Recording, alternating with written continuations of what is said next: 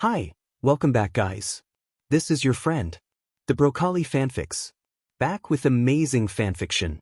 This is the series of What if Deku had Undead transform Quirk? Now before starting, please give this video a like and subscribe to the channel if you want more videos like this. Now let's get into the fanfic. If you really want a quirk so bad, then why don't you dive off the FING roof and look for one in your next life? That hadn't been funny, Izuku thought a few minutes before. Had it been anyone else, had he not been who he was as a person, Kaken could have been an instigator for someone's suicide. That surely would have ruined his chances at being a hero. So he'd pushed aside the cruel and heartless jab at his uselessness and pressed on like he always did. It wasn't like he would have to face Kaken's treatment for too much longer. He just had one more year together with him in middle school. Then Kaken would go to UA and he'd go somewhere. Izuku liked to think of himself as a realistic person to some extent. As much as he would love to go to UA as a hero, he had already realized that probably wouldn't be something he'd be capable of. Kaken, on the other hand, would be in his preferred school in no time. All he had to do was pass the tests. Maybe once he was there, he would mellow out a bit, realize how insignificant his rivalry with him was. That even if Kaken hadn't decided that his single, most important opponent in life was a quirkless, freckled loser who muttered too much for his own good and stalked after heroes like he'd die without them, he already had a magnificent quirk. Still, with the way things were going now, Izuku would have wondered if Katsuki had some sort of precognitive addition to his quirk. He would have wondered, except he was too busy trying to breathe. Green sludge forced its way down his throat, blocking his airways as it settled in his lungs and stomach like liquid cement. No matter how much he clawed and bit at the man trying to force his way into his body, to force out the one trying to wear him like a convenient meat suit, he wasn't strong enough to fend them off. Instead, his efforts seemed to just tire him out faster, the corners of his eyesight already tinged black at the edges. He was hit with the realization that he was swiftly being ushered into the afterlife. But by that time, he was already starting to lose feeling in his limbs. He couldn't quite hear what the sludge villain was saying to him as he forced him to drown, but it didn't matter when he was losing the ability to kick his legs. The tips of his fingers tingled with the loss of sensation and it quickly extended to his whole arm. It felt like his lungs were squeezing him from the inside, refusing to let any more air in, killing him. A villain had him in its grasp, constricting him like a boa with his quirk, such a powerful and ridiculous quirk, and he had nothing to face off against it. He was so weak and he could not breathe, and oh god, he was dying. He didn't want to die, he'd ignored Kaken before, so why was it happening to him now? There was no hero, no one was coming to save him, and he was dying and he wanted to live, damn it, he wanted to live. It looks like he wants to keep living, so it only makes sense that someone gives him the chance. Izuku's vision had almost completely blacked out when he saw something flash inside of the villain's body. For a moment, a thought flashed through his mind that it was the pearly gates opening right on up for him, but it looked too small, like a little circle that glowed a magnificent yellow, a beacon in the sea of green. It was a sight he couldn't forget even after his eyes closed. Despite the cold suffocation that had settled into his stilling body, he reached into the muck, trying to vaguely touch where he had seen the glow just moments before. His arm was weak with the slowing of his blood, but still, he pressed on, trying to exceed the limits of his own body to reach the only hope he had a chance for. By pure force of will, his chilled fingers managed to stiltedly curl around the glow, and from his touch, it accepted his strength as his will and testament. The sludge villain frowned in confusion at the building feeling in his guts where he was sure his suffocated victim floated. He watched with wide eyes as the glow that was in the boy's right hand extended beyond it, encasing his entire body in a flow of gold. Before he could completely grasp what was happening, that flow expanded inside of him, pushing all different ways as it splattered his body onto the walls of the tunnel, not dead but also no longer conscious. The golden light completely encasing the boy finally began to settle into a shroud that covered his whole body, altering his clothing to suit the purpose, before finally setting him down once he coughed out the last of the human's gunk. There, the boy lay, and there he was found, when a man with a different kind of golden aura arrived. To All Might, Mizudafu was a new and interesting place. It wasn't as though he'd never spent time in Japan in his life, that certainly wasn't it. As it was, he was mixed-blooded Japanese and American. But despite how small Japan was in comparison to the United States, Japan managed to encompass a lot of different traditions and ideas in its various prefectures and cities. Walking into a different area sometimes felt like walking into a similar yet different place each time he did it. So, he was very eager for his first time through Mizudafu. He became even more eager when he witnessed the retreat of the sludge villain, body filled with stolen dollar bills. Quite frankly, the villain's quirk was amazing from what he could see. A body seemingly made completely of a viscous liquid, it certainly made thievery easy in some accounts. Still, doing crime was doing crime, and it had to be stopped if he could help it. He still had another 30-odd minutes in him, so he figured he'd cuff or bottle, in this case the villain, and take him in. The villain had been a strangely tough one to pursue, especially after he'd dipped down into the sewers. He'd followed without hesitation, of course, but then the villain distracted him with the sounds and emissions of the underground tunnels, losing him temporarily. That, well, hadn't been good. It was obvious the villain was good with sewers. Still, he wasn't good enough to escape his grasp. Though, if he were to be honest, he was even more easily found from the bright light that flashed through the manhole he was in. Upon his arrival, All Might found the villain splattered across the walls, dollar bills of different kinds floating or plopping to the ground. As gruesome as it looked, he saw one of the villain's eyes, a cartoonish X mark where his pupils would be. The man wasn't dead, which was good. What he ended up more concerned about was the other human in the tunnel. All Might wasn't quite sure how to categorize the quirk of the girl he was looking upon. Was it a glowing power? He'd seen it flashed, so perhaps it had something to do with light energy? Either way, she'd built up enough energy to escape the villain's grasp, but perhaps not soon enough. Her body was still glowing lightly, sparks of golden glitter almost seeming to flow off of her, so he was at least certain she was alive, unless her quirk was on its last legs, as it had happened certain other times he'd prefer to not think about. The chill of a potential death ran through his body, and he used that motivation to gather the villain into 2 bottles easily. He then rushed over to the girl, gingerly picking up her body. She was light as a feather, it seemed, wearing a cotton softer than anything he'd felt before. She'd probably made it herself, heading to a cosplay cafe or something. Poor girl. Still, faintly, he could feel her heart beating when he felt along her left wrist, the right one covered with what looked to be an important watch.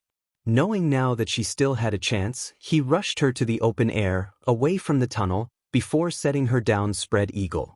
As lightly as he could, he did CPR on her to ensure she no longer had any of the villain stuck in her lungs. When she didn't cough, he bent low, listening from her chest to her lungs. He noticed then that he couldn't hear any obstruction. Perhaps her quirk blew it out of her system somehow. What a convenient quirk. It just meant she'd gone unconscious from the stress of the situation. Seriously, to defeat a villain like that by herself. She shouldn't have had to do that if he'd been on top of his game. He shook his head then, deciding to not go down that road. After all, there was little better a way to greet a young girl than with a smile. With that in mind, he moved to hurriedly pat her cheek, hoping that would wake her. He paused, though, when he distinctly remembered something being on the ground in the tunnel. He turned quickly to find what it was, and surely enough, his memory hadn't betrayed him. There was a burnt, soggy notebook on the ground, very eloquently titled, Hero Analysis for the Future, number 13, the number underlined twice. Flipping back to the page it had landed on, he found an elaborate, if a tad misguided, design for a surprisingly masculine hero costume. It had no indication of how any quirk would work with the design, but it did have basic protective additions. It was an endearing design. Was she looking to be a hero? Well then, he'd greet her with a smile and a signature for her troubles. He flipped through the book quickly, trying to not invade her private journal as much as possible, before he found the first set of blank pages. Digging into an empty pocket, he took out his marker and quickly wrote his autograph. It was the least he could do for her, anyway. He closed the book, setting it down on the ground outside of the tunnel, and went back over to her still unconscious body. Well, if she was looking to be a hero with a quirk like hers, he was certain she'd be a rising star. He'd have to look for her when the applications for UA started rolling in. Sighing deeply, he put on his best smile before he started patting her cheek as he'd planned to beforehand. Hey. He-oh. She eventually blinked awake, groaning low in her throat as his sight cleared. He backed up a little, almost blinking with shock from the look of her eyes. Where he'd been expecting some color of iris surrounding a pupil, he was met with a bright yellow four-pointed star instead. Must be another part of her quirk. He waited a moment while the stars settled on his form before raising his hand. Good, he said, earnest relief spilling into his tone. The shock on her face was priceless, if he were honest, even if he'd somewhat expected it from the title of her notebook. After the initial shock wore off, she backpedaled away from him, screaming, though the stars in her eyes became brighter, sparkling. He really didn't deserve that kind of look from her. Rather than letting that be known, he stood up to his full height, one hand on his hip. I'm glad you're okay, he announced, giving her as much of a show as he could. Sorry about getting you involved with my villain fighting. I don't usually make mistakes like this, but I was in high spirits on my day off in a new place. He laughed loudly then, pushing down the sick regret in his stomach. If anything, the laugh made her glow brighter, her cheeks flushed in what he could only assume from her previous responses to him as undeserved adoration. Knowing this, he had to tell her more. But you were a big help. A huge one, in fact. Thanks, he reported joyously, holding up the bottled, still unconscious villain. I have captured him safely before he could do harm to anyone else. So the number one hero, All Might, she muttered to herself out loud, trembling as the grin spread on her ruddy, sweaty cheeks. Maybe he'd underestimated how much of a fan she was. Could she be a hero otaku? He's the real thing. He looks completely different in person. Ah, definitely an otaku. He watched with a glowing smile as she searched for something for him to sign, glad that he had predicted her desires accurately before she woke up. The rabbit ears on the big, round clip in her hair bobbed as she searched blindly for anything for him to autograph, before her eyes set on her notebook. Apparently she instinctively knew which page she hadn't marked yet, because she turned to it a lot swifter than he'd expected. She muttered out another pleased scream when she saw his signature before clutching the notebook to her side, bowing so quickly over and over again that her body was a bit of a blur. Ah. Thank you very much, she said, finally loud enough for him to know he was meant to hear it this time, her head a blur of green and yellow as she bobbed. It'll be an heirloom. A family treasure. Wow, he'd only seen this level of otaku in boys. Sure, a few girls had gotten quite a bit close, but that she was probably next level or something. Well, there was a first time for everything. He really didn't have the heart to feel icky about her method of appreciation, so he stuck his thumb up in approval. Okay. Well, I need to take this guy to the police, he said, turning away from her before looking back, a hand raised. See you soon at you. With a quirk like yours, I'm sure you'll do splendidly. He turned back, tuning out the confused noises behind him as he stretched until he recognized one of them as, wait already? Pros are constantly fighting enemies in time. You'll know that soon enough, he explained quickly. As it was, he only had enough time to make it to the police if he got there in one jump. So, without too much further ado, he leapt into the air, hoping he could bend time just enough to make it there, not knowing the confusion he left his fan in. Meeting All Might was a complete and utter dream. No, even better than that. He was so much more amazing to see in person. It was just not such a shame that their time together was so short. He'd been eager, desperate to ask All Might if he could be a hero. To see if his all-time favorite hero could tell him those words he'd wanted to hear for so long, to push past the doctor, Kaken, even his own mother. To see if he could get the motivation from the person it mattered most from. But All Might had been confusing. Rather, the man had been confused. While All Might didn't know about it, Izuku was more than aware that he didn't have a quirk. Several doctor's visits, his crying mother, and 10 years of vicious bullying had made sure he was aware of that. Why on earth would All Might think I'd have a quirk? Maybe it was because of some way he looked. His legs did feel a little breezier than usual. Now that you mention it, he muttered, looking down at himself. He froze immediately. Instead of looking down at his bland, black uniform, he was staring at the pink of a silky yet cotton dress. Its collar fluttered around his neck in a very short Elizabethan collar. The top rim waved like flower petals instead of a solid line, which reached down to the rest of the dress, the cuff sleeves ending at the elbow rather than the wrist. The chest of the dress was white with 3 yellow buttons lying down each side of his chest until it met with the white wrap of the puffed, frilly, white waist apron, which only partially covered the pink of the skirt of the dress. The dress skirt was the circle kind, which folded and ruffled easily, the underside of the skirt lined with lace. The breeze he'd felt was from the distinct lack of pants, his thigh-high, frilly-topped socks keeping his legs warmer than the space between the socks and the short leg of his boxers.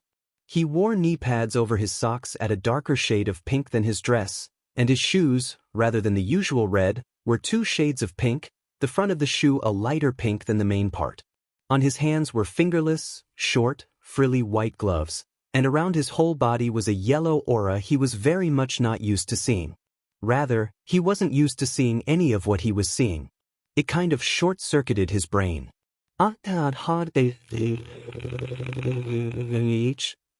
Well, not enough to not scream. He did several things at once. 1. He pressed himself against the closet wall he could find. 2. He reached down, pulling his skirt down and stretching the fabric. Kid, I worked hard on that dress, don't you ruin it yet. The boy jolted, a fresh bout of confused tears trailing from his eyes. What? I said stop stretching the dress. Do you know how long it took me to make that? You don't. So don't immediately go on and start stretching out my hard work, okay? Geez. Midoriya Izuku cried even harder, looking around to see if he could find who was speaking to him. I what? What is I just? Ha, holy crap kid, calm down a bit. I mean, I can't blame you for freaking out, but seriously. Take a deep breath. Izuku followed the strange voice's advice well. No, he didn't. He actually looked to be staring into open space, getting more and more confused about what's going on, so maybe I should outright didn't press off. Ahem. You listening? Izuku nodded tearfully, trying not to hyperventilate. Alright, I mean it makes sense that you'd only get more confused. I thought I had my mic turned off, but, occasionally I forget to press the off button on that. Anyway, you hear me? He nodded again, faster this time. Good, 'cause you're going to need to hear me quite a bit from here on out. I mean if you want to stay alive and all. Stay alive? He asked, the cool numbness of a lack of understanding and a death experience recalibrating his common sense. Yes, stay alive. You know, that thing you're doing right now. With the breathing a toxic oxidizer and all. Why the big guy even has you all doing that is beyond me. Big guy? Well, I mean he's genderless, but hey, he accepts he, him, she, her, they, them, all the pronouns. But you know, it's all for the sake of convenience. Wait a minute, what is going on? He screamed, his face flushing a rather magnificent shade of red. Why am I wearing this? What's happening? Where are you? What? I chill with the questions for a second. I'll answer all of those, but only in the order I want to, okay? Okay, I said, not waiting for him to reply. First things first. Where am I? Check your right wrist, kid. He had to muster the strength to do it, apparently frightened out of his mind. His eyes were closed when he moved his wrist forward, like a dingus, then he slowly peeked them open. The first thing he noticed was his reflection on the watch there, iris and pupils turned into a yellow 4-pointed star in each eye, a big, faceless, white rabbit head clip in his hair on the left side, baby yellow ears sticking out of it, his hair a brighter green than before with an outline of yellow. His entire visage was actually glowing a bit, which was harder to tell in the daytime sun, but easy enough to see. Once he finally looked past his own face, he saw the face of the clock on his wrist. The minute hand was pointed in the 12 position, the hour hand pointed in the 4 position. But rather than having any numbers on the face of the clock, there was only a black dot in the middle which twitched in the same direction as Izuku's eyes to keep eye contact. Midoriya Izuku pressed himself harder against the wall, terror seeping out of his voice. What? He mustered. I blinked at him. You looked into the abyss, kid. Now I'm looking back into you. Izuku was hyperventilating against the wall, pressed against it as hard as he could be to ground himself. Nothing made sense at all. He was in a dress? His eyes were doing something weird? He kept hearing this voice? There was an eye staring at him from a watch he didn't own? He turned his arm around without really thinking, head clouded with questions, an immediate one coming to mind. When he turned his right wrist, he found that no, there wasn't a clasp on the watch for him to take it off. It was a solid ring of black leather with a watch and eyeball clock face on it. An eyeball that was still trailing him. He eventually managed to swallow down the knot in his gut, his shivering calming down. That's why you are? Into the watch. I'm everywhere and nowhere. And I'm also here. Everywhere and nowhere? He asked tearfully, his mind jumping on the next thing it could. Is that a SC Schrödinger reference? Yes and no, kiddo. Anyway, next question. What's happening? You want me to rip off the band-aid now or give it to you slow? Despite the flurry of thoughts in his brain, he managed to calm down enough to consider the options. Uncomfortable in his position against the wall, he shifted and sat down against it, still pressing for grounding comfort, but no longer trying to become one with it. After a second thought, he pressed his legs together, embarrassment coloring him rosy. Rip it off. You died. All of his thoughts screeched and swerved to a halt like a multiple collision car accident, words upon letters and participles upon nouns, rolling and smashing uselessly in his brain. The stars in his eyes became smaller and pallid, processing the news slower than he usually would. Eventually his mouth opened, but even then, no word came out until a few seconds later. Died. Yeah. You know the whole sludge villain thing and All Might coming in at just the right time? Well, to tell you the truth, he was a few seconds too late. Your heart had stopped before he'd even left the sewer. Izuku stared at his watch, shocked into silence. Remember how I also said you stared into the abyss and now I'm staring at you? Well, you used your last wind to call into the immortal void to have someone come save you. I mean, we of the void occasionally get calls, but yours was pretty loud and urgent. Some folks tend to be ungrateful after we save their lives, so the others ignored you, but me? I saw some potential in a. Izuku wasn't saying anything, but tears had built up in his reddening, stressed eyes and were spilling over his cheeks, droplets falling onto his skirt, the concrete below, and even on the face of the watch. His breath hitched dangerously. Kid, don't cry, all right? I mean, you asked me to. His breath hitched further, eyes scrunching up in a soul-deep sorrow, one that dimmed even the glow of magic around his body. He curled in on himself then, hiding his face in his knees as he fought harder to hold back. But in the end he couldn't. He let out a heartbreaking wail, low and long, echoing in the empty, abandoned street like an animal's mournful howl in the cold Arctic. He sobbed loudly into his skirt, not even trying to scrub the tears away, too racked with despair to think about it. He died. He was dead. Despite everything he'd wanted to do, he'd died to a villain at the pathetically young age of he had wanted to do so much. Wanted to eventually prove to Kaken that he wasn't useless, wanted to see the boy become a hero from UA, wanted to finally stop stressing his mother out with his helplessness, wanted to become a hero himself, wanted to save others.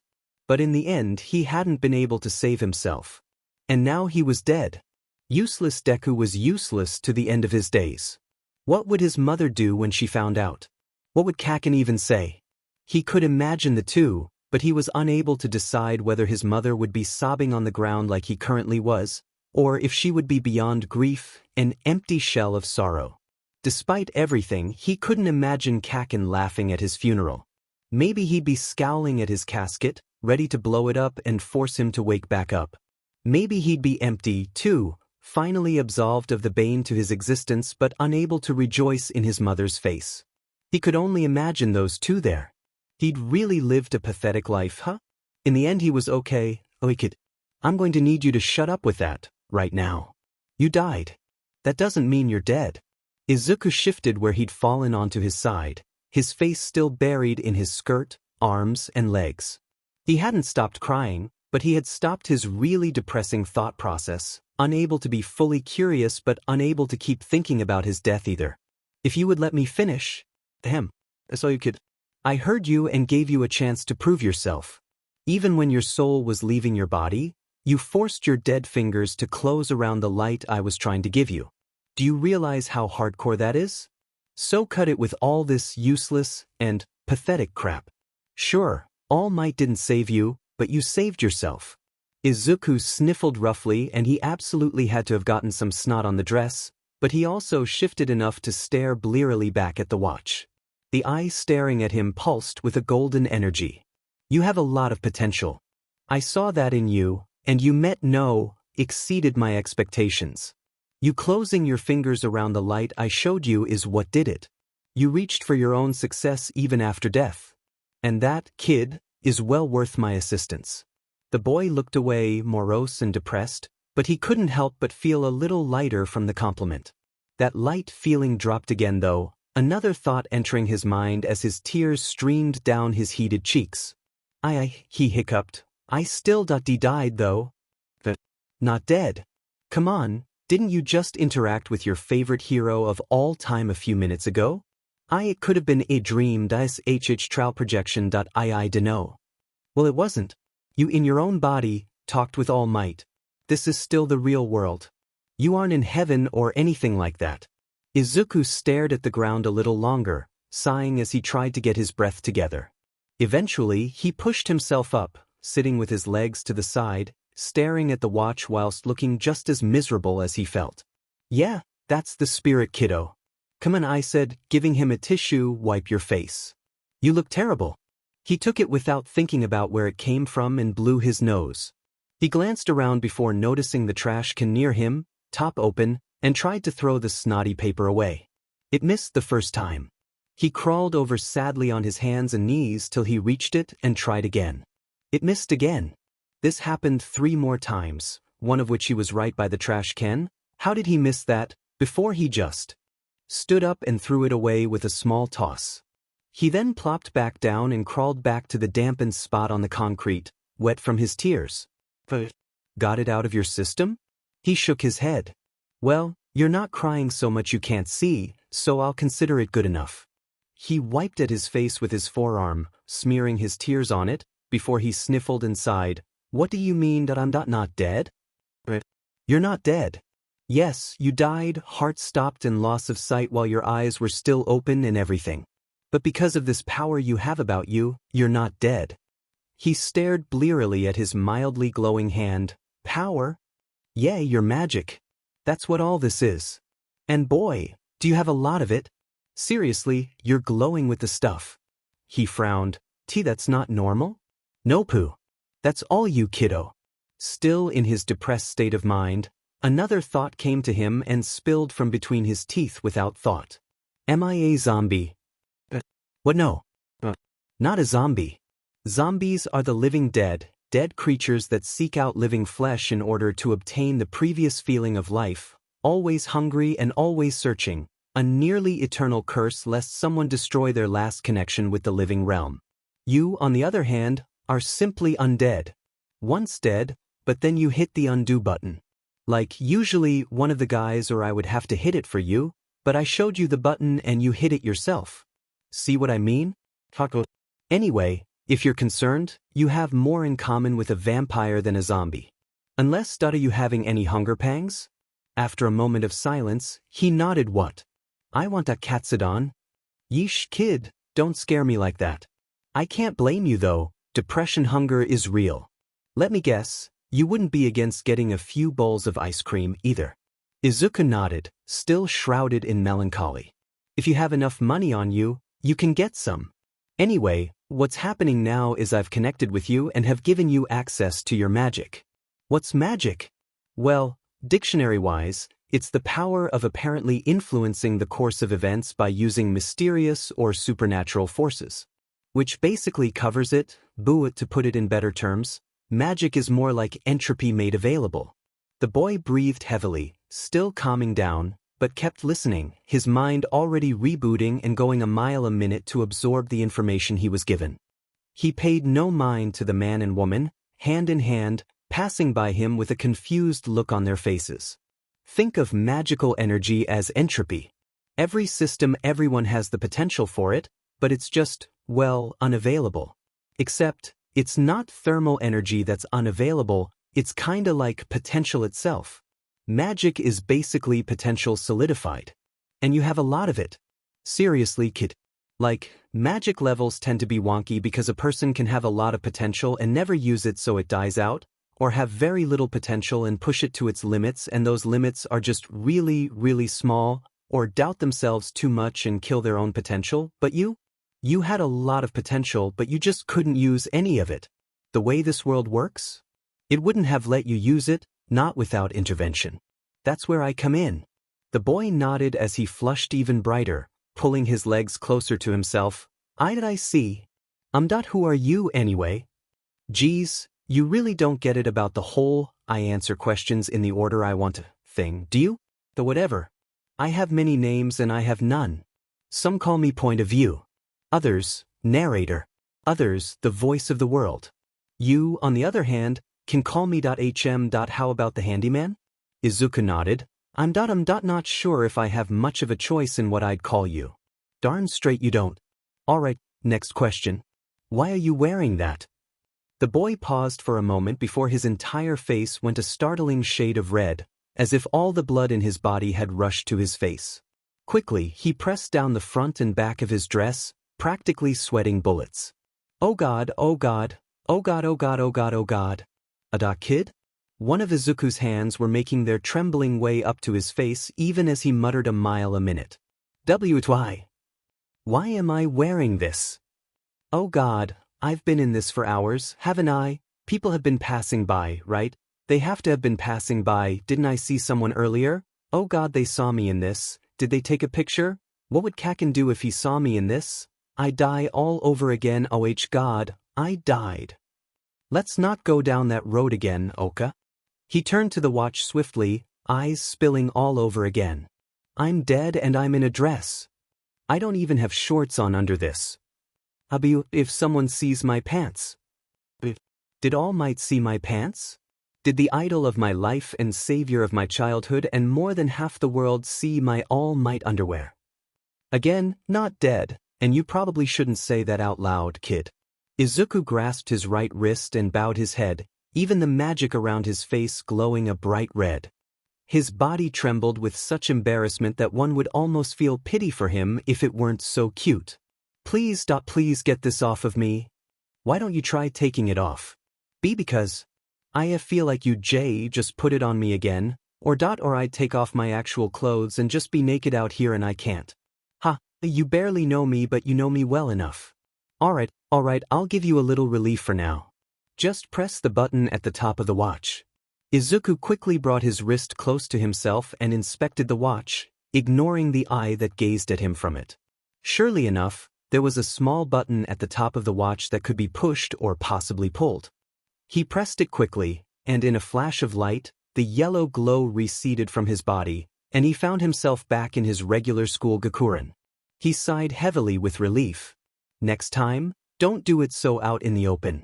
No one saw you this time, but you won't want to make that mistake again. The boy gasped, realizing his mistake before he nodded in affirmation, standing to his feet. I'm sorry. It's nothing to apologize about. It's for your safety rather than mine. Anyway, how about we take a quick walk around? I'm pretty sure you need to take a breather after all that's been moved upon you.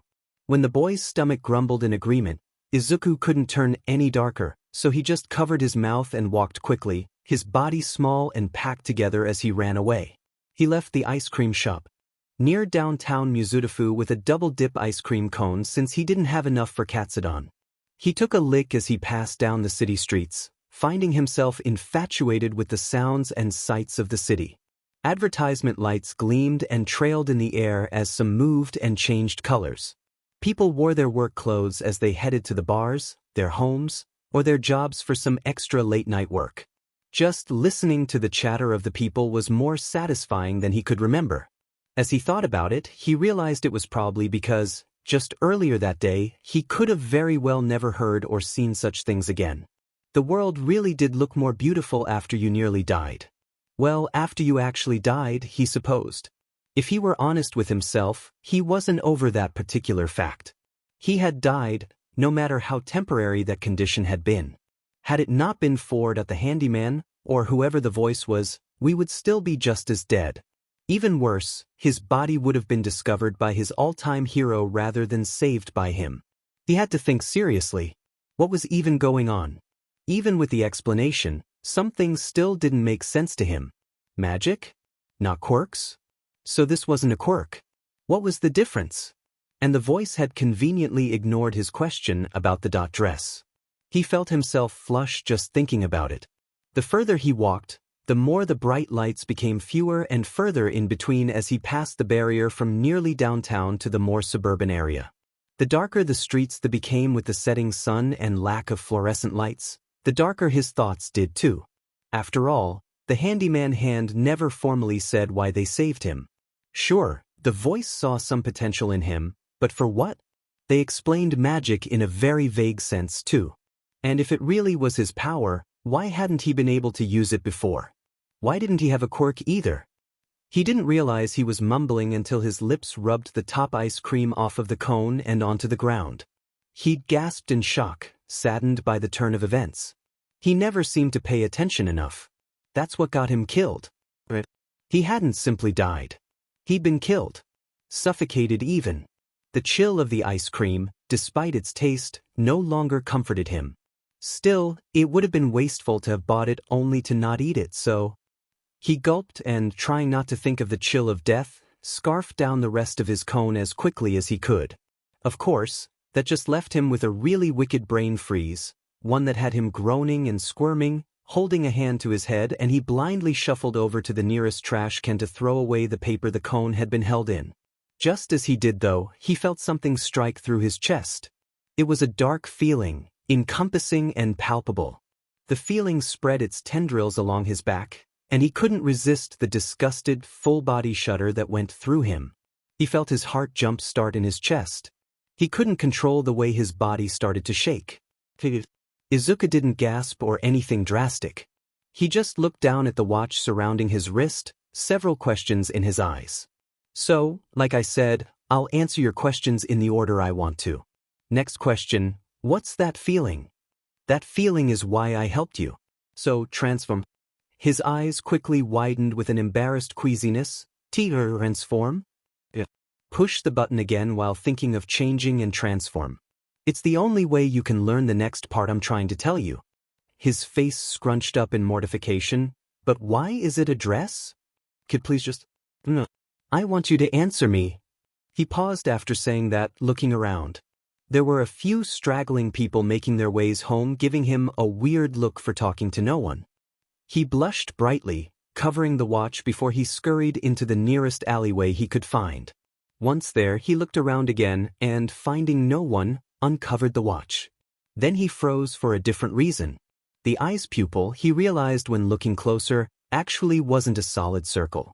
It was a swirl of lines of different lengths that he couldn't quite understand. Those lines, though, had become vertical and straight in the eye, 12 multi-length pupils clustered together in a mockery of a circle, staring at him. Izuku felt even more like he was being watched. It looked, "No kid, I'm not sad. It's just that these things give me a headache and they could pretty well potentially hurt someone in your universe. I really don't have a lot of time to explain this part, so go ahead and transform. I'll explain it to you soon. I promise." Izuku searched the eye, but he couldn't find anything face or any nervous tics about it. It just kept staring at him the whole time. Still, the voice and eye both seemed to be earnest, if very pointedly avoiding the dress question. Besides, didn't it say whatever the feeling was could hurt someone else? It seemed to be being honest, so, despite the sick, noxious self-consciousness that bubbled up his throat, he focused on the desire to transform. With a trembling finger, he pressed the button. The 12 pupils flashed golden, and the yellow energy billowed out from it. Izuku squeaked when he felt a strange wind rush at his body, the energy surrounding him in ribbons of solid energy. Even standing still as he was, he could feel the changes that the clothing made, like how his legs suddenly felt more susceptible to the cold, and a part of him just really wanted to stuff his face into a pillow and cry out of humiliation. He was lucky that it didn't last long. The ribbons went as quickly as they came, and the boy was once again glowing. Irides and pupils changed to yellow, 4-pointed stars. And, unfortunately for him, once again in the dress. Izuku shrank in on himself, eyes watery with distressed tears. After this is done. Please tell me if I can change this. You can't. Izuku stayed in the alleyways as much as he could, trying to stay hidden from view despite the glow around his body. The more into Mizudafu's slums he went, the harder it became to stay hidden. Adults and kids alike tended to dwell around in the poorer areas, so there were actually quite a few silent eyes there. Eyes that were always watching, more present in the back alleys than the main streets. He was almost certain he was spotted once or twice, but the sickly, toxic feeling had only gotten worse once he transformed. Even if a person or two saw him, he couldn't ignore the terrible feeling that only got worse the closer he came to whatever it was. Why, you said it was this way, right? He asked, not bothering to look at the watch. Yeah, just up ahead. You may have to turn another corner or two to get to it, but you'll definitely know it once you're there. He nodded, eyes peeled for anything out of the ordinary. His hands clutched at the straps of his backpack harder, unsure of what he would encounter. Whatever it was though, he was absolutely sure he wasn't ready to deal with it. Maybe he could convince the handyman to give him some more time. He was just about to run across another back alley when he heard the beginnings of a terrible noise. The boy skidded to a stop, almost tripping over himself, but he managed to not do so. He wanted to cover his ears to escape the growth of the grating din, like the ozone layer ripping constantly in an eternal line, jagged and stabbing against his eardrums, but somehow he knew that wasn't going to work. Izuku immediately knew though that his enemy was in the alley. Cautiously, trying to not be seen by whatever was inside, he held onto the wall he was hiding behind and leaned forward to peek around it, trying to ignore the noise. His knees started to tremble at the sight of the thing. It wasn't that it was any taller than a human, but the proportions were just all wrong.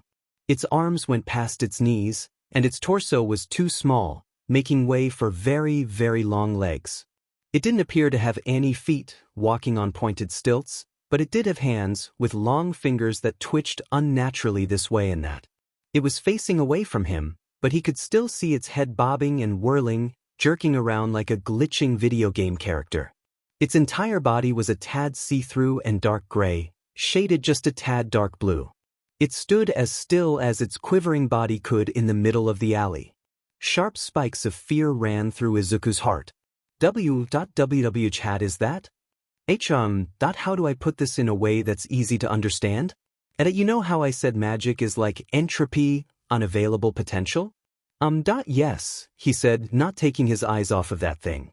Well, that there is some magical residue. It's basically the escaped magical potential of another being. Except, where your magic is currently being used inside of a body, that residue has been kicked outside of its body by some means.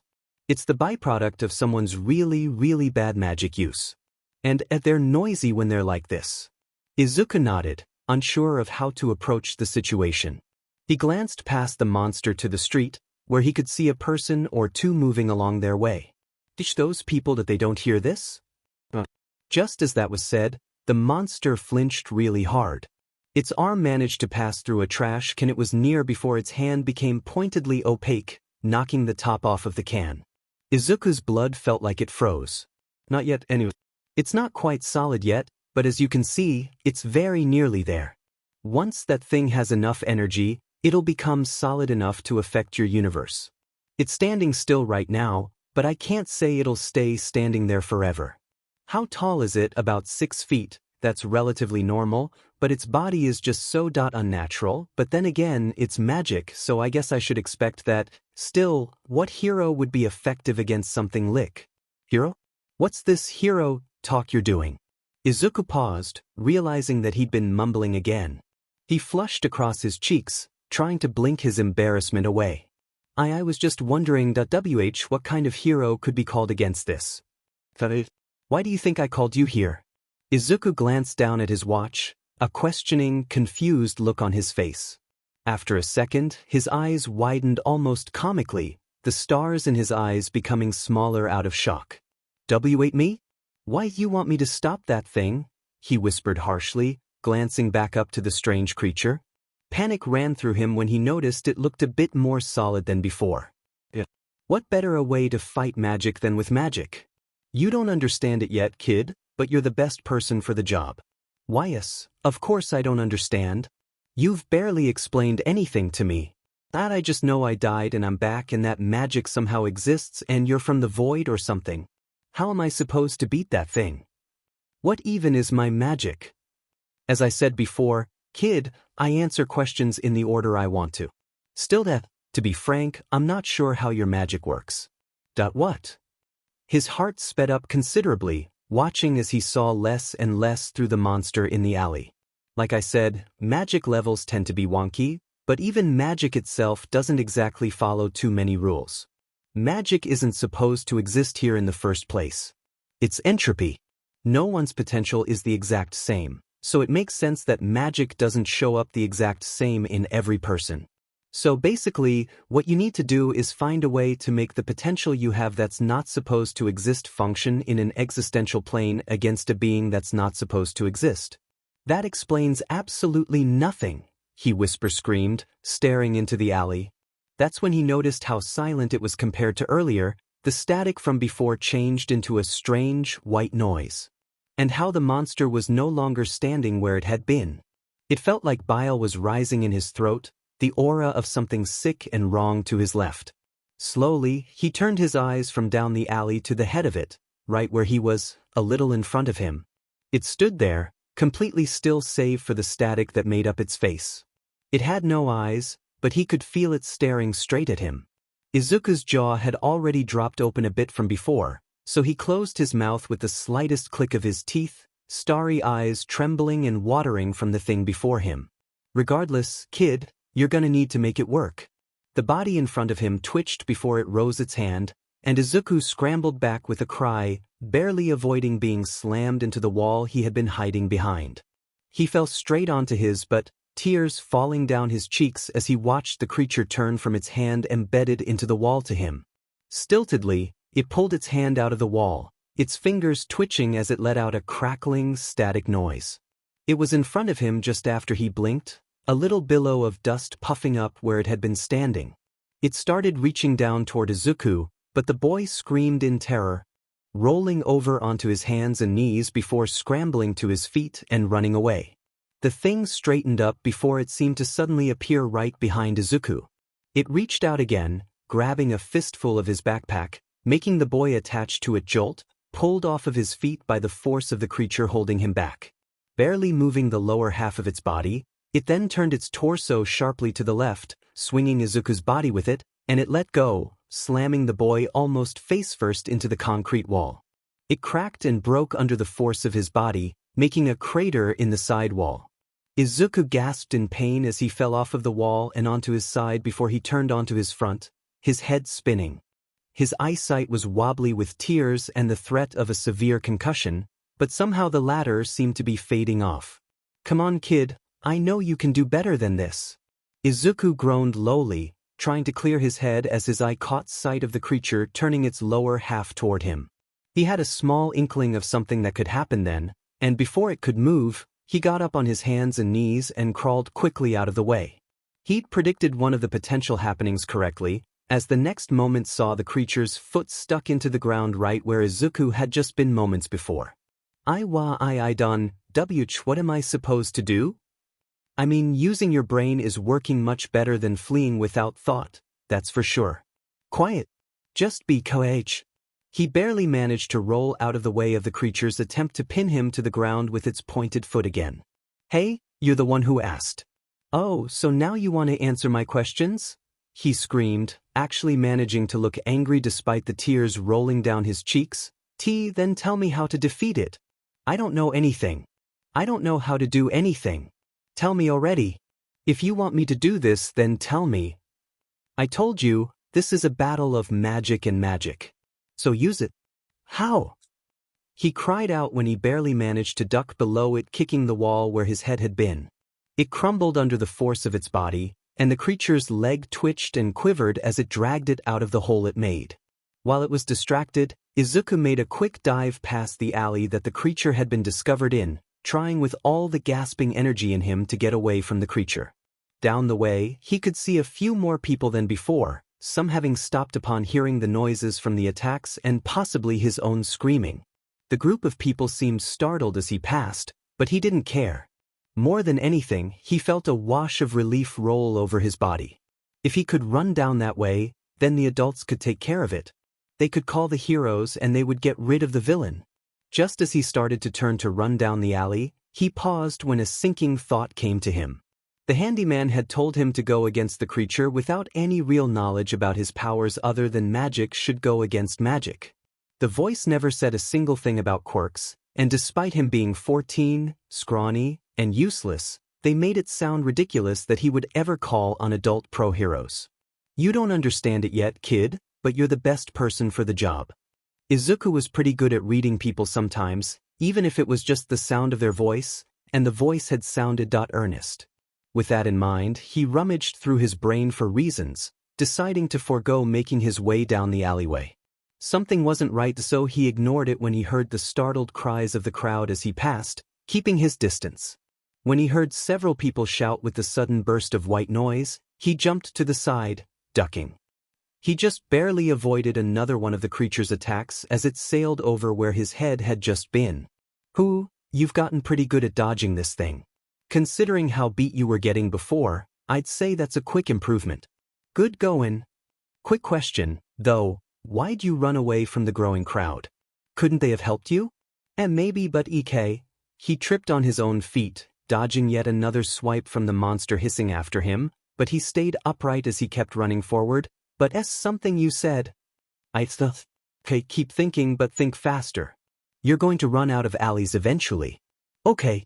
The voice wasn't wrong. He was starting to see yet another one of Mizudafu's streets despite not taking the route with the small crowd. He was getting closer to not being behind people's buildings and out into civilization, and that wasn't good for some reason. Going to the crowd hadn't been good for some reason. But this time, when the creature appeared, it was directly to his side, arm open in a scooping motion. Izuku hadn't had time to dodge this time, but he put up his arms without thinking, blocking off his face and the upper half of his torso. The bottom half was left unattended though, and the creature swooped its scooping arm into it, swinging it as it threw him backwards with a hard pressure to his stomach. Izuku ended up thrown off of his feet with a cry, landing on his backpack more than a few paces back. He coughed, spitting up some saliva, his stomach throbbing. Still, he managed to roll onto his hands and knees, trying his hardest to think. The villain had a ridiculous speed quirk, so he wasn't dealing with a quirk. Magic apparently wasn't meant to exist in his world. It didn't follow the world's rules. Men weren't created equal because of quirks, that was the world's rule. Quirks were the rules of the world. Magic has been known to break rules, so handyman. Izuku choked out. The villain.no, the magical residue started straightening out, getting ready to attack again. The boy's face was stricken with terror at the implication of both that and his own realization, but he still managed to stutter it out. Quirks don't work on magic. Do they? Bingo.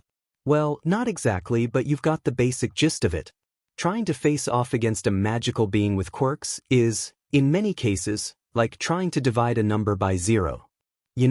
'Cause numbers are easily quantifiable, but being able to quantify nothingness is debatable. Izuku quickly rolled over once the residue moved, punching the ground where he'd just been laying. He quickly clambered onto a relatively upright position, his stomach still in pain. He could practically feel himself bruising. That's why numbers face off against other numbers a lot easier than facing off against 0, why something that should exist is better at going against other things that should exist rather than things that shouldn't, why quirks are good against other quirks but not so much against magic. So no, to face this guy, you don't need a hero. You need another 0.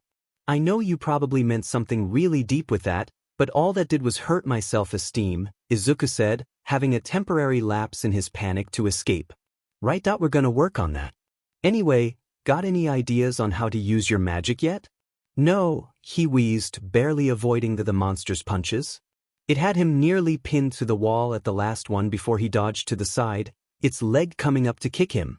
Okay, then look at what other magic does. What is it like? It's like it's using a quirk. He'd almost dodged a swinging kick, but he didn't bend enough. He was lucky to have an arm up to protect his head, but he could feel the pressure from the kick even after the leg bent for a cooldown. Yeah, just like 0 is a number. It's just a number that causes a lot of nonsense. I did say magic doesn't follow all the rules, not that they don't follow any. So if they kinda have a basis on the world rules though not by much, what can you do with your magic? I don't know, he panted, blocking another kick that reverberated through his body. The residue nearly had him up against a wall again. Okay, yikes, fatigue's kicking in. Look, kid, you used to do it all the time as an even younger kid. Even when you didn't have a quirk, you acted like you had one, right? So try doing that? But, he muttered, unable to finish his sentence as he faced off against punch after punch, basically pinned. Why you? Ahem, you imagined you could topple buildings and alter the flows of seas and protect everyone you love, right? Tap back into that imagination, okay? Imagine what it'd be like to just blow this sucker back with one punch. Izuku's blocks were becoming weaker, body jostled and bruising. His eyes were closed as he clenched his teeth, trying to keep standing even though a bone tiredness was seeping through his veins. Figured? Come on. Look, I know I don't know much about your magic yet, but I'm at least trying to. The monster appeared to be satisfied with its punches, finally slowing the barrage of them. Instead, it paused, seeming to build up the energy for a kick. That's what Izuku was waiting for. His eyes snapped open. The glow surrounding him dimmed in other parts of his body, shifting quickly to glow brighter at his right arm. He clenched his teeth, fighting to keep the energy to move despite the full body throbbing from his bruises, and he shifted into a fighting position. With a cry, he took a wild swing at the monster's side, his magic flaring. The punch connected with a solid thud, but the monster didn't move, save for the slight jostling of its body. Izuku almost felt like crying, but he was too desperate to think, and, on autopilot, steadied himself before kicking at the creature's side with his left leg, trying to use even more force than he did with the punch. Now that had a reaction. The golden glow from his body didn't even have to shift. His leg connected with the side of the monster's body, and a burst of yellow energy flared out from it. A great wind came as a result of the kick, everything not bolted down to the right of their bodies getting blown over by the sheer force of his magic. The creature even let out its own version of a cry, the white noise coming to a crescendo. Yellow magic from his leg traveled through the residue's body like Lichtenberg figures that bisected its waist and staggered its electric way up before it bled into the static of its face. The static turned progressively more yellow until its face glitched, like a television screen being turned off, and it seemed to freeze in place, no longer twitching, no longer scrabbling.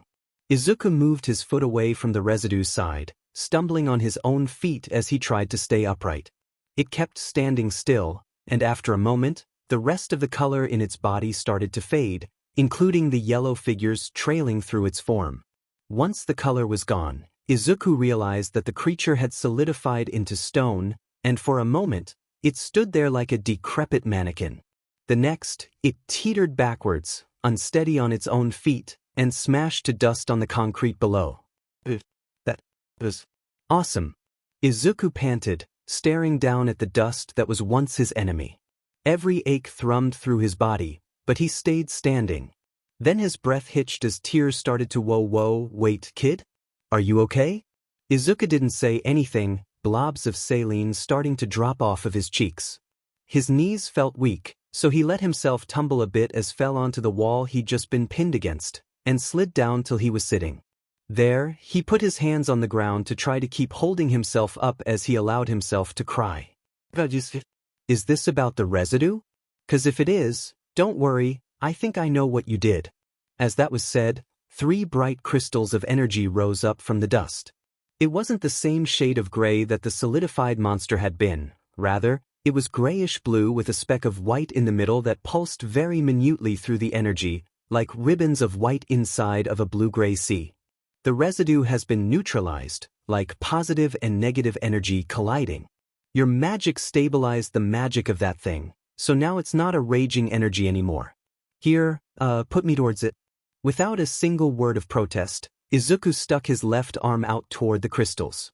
The 12 pupils thrummed with energy before they suddenly opened wide, encompassing the entirety of the watch's face in an inky blackness that nothing could be seen in. The crystals floated closer to the watch until they were inside, one right after the other, leaving nothing left but the dust of the monster and the scorch mark from its fall on the ground. Izuku let his arm drop. Yeah, all absorbed now. The magic is back in the void where it belongs when it's not attached to its body. You okay? It hurt, he muttered, tears falling silently. Everything hurts that I'm tired that I just don't want to go home. Oh yeah, sure. Look, after what you've been through today, you absolutely deserve some hardcore snoozing, buddy. You want to try? His breath hitched. Can I stop being transformed now? Not quite yet, kid. You've got to escape before the police get here. Sighing. Wetly, he nodded to show that he understood, and he sat up until he didn't need his hands to support himself.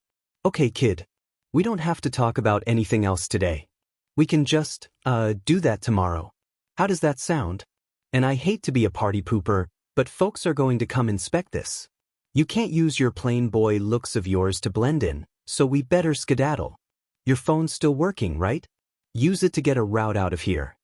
He nodded tiredly, forcing himself to stand. He just needed to find a way out.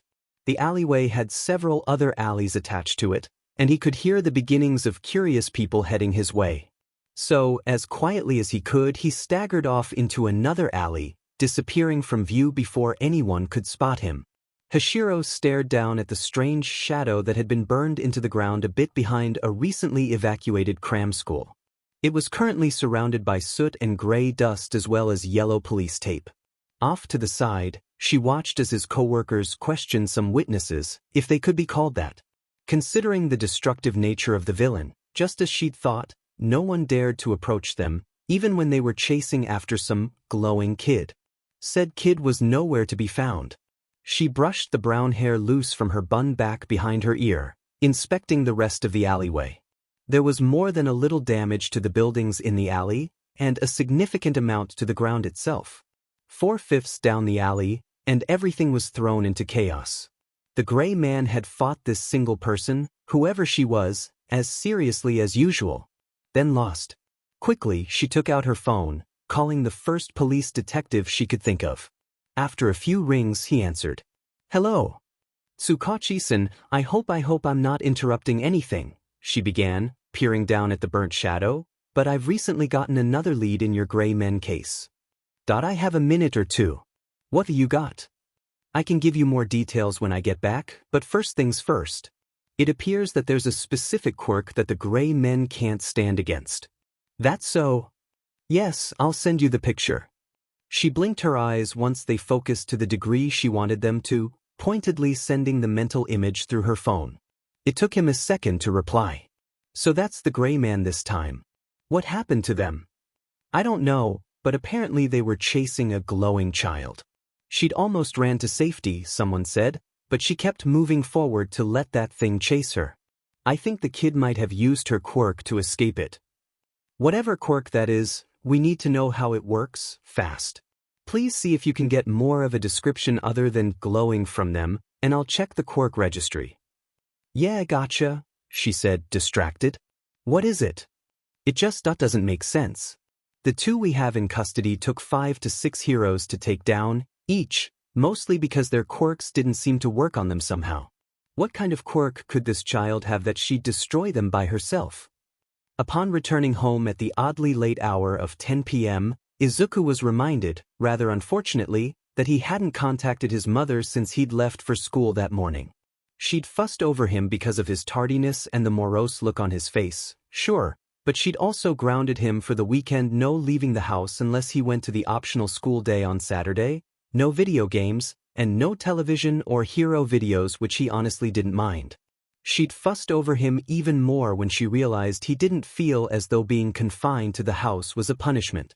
Still, she didn't add anything to his grounding to make it hurt since he seemed to be hurting enough on his own.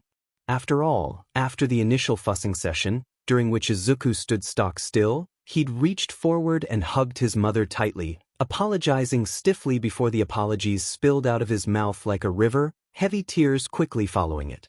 It had shocked her to her core and she'd fretted over him profusely, But Izuku couldn't bring himself to care about anything except the warmth of her body against his own, something he could have very well never felt again. Izuku awoke slowly, facing the wall with his mother's hand in his hair, brushing it away from his ear. He didn't remember getting into bed, and even less remembered falling asleep. He wasn't sure what time it was or how he'd gotten to where he was, but he didn't want to care. All he wanted was for her hand to keep soothing him, wanted to ignore the little bit of light filtering in through his blinds. Izuku, his mother's voice slid through his sleep-catoned ears like a pleasant melody, even though it quivered with some emotion he couldn't bother to recognize. Izuku, baby, don't you want to go to school today? He pulled the cover up a little higher, trying to hide. All he wanted to do was sleep for the day. His body throbbed with healing injuries and his mind was too twisted to really think straight. It had been too much. He just needed some processing time. Can I stay home, please? He only felt like curling in and sleeping more at the worried sigh she let out. He knew he'd asked her to stay home a few times before. His attendance record attested for that, and she probably thought it had something to do with school. It didn't, and he felt guilty for causing her to worry like she was. And my grades are fine, he muttered, turning toward her a little. I just want to, There was no real way for him to say I just want to contemplate how I experienced death yesterday and now I'm undead and magic exists and I think I may be the only one who can fight the creepy monsters made of them. Don't worry, I'll go back to school on Monday. There just wasn't. I'm sorry. Oh no, baby, it's okay, she fussed, cupping his cheek. It's all right, Izuku. I'll call the school and let them know, okay? He nodded tiredly in reply. He knew he was being a nuisance, but he really just needed some time. If he had gone to school today, he would have most certainly broken down into tears, unable to handle everything. He was so glad he had a mother who tolerated loved. She actually loved him so much. He wasn't sure what he'd do without her. So when the hand left his head, he actually, unreasonably, felt panic strike through him. Mom? He called out, reaching from under his covers to hold onto his mother's hand. He regretted it instantly at the startled look on her face. Izuku! His face immediately started going red in mortification. I. It had been reflexive. He wasn't sure exactly why such a sharp fear ran through him, and now he wanted nothing more than to let go and act like it didn't actually happen. He didn't want to bother her anymore, so he wanted to hurry up and let her go. But he couldn't. He just thought that there was no other way to put it. He was just selfish.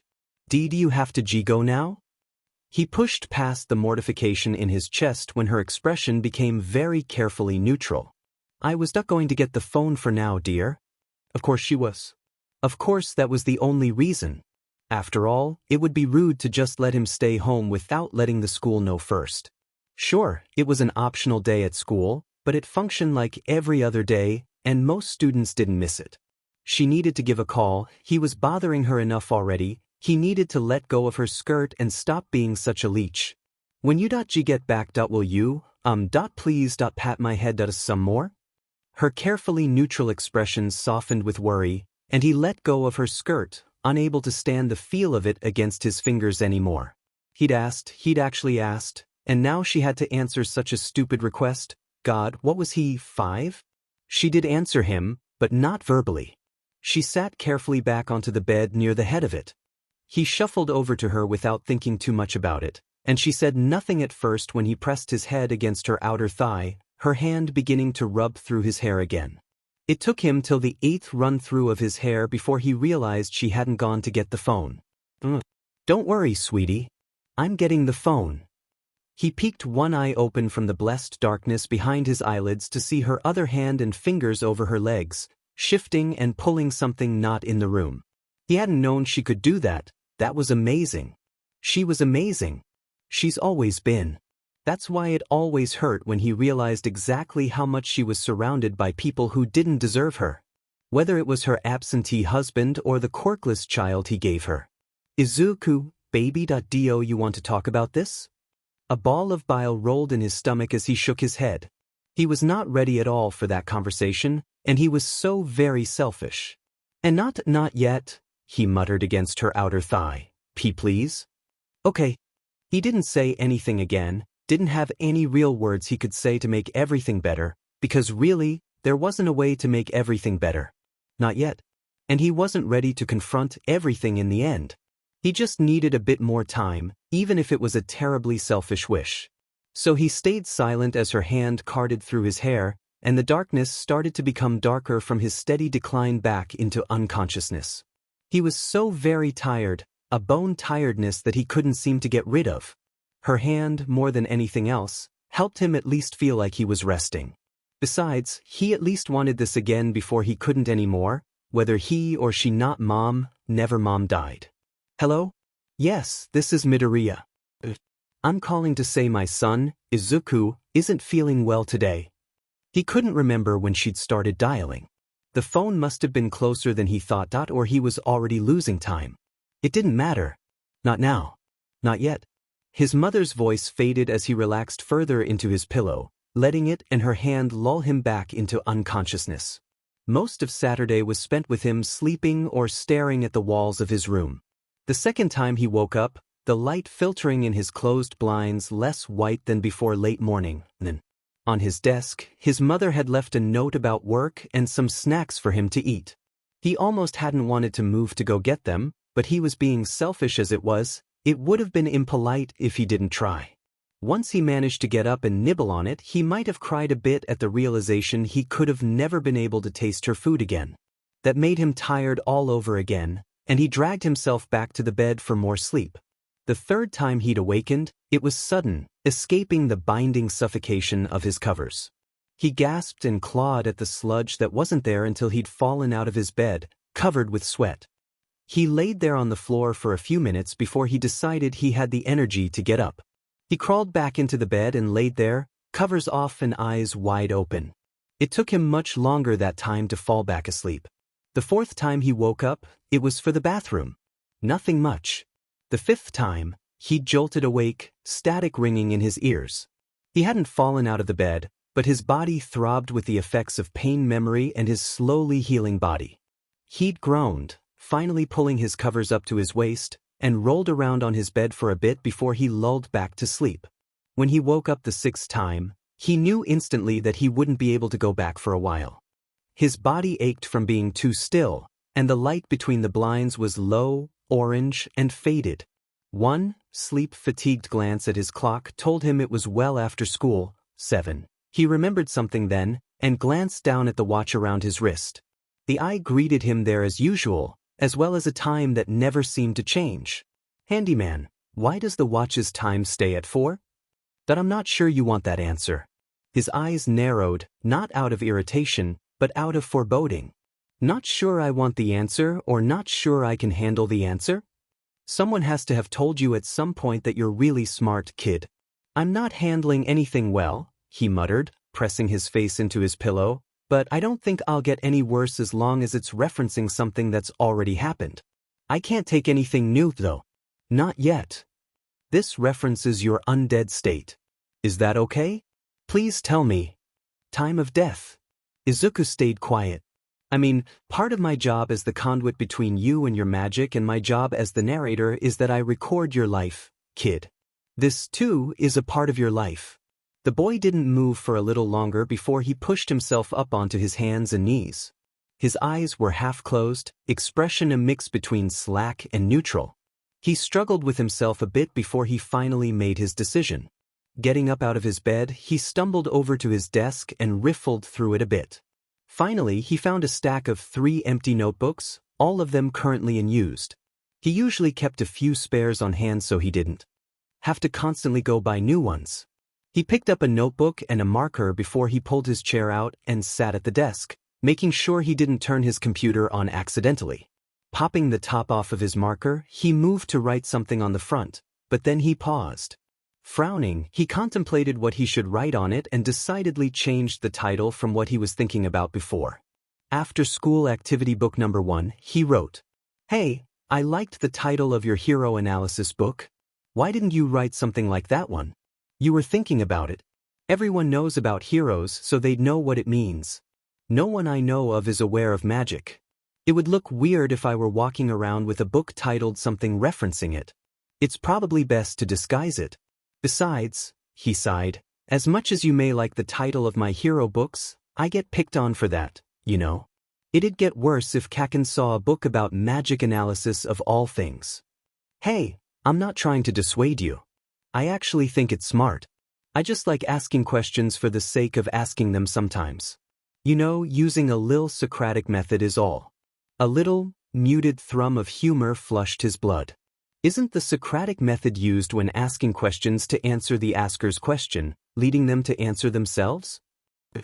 Then what question have I asked that you're trying to answer?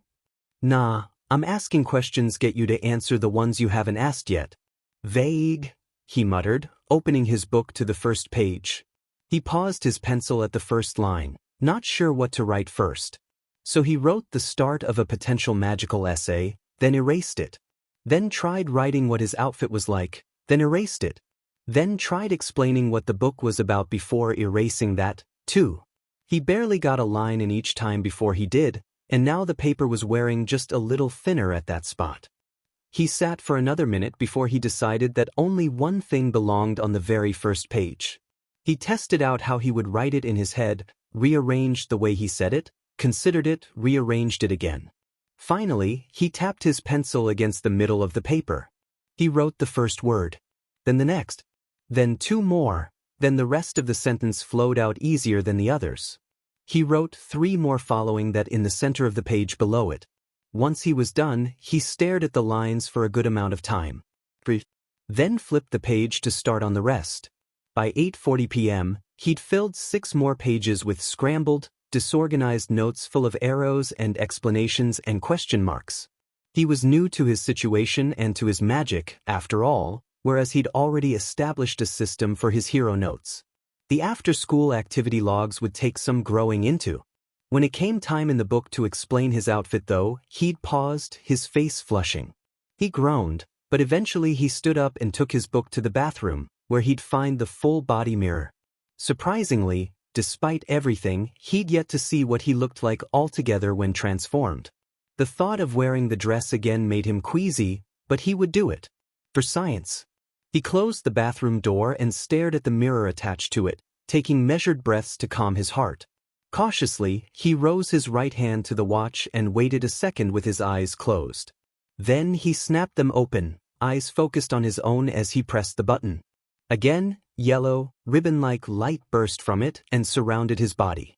He flushed at the feeling of losing his nightclothes in exchange for his transformed clothing, but was also surprised to find that he couldn't actually see his clothes or his eyes change, despite watching himself.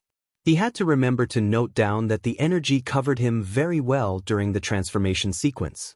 It was also pretty painless and quick. The yellow ribbons left him then, leaving him glowing yellow with his own magic. He took in the way his eyes changed, yellow, 4-pointed stars present instead of irides or pupils, and how his hair had turned a brighter green color with a glow of yellow lining it like a highlight. He glanced all around at himself, at the dress, and how he looked wearing it. "Oh," he muttered breathily, his voice tinged with relief. "Oh? That's all you have to say?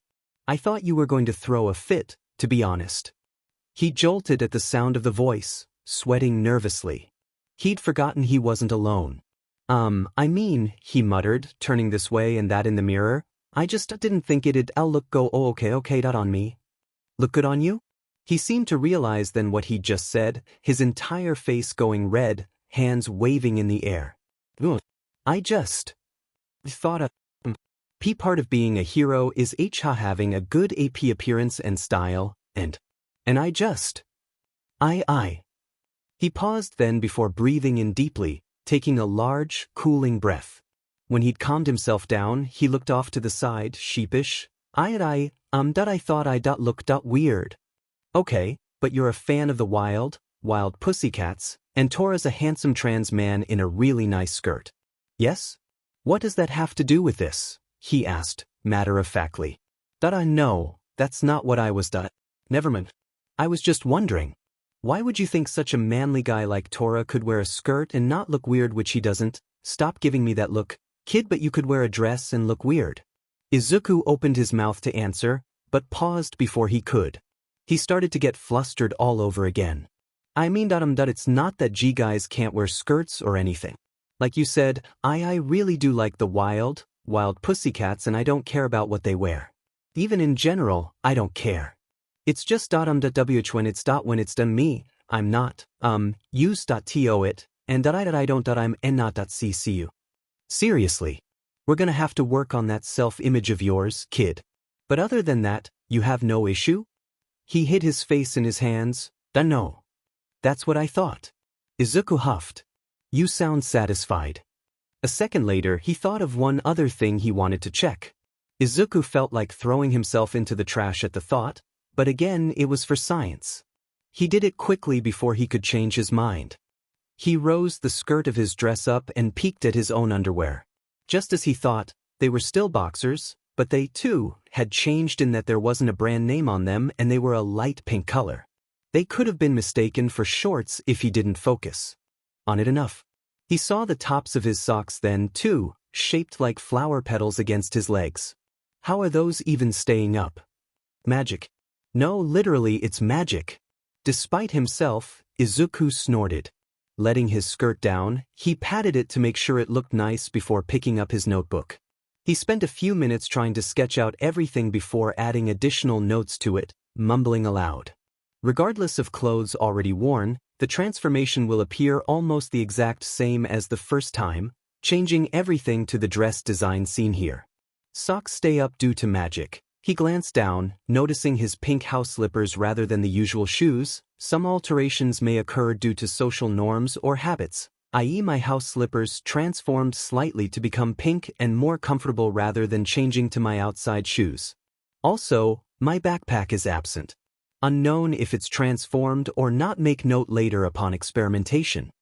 So that you okay now, kid? Izuku didn't pause writing. I thought things can't be changed. I can only do what I can do, so I should at least do that. I'll work through it. That you're pretty amazing, kid. I wish you'd realize that. He mumbled, eyes still on his book. I'll tell you later.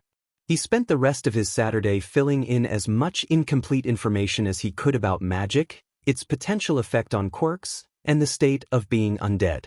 The latter wasn't really one he wanted to think about, and the former too unable to be tested at the moment, so it was mostly speculation that he hoped he would later be confirmed or denied.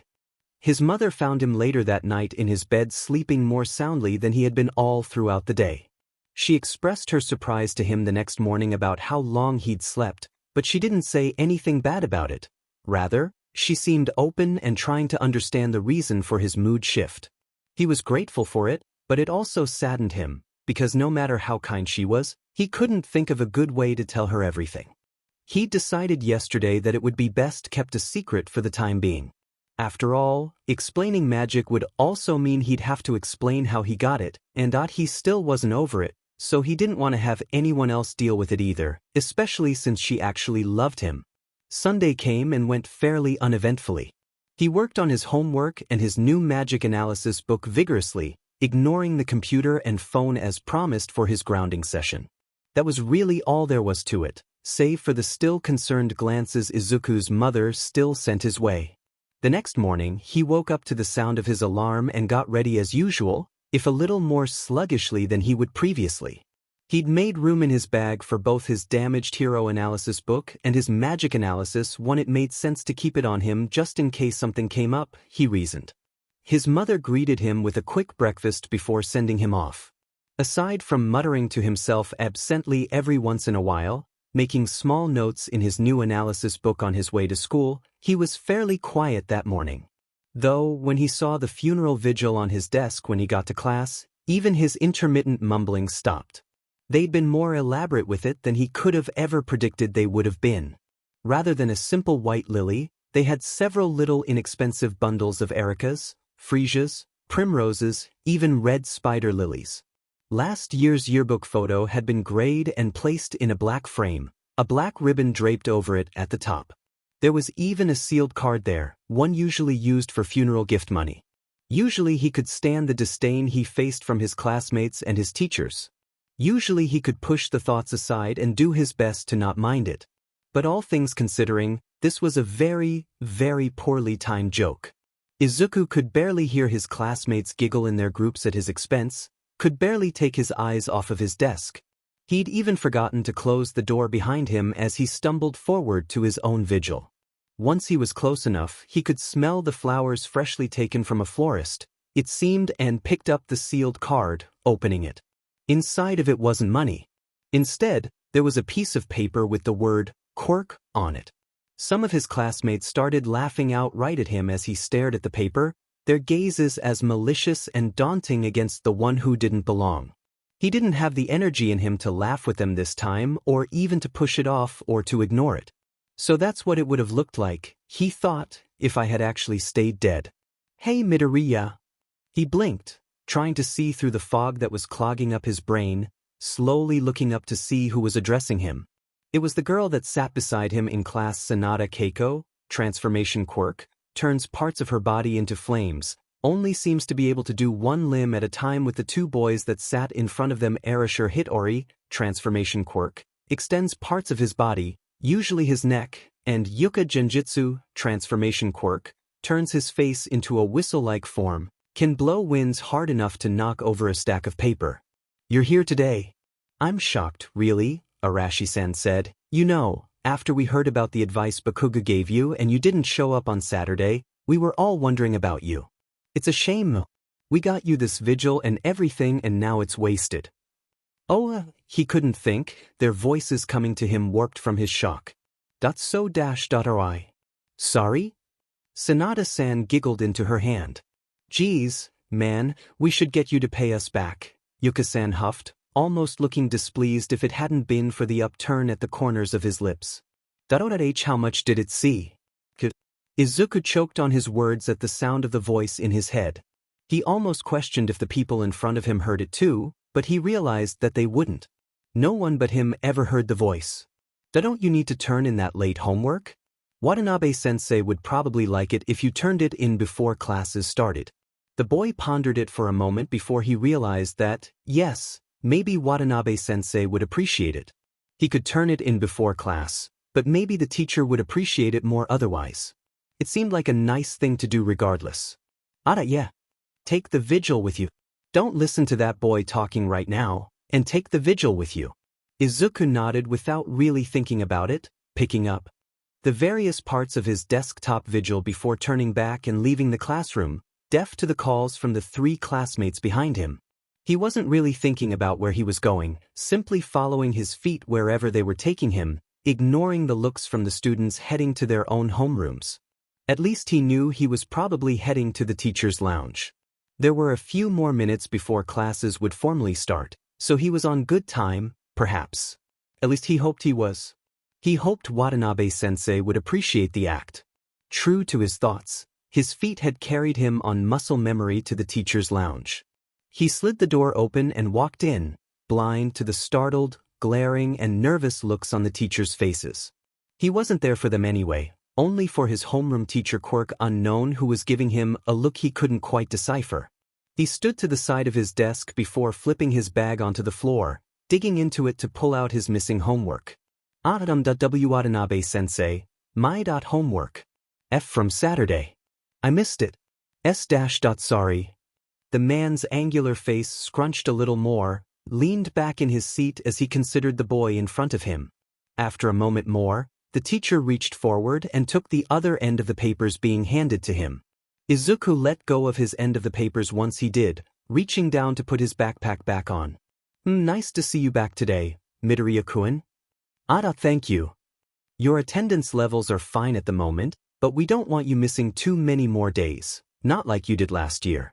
This school year just started, so don't start becoming absentee just yet. Understood? The man's eyes searched his face before dropping to the bundle in his arms. What are you holding?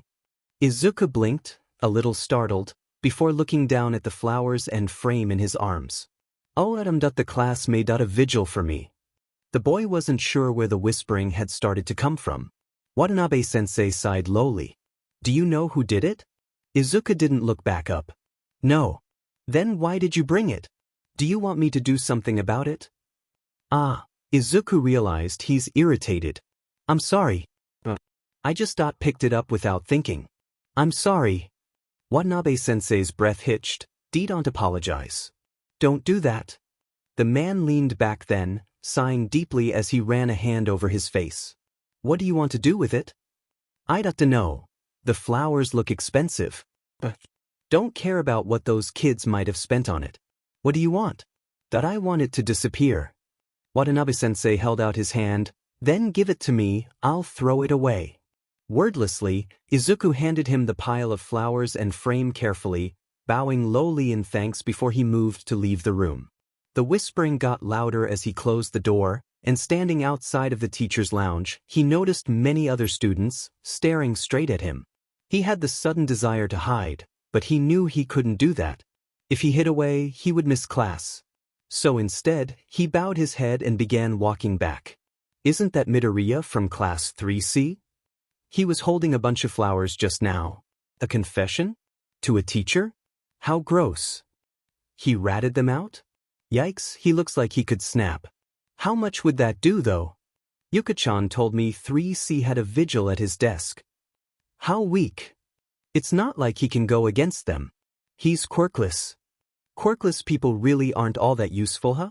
A lot of policemen are quirkless, though. If someone left a vigil at my desk, I would have punched them. He's so pitiful. But really, can you see him being a policeman? What does Bakugo-kun call him? Deku. Not even other quirkless people are as useless as he is. Bakugo-kun was right. He's just a da. Izuku closed his classroom door, having entered the same one he did before. More students were there now, but rather than giggling, they seemed to be glaring at him or not looking at him at all. He decided to keep his head down at that, plodding over to his desk. The classmates that sat near him were at their own desks, muttering something amongst each other. They gave him a sharp look as he shuffled into his seat, but otherwise said nothing else to him. In the inside, Izuku breathed a sigh of relief, then he let himself dip back into the foggy recesses of his mind, one he didn't wake from even after Kaken entered the classroom. FING extras. They always butted their stupid noses in business they had no sheet being in. He knew some sheet had fed up when he was called to the teacher's lounge the instant he got to school. He hadn't even been there for 5 FING minutes. What the hell did they want? That didn't stop him from still going there, roughly opening the door before practically stomping his way over to the a-hole's desk. His sensei, another extra, if you asked him, turned in his swivel chair to face him, a tired look on his face. Bakugo Katsuki. It's nice to see you today. What is it? Bakugo asked, voice low with the earnest attempt to not growl at his teacher. Well, it seems that there was a coalition between the classmates to give Midoriya-kun a gift. The man shifted, then picking up a pile of sheet to show to him. It was a bunch of flowers and a grade version of Deku's second-year photo in a black frame with a black ribbon. You wouldn't happen to know anything about this, would you? Any connections? Bakugo scowled. If you're having issues with the extras, ask them. I didn't do sheet. The man's eyes narrowed suspiciously. Bakugo, as you know, this kind of behavior isn't my FNG problem. I'm trying to get into you. I don't have time for petty bullshit like this. The F do you want from me? The fucker's mouth twisted with distaste, but he didn't say anything else. He sighed, turning around and dumping Deku's vigil into his trash can. I see. Get to class, Bakugo-kun. Bakugo didn't say anything else to him, his rage flaring as he left the teacher's lounge with the slam of their door. A bunch of insignificant losers in the hallways startled at the sound of the door, but he didn't care, hands steaming from the little explosions that were threatening to escape his palms. God, what the F was wrong with Deku? Couldn't he do anything himself? Why was he such a wimp? The BSE almost got him in trouble because their teacher was too much of a dipshit to realize that he was several heads above everyone else in this utter cesspool. They had the audacity to call a school worthy of him. So of course, why the F would he spend his own DMN money to get Deku a vigil? If he wanted to kill the little beach, he'd do it with his own effing hands. So he slammed the classroom door open, hands absolutely steaming, because someone had to take responsibility for him getting called in, and if Deku couldn't face the music, he'd force him to. Oi, Deku! He bellowed, rage hissing from between his lips. What the F dash? He didn't care to wait until the FNG nerd looked up and acknowledged him. He rushed over, pushing desks aside, and grabbed the collar of Deku's shirt, pulling him nearly out of his chair. His eyes were shadowed over from his hair, but Bakugo didn't care. Deku knew better than to ignore him. He had to be listening. How the hell do you manage to F with my life without me even being around? Why the F can't you deal with shit on your own? Because of you ratting out that you got a little picked on, I got called in for the stupid prank these extras pulled on you. Are you trying to screw with me? Are you really that jealous I'm actually doing something with my life? Handle your shit by yourself and quit if you're dragging me in it. It was then that Bakugo finally saw Deku's face. Deku wasn't looking at him, not really. His eyes were trained somewhere on his face, not on his eyes, and his pupils seemed a bit dilated, his eyes faded. In fact, his whole face seemed kind of on the pale side. His mouth was a little open, too, skiing in small breaths between his lips. The usual panic that Deku exuded was completely absent, replaced instead by the wavering doll he'd grasped onto. I'm not sorry, he muttered in something of a whisper. I didn't sorry. Bakugo's enraged glare lessened into a firm, grim frown. He'd read about shit like this. The strange glaze over his eyes, the measured breathing, the halted responses. The way Deku was acting like he wasn't in his own FANG body. The F was Deku dissociating for? That only happened to people who had trauma or something. What a little beach. Oi, Deku, did you actually try to jump off a FING roof? The boy's eyes opened a little wider. N-N-A. Bakugo clicked his tongue, throwing Deku back into his ruddy nerd chair. Then find something better to do than waste my FNG time over your bullshit. He stuffed his hands into his pockets and turned around, heading to his seat. Bakugo didn't care about the students fixing their desks back, glaring back at the idiot he'd left behind. Plodding over to his desk, he settled into it roughly, trying to ignore the weird feeling in his gut over the look on Deku's face. Izuku stayed deep in his foggy state until the end of second PRD, when it started to lift slowly. He realized then that he'd written his first PRD class notes in the wrong notebook. He still didn't feel enough to be bothered by it, but he made a note to copy the notes over to the correct one. The end of third PRD reintroduced his capacity for emotions. The end of fourth reintroduced his ability to focus. By that time, though, it was time for lunch. He took his bento outside, sitting at one of the benches instead of sitting inside the classroom. He'd realized his classmates were muttering about him during the break between the second and third PRDs, and he figured he would probably be better off away from them. So he found a secluded bench between the front of the school and the sports fields and settled there, avoiding sitting under the school or near any windows just in case. It was a strangely quiet area where he could watch the other students walk around, and he immediately found himself becoming a little happier with his position. That's are we going to talk about what all that was or no?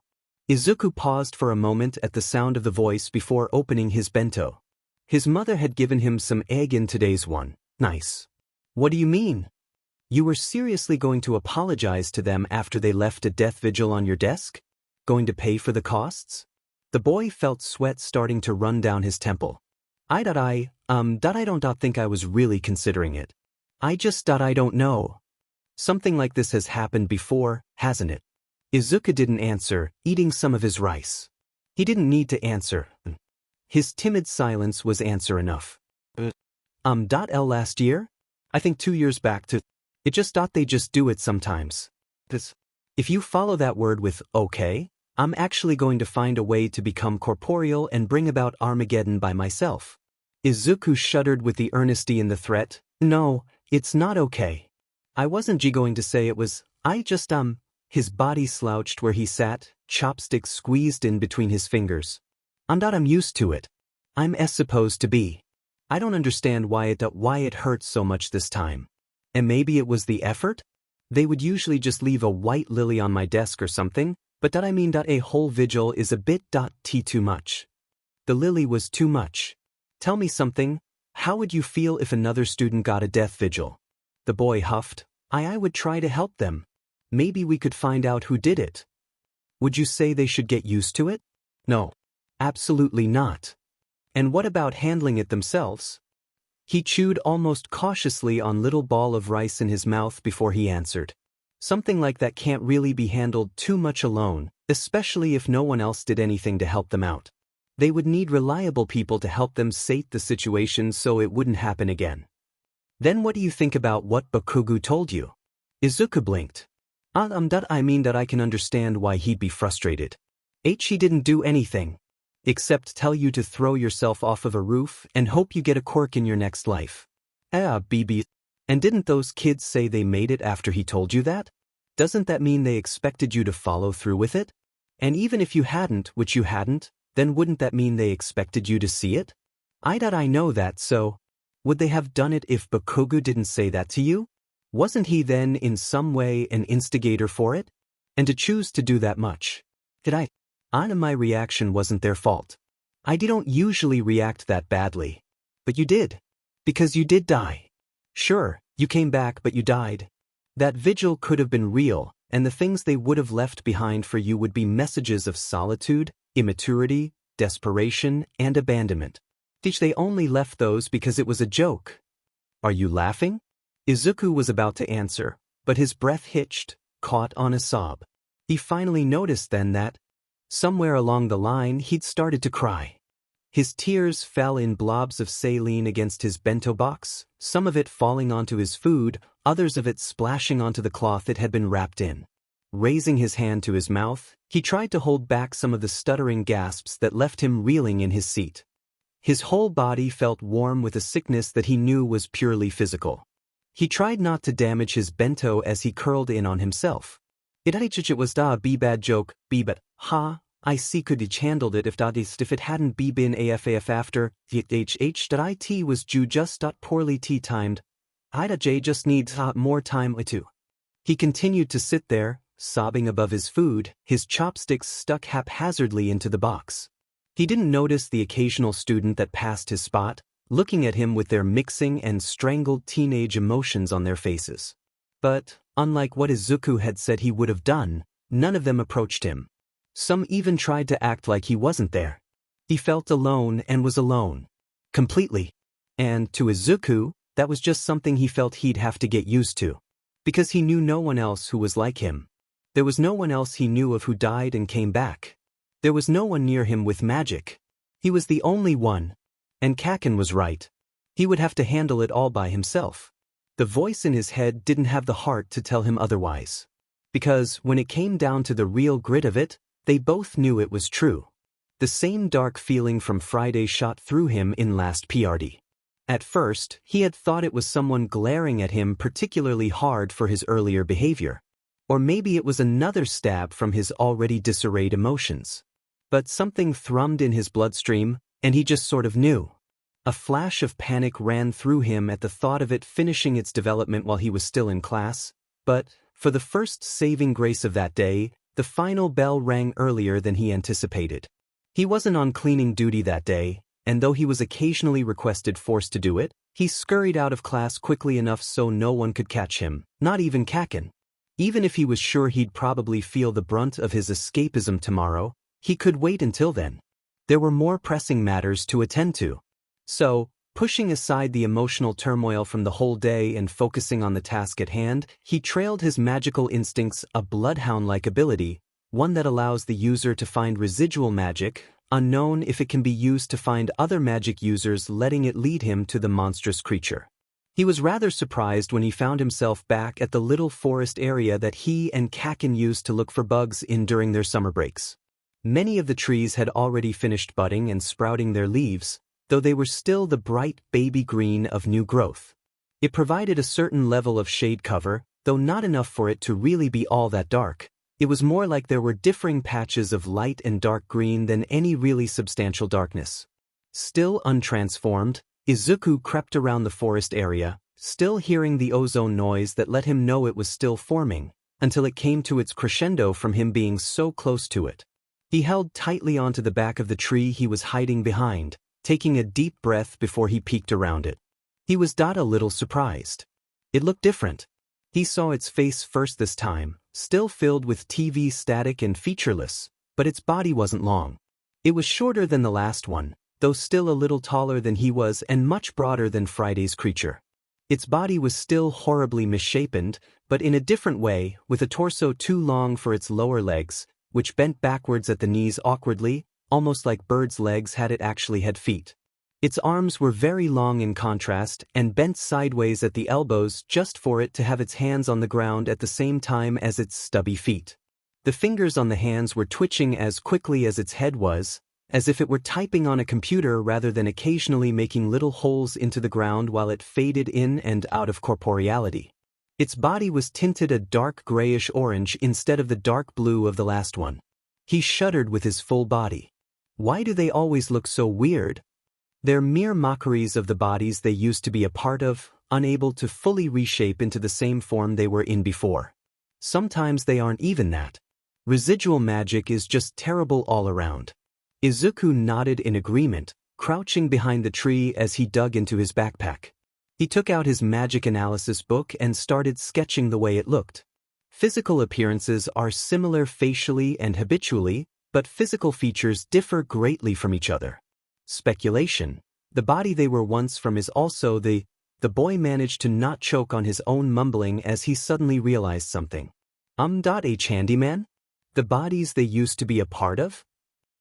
I thought I told you last time about that. Chapter 3, it's basically the escaped magical potential of another being. Except, where your magic is currently being used inside of a body, that residue has been kicked outside of its body. Yep, I've told you about it. Izuku's hand was paused above the page at the sentence he hadn't finished, fingers trembling. Please reword it, then? So basically, residual magic is magic that doesn't have a human anymore. It's lost potential, not untapped like magic usually is. I want to be sure I am clear when I write this. Kicked outside, right? Not errant magic. Kicked out. Then, he mumbled, listening as the creature in front of him stopped screeching in static, its body becoming fully corporeal as the sounds of the world seemed to silence themselves. Someone is doing the kicking. Alright? Yep, sounds about right. Izuku stayed still, not moving as the residue rose its head and seemed to look around, or at least it tried to. Its head just wouldn't stop twitching.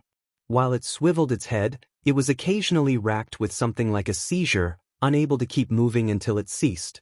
After it got a gauge of its surroundings, it let out a sliver of white noise before it started to drag its body into the darker part of the forest. Its twitchy fingers dug into the ground whenever it set its hand down, its arms moving forward, bending unnaturally, as its little legs picked and quivered at the grass to keep the lower half of its strange physical form up with the upper half. Something about the way it moved made him feel sick, like it was constantly breaking its bones, if it had any. He imagined it didn't. So, you gonna transform and get kicking, or what? It's not hurting anyone yet. And noon is around here anyway, so I was going to just study it, he whispered, carefully putting his backpack back on. He didn't slot his analysis book away, keeping it in hand along with a pencil. I don't know much about how these work, so if it's keeping calm for now, I think I can use it. Smart move. Izuku could almost hear the voice grin. Thus began his trailing activity, keeping a few very careful paces behind the strange magic as it bumbled its way through the little forest area. For the most part, he kept his notebook open to scribble down some occasional notes, but other times he made just enough noise to catch the creature's attention, and he had to hide while the thing searched before it gave up. It seems to repel the presence of most living creatures. I haven't heard a single bird or seen any bugs or other animals since it solidified. Perhaps it has an area of influence in which other living beings can feel the danger of the residue. Does this also work on humans? Also, do animals have magic? In the same sense it's rare for animals to have quirks, it's rare for animals to have magic. Oh, thanks, he muttered lowly, erasing his question to replace it with the statement.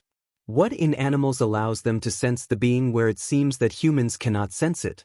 Then again, the animals didn't become quiet until after it became fully corporeal. Only other magic users seem to know when and where they appear. Watch where you're walking. Izuku barely managed to not squeak in panic at the warning, shuffling to hide behind the closest tree. Just as the voice had warned him, he had gotten closer to the monster than before. Its body suddenly stock still. It wasn't facing him, no, but it had stopped for some reason. Izuku clutched the tree as he watched it for any sudden movements.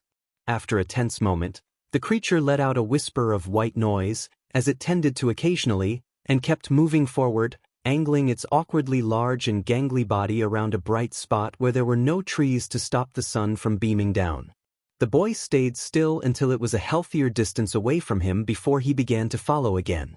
"Did I think that it may know I'm here?" he whispered, writing down how the thing avoided brighter spaces in place of darker ones. "Maybe. What makes you say that though? I don't think it stopped just to find a way to avoid the light. I think it wanted me to get closer. It knew I was distracted, so it stopped while I was waiting for me to get in range."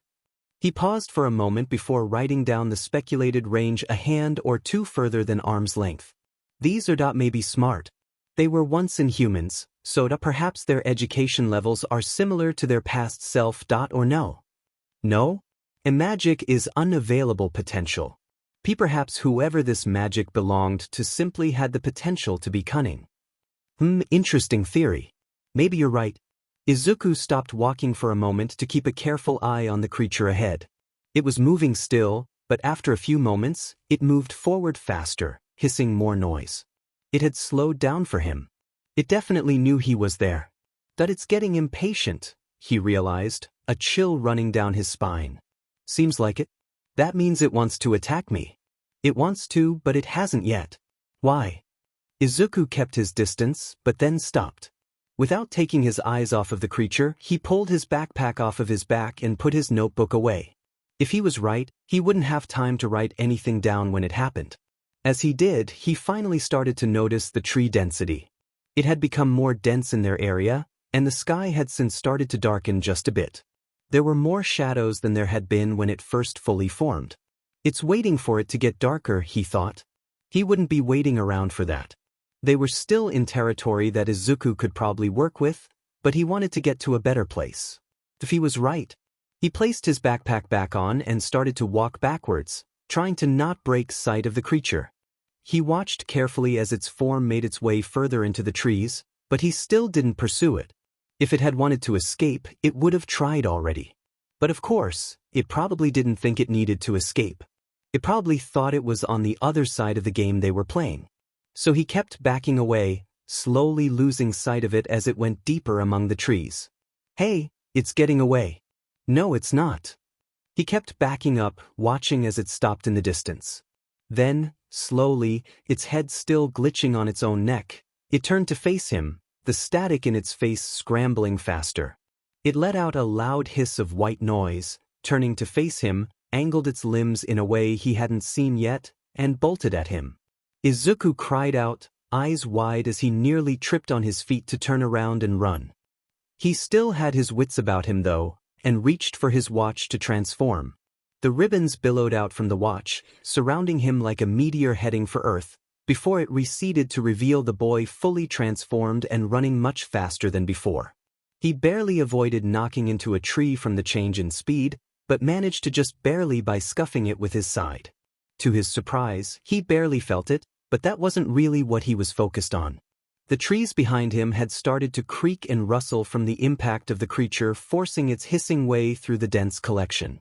Izuku couldn't see it, wasn't going to risk looking behind him until he had some sort of plan, but he was sure it was leaving a path of destruction. Well, now it just seems mad. "I've noticed," he yelled back, jumping over a fallen log he'd avoided before. A few moments later, he heard what he presumed was that very same log cracking under the pressure of its grappling grasp. "I mean, you seem like a pretty close-range sort of fighter, right? Shouldn't you get close to it?" I know. His mind was running about as fast as he was, trying to tune out the static cries and earthy destruction behind him.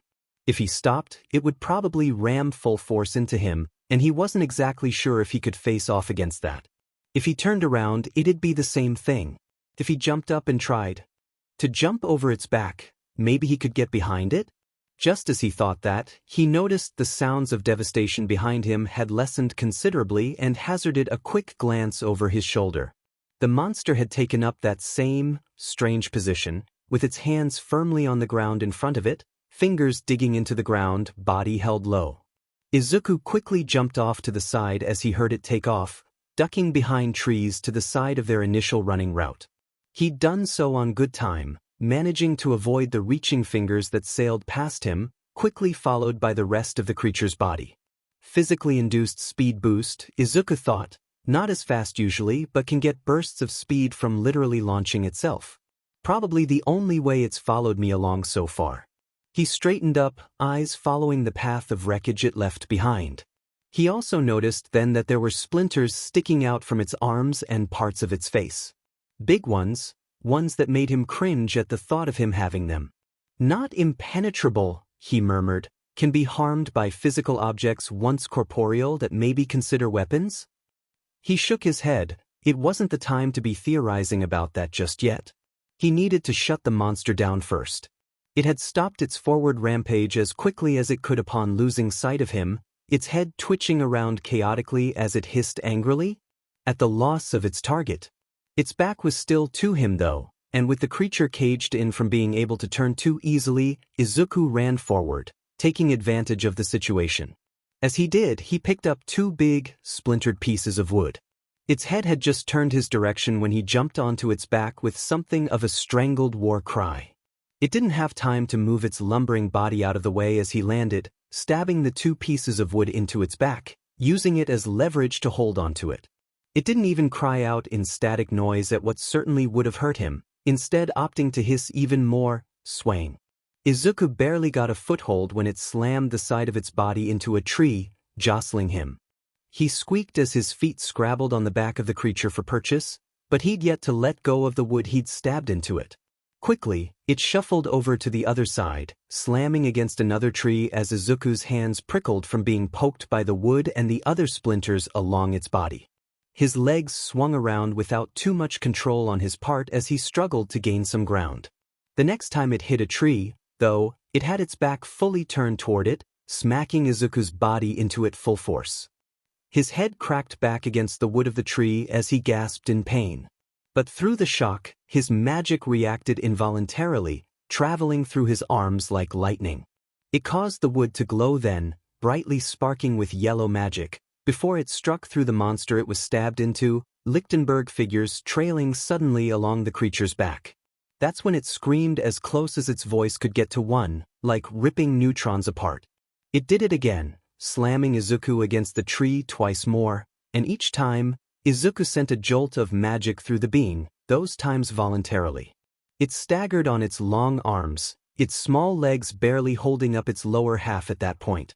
The boy also panted heavily, his head swimming from the hard contact, his hands hurting from his effort to stay on its back. Suddenly, the creature screeched and rose onto its tiny back legs, arms reaching up into the air.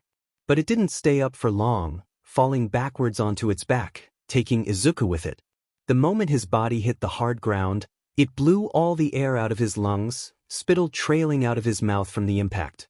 His sight flickered and quickly colored black at the edges, but despite the hard force, his chest didn't cave, and his legs, throbbing with agony as they were, didn't break.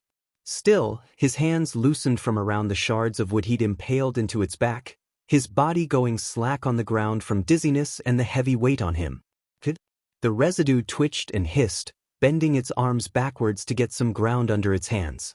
It pushed itself up with effort, and slowly crab-walked off of Izuku's body. He gasped with the air that suddenly could enter his lungs, trying to get his wits about himself. "Kid, get it together." The monster's voice crackled as it sat before pushing itself up to sit upright, bringing its hands down in front of it. Shuddering, it got its body to stand again, slowly turning around among the trees to face Izuku. He barely managed to blink the growing darkness out of his eyes before he heard the warning of loud static above him. Gazing up, he could only watch as the creature crawled forward quickly, hand poised to grab him.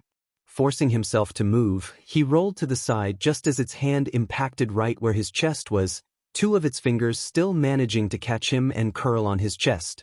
For some reason, he felt a sharp terror run through his body. It was touching him through his clothes, but he could still feel it as if it were holding onto him skin to magic. It was cold, like steel, and somehow terribly invasive.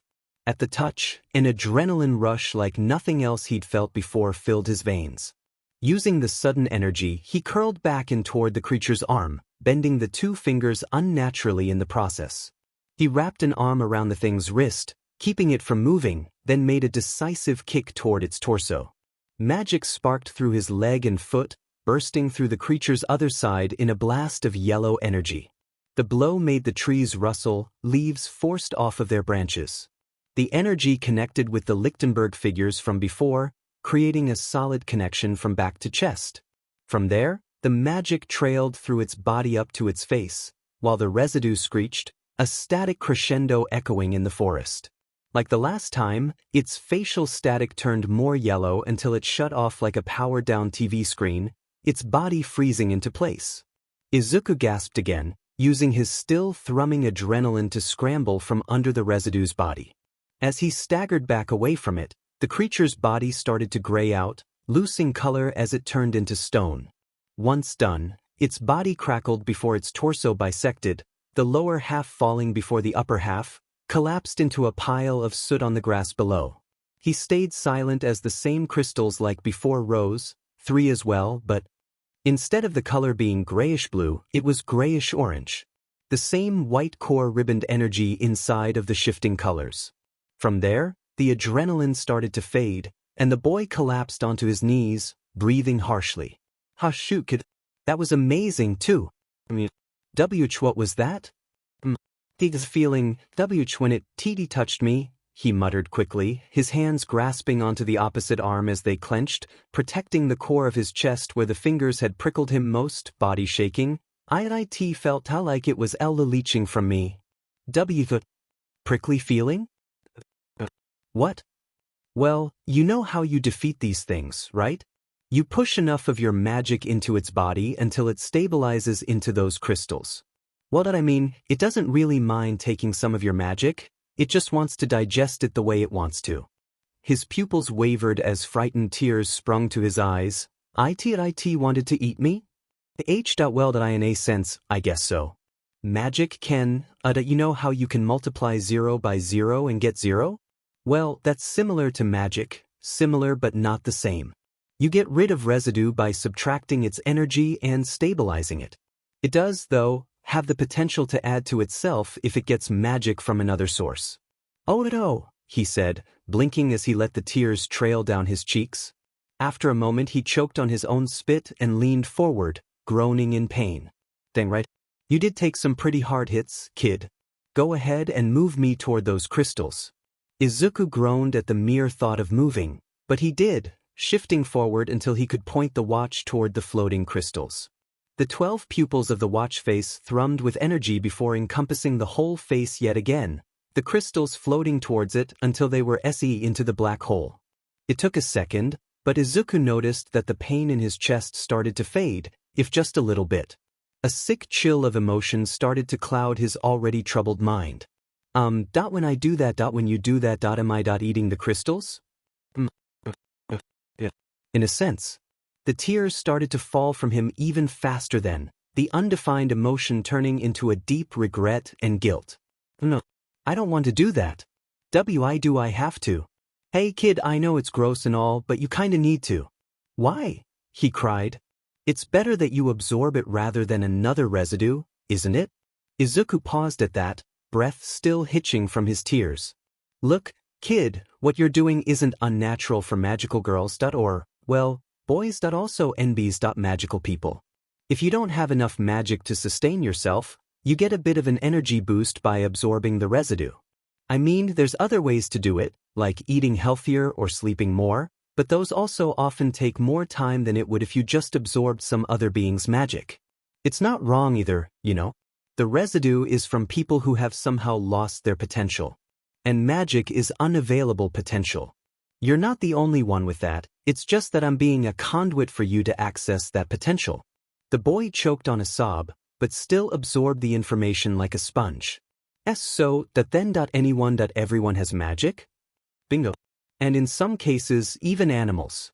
Then it wasn't trying to lure me because I'm a mom. His cheeks flushed at his near slip-up. "I don't have active magic." "Nope. Unless you're transformed, I'm pretty sure you look like a regular human to them. It would have done that to anyone."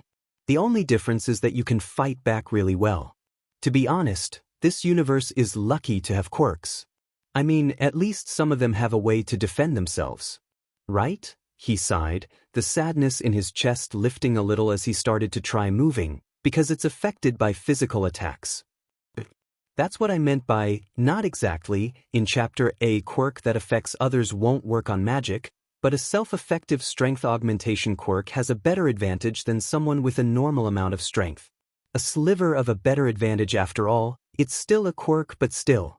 Izuku nodded, perplexed by the voice's use of Chapter 3 in its statement, but deciding not to address it. He then moved, standing up as much as he could. He stayed a bit bent over from the still fading pain, but it was better than being completely bent. Groaning at the feeling in his muscles, he knew he was probably going to bruise. Hey kid, might want to get a move on. I doubt no one's noticed the damage. Nodding again, he looked around to find the route he'd arrived in. It might be a bit lost. Sighing, he reached back to take his backpack off, but suddenly felt a thrum in his magic before he felt something rectangular in his right hand. He jolted in surprise at the feeling, but didn't throw what was suddenly in his hand away. Blinking, he pulled his arm back around and looked at what it was. It was his phone, but IT also wasn't. The case for his phone was covered with pink and yellow swirls with a pink lemonade phone chain hanging from the case. The screen looked like his usual GPS, only more defined in weird ways. It was more readable and brighter in a strange way. 2 search buttons were available, Find Location and Find Residue. What? Oh, looky there. I remember this happening with one of my friend's magical girls. Their makeup powder case turned into a locator like this one. I was hoping you'd get one. Modern-day technology is so convenient. Okay, you know what? I just want to go home and take a nap. The Find Location button pressed itself, inputting his home address without him pressing the buttons. The destination was set for Midoriya Izuku's home dome. Don't. I see you managed to get the area pretty well blocked off, Detective Tsukachi said good-humoredly as he approached, camera in hand. Detective Hashiro snorted in indignation. A little ways away from them, the police were holding off a small crowd of peering people. They weren't being unruly per se, but they were rather persistent in their effort to at least glimpse the damage the gray man had left behind. She wasn't particularly sure why they struggled so much. It wasn't hard to see. The beauty of the nearly set sun was disrupted by the destruction around them. Trees had been knocked over, scratches etched into wood, big splinters of tree matter lying on random places along the ground. Then again, there was the burnt, sooty remains of the gray man, its dead body having left an imprint in the grass that had killed it down to the dirt. I did what I could at least, she replied. I had gotten the message from Inaba-san that her faction had gotten a call from some kids who had stumbled upon this place. Said the office had gotten reports of some heavy damage going on in the forest area and had already prepared some troops in case it was a villain attack. Which, well, in a sense, it was. Detective Tsukachi took a photo of the dead remains, but the glowing girl was here first. Not really confirmed, unfortunately. No one caught sight of her this time. But with the way the gray man ended up, I think it's a good assumption. The man hummed as he took another picture of a nearby tree, the bark damaged from impact. Detective Hashiro sighed, taking her own pictures as she sent them to her phone. I suppose, though, we should be thankful for her. I agree. This is a public park, after all. She didn't reply, looking up the small incline of the hill, where more trees had been slashed at and debarked. She blinked at that before turning to look down at the burnt shadow near them. Thought it was pretty big. Bigger than the ones we have, she said aloud, comparing the size of her foot to the hand of the creature. When she thought about it, it probably could have made a fully closed fist around her waist. Do you have any ideas on who the girl could be? None yet, but with the second takedown so close to Mizudafu, we might be able to break down some of our potentials. He held his camera down, away from his face. Still, it's hard to identify exactly what kind of quirk she has. Honestly, I want to say it was just crowd confusion. Even in the new witness confession I got right before the call, there were too few and too many descriptors for her all at once. Glowing, in pink, green and yellow hair, star-shaped eyes. Tsukachi paused then. Star-shaped? Detective Hashiro paused then, turning to him. Does it ring a bell? The man turned to her then, smiling lightly. Not mine, but I think I know someone for whom it would. Thank you for coming in on such a short notice, Yagi. Detective Tsukachi greeted as he entered his office, holding a cup of coffee for himself and a light tea for the man he spoke with. The man already in the room, one of the tall, skeletal sort with ragged blonde hair and piercing blue eyes, smiled as much as his thin, malnourished appearance would allow. He took the drink with a grateful nod. No, it's my pleasure to help you out when I can, Tsukachi. What can I do for you? Well, you are aware I'm collaborating with Detective Hashiro on the Gray Man case, and we have a particular lead that I believe you could possibly help us with, he replied, taking a seat in his chair as he placed his coffee down beside his notebook. He wrote the morning's date and time on it in the upper corner before glancing up with a smile at his friend. I'm sure you're familiar with the sturdiness of the gray men we've apprehended so far. Yagi snorted derisively once he finished sipping his tea. Sturdiness, sure, is one way to put it. In all my years, I don't believe I've ever seen someone not only survive a pole through the torso, but also keep fighting off the heroes trying to apprehend them just as fiercely as if they weren't literally skewered. To be honest, it was a bit frightening to see such tenacity. Detective Tsukachi nodded. I completely understand. Even now, we're having a struggle just keeping the ones we have in custody still. The blond man rose a brow, glowing eyes not betraying his shock. Even in Tartarus? Even there. Well, I suppose it makes sense. I've recently been having my doubts that they are even human. Tsukachi sighed. I almost know for a fact they aren't. Even so, we don't have any other solid explanation as to who or what they are. We're stuck treating them as human until then, especially since you never know how quirks develop these days. So then, what lead do you have that I can help you with? Well, recently, we've come upon 2 more gray men, one on April 10th, the day of your arrival, and again on April 13th. Tsukachi looked up at the man across from him. Both were found dead. Yagi coughed, and Tsukachi reflexively reached for his heavy-duty napkins, but he realized a moment later that it was simply that the man choked on his tea. His usually narrowed, unintentionally severe gaze was open wide, neon eye reads searching his face for a joke and finding none. Dead? Seriously? As in, someone defeated it? Yes. The both were in Mizudafu, one in the back alley of a neighborhood cram school, the other in a mid-era regional park, he replied, pulling up the photos on his computer before showing them to the hero, the shadows of their bodies imprinted into the ground. From the first occurrence, we got descriptions of a child in something of a maid's dress with a currently unidentified quirk. If I'm familiar, you told me about meeting a child like that on your first day here. The star-eyed child? The man asked, turning away from the screen turned toward him. Tsukachi gave a relieved smile. Yes, that's the one. I was hoping you could give us some descriptors on what this child looked like. Yagi placed his cup down on his friend's desk, carefully away from the papers on it. You believe the child I met that first day is the one getting rid of the gray men somehow? Well, I suppose that's not far-fetched. No, not at all. Even when I met her, I was unable to determine what kind of quirk she had. She? Tsukachi asked, making a note. Well, I presume so. She didn't correct me when I addressed her as a girl. I see, thank you. He noted it down quickly before putting his pen on the next line. Well then, you saw her face to face that day. What can you tell me about her? The man smiled as brightly as his body would allow.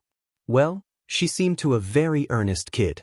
She seemed to be going to a cosplay cafe or something, which I presume is where the dress came from. She had light green and yellow hair, was wearing a rabbit clip in her hair. A big one, white with big yellow ears. Instead of usual eyes, she had yellow, 4-pointed stars. Her nose was... Yagi paused. That it was .hm. And her cheeks were she looked like... At the lessening of the man's voice, Detective Tsukachi looked up from his paper. Yagi-san. He frowned further at the look on the man's face. Yagi's eyes were severe, narrowed with confusion and introspection as he held a hand to his chin. Strange. What is it? I know my facial recognition is much better than this. I know this for a fact, and yet, Yagi gave him a piercing look. I cannot remember anything about her face save for her eyes. Tsukachi has known Yagi for many, many years. They've been friends for as long as he could remember. He liked to think he knew Yagi well, especially knew the level of intelligence his good friend had. A part of that intelligence was based in his memory, in his ability to remember faces and body features, in particular. Before Yagi had decided to take on One for All, he'd been looking to be a detective with his particular skill. But for him to not remember someone's face, I could tell you everything else. The clothes, the notebook she had with her, her behaviors, everything.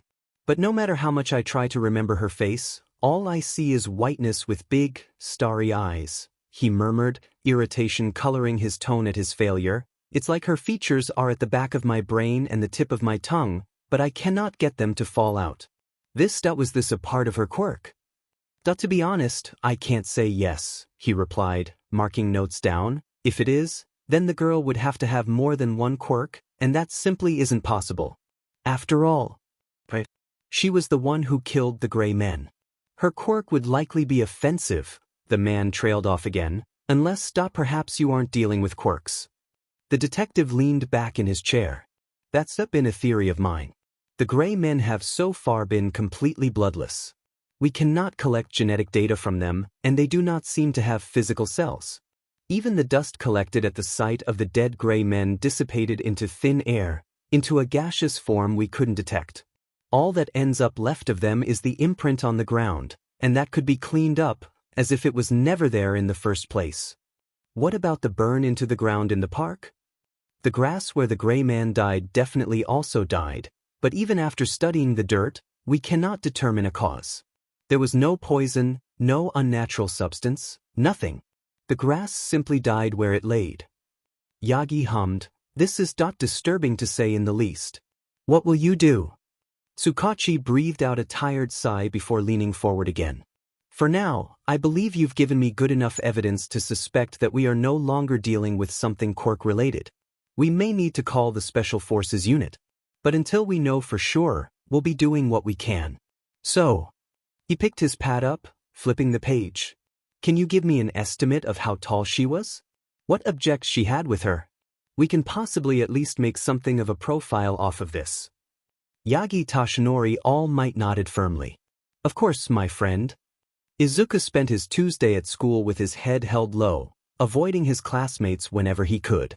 The new, hand-shaped burn mark on his wrist, though, spoke of an encounter with his main tormentor.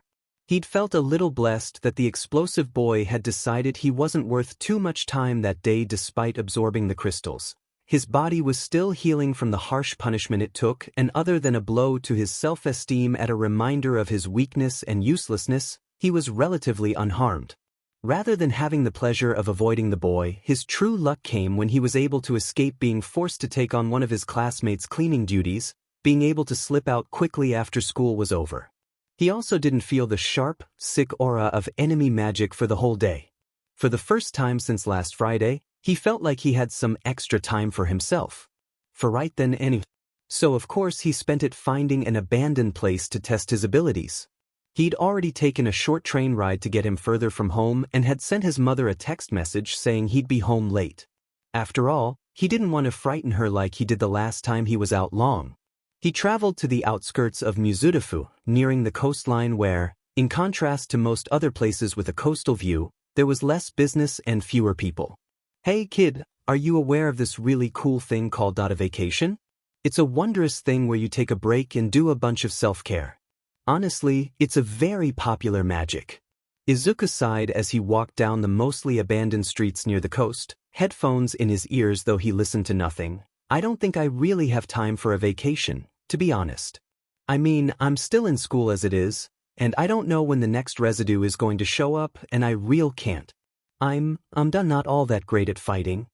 Oh, I dunno about that. You've given the last two some pretty good kicks. Yeah, after they threw me into walls and trees and the actual ground. Which, I'm pretty sure my ribcage should have collapsed from that thing landing on me. Probably, but you were transformed, so it's okay. The boy nodded, knowing this. He'd noted down a few things after he got home before he took a bath to assess and soothe the damage. Not only had his speed and agility improved, but so had his constitution. Blows that should have severely injured him or broken his arms simply left him with a deep, throbbing ache in his body and some pretty harsh bruises. Still, they were healing faster than he'd expected, and were already in the bluish stage before they would yellow from healing. That happened faster than usual too. Was it because of the crystals? Partially. The crystals feed into your magic reserves and give you a boost in certain areas. Your magic just tends to feed it into your physical maintenance. Izuku passed a few roadside shops without saying anything, a heavy question on his mind. Is it normal for other magicians? Yeah, that works. I mean, usually it's said as Mahu Shoujo or Meijo, but magician works, too, if you're more comfortable with that. Oh, is it normal for other magicians to heal as quickly as I have? Not really. I mean, I can answer that question if you want, but it gets into uncomfortable territory regarding your current living status. A little bit of coldness flowed over him, like a stream ran over his body. Go ahead.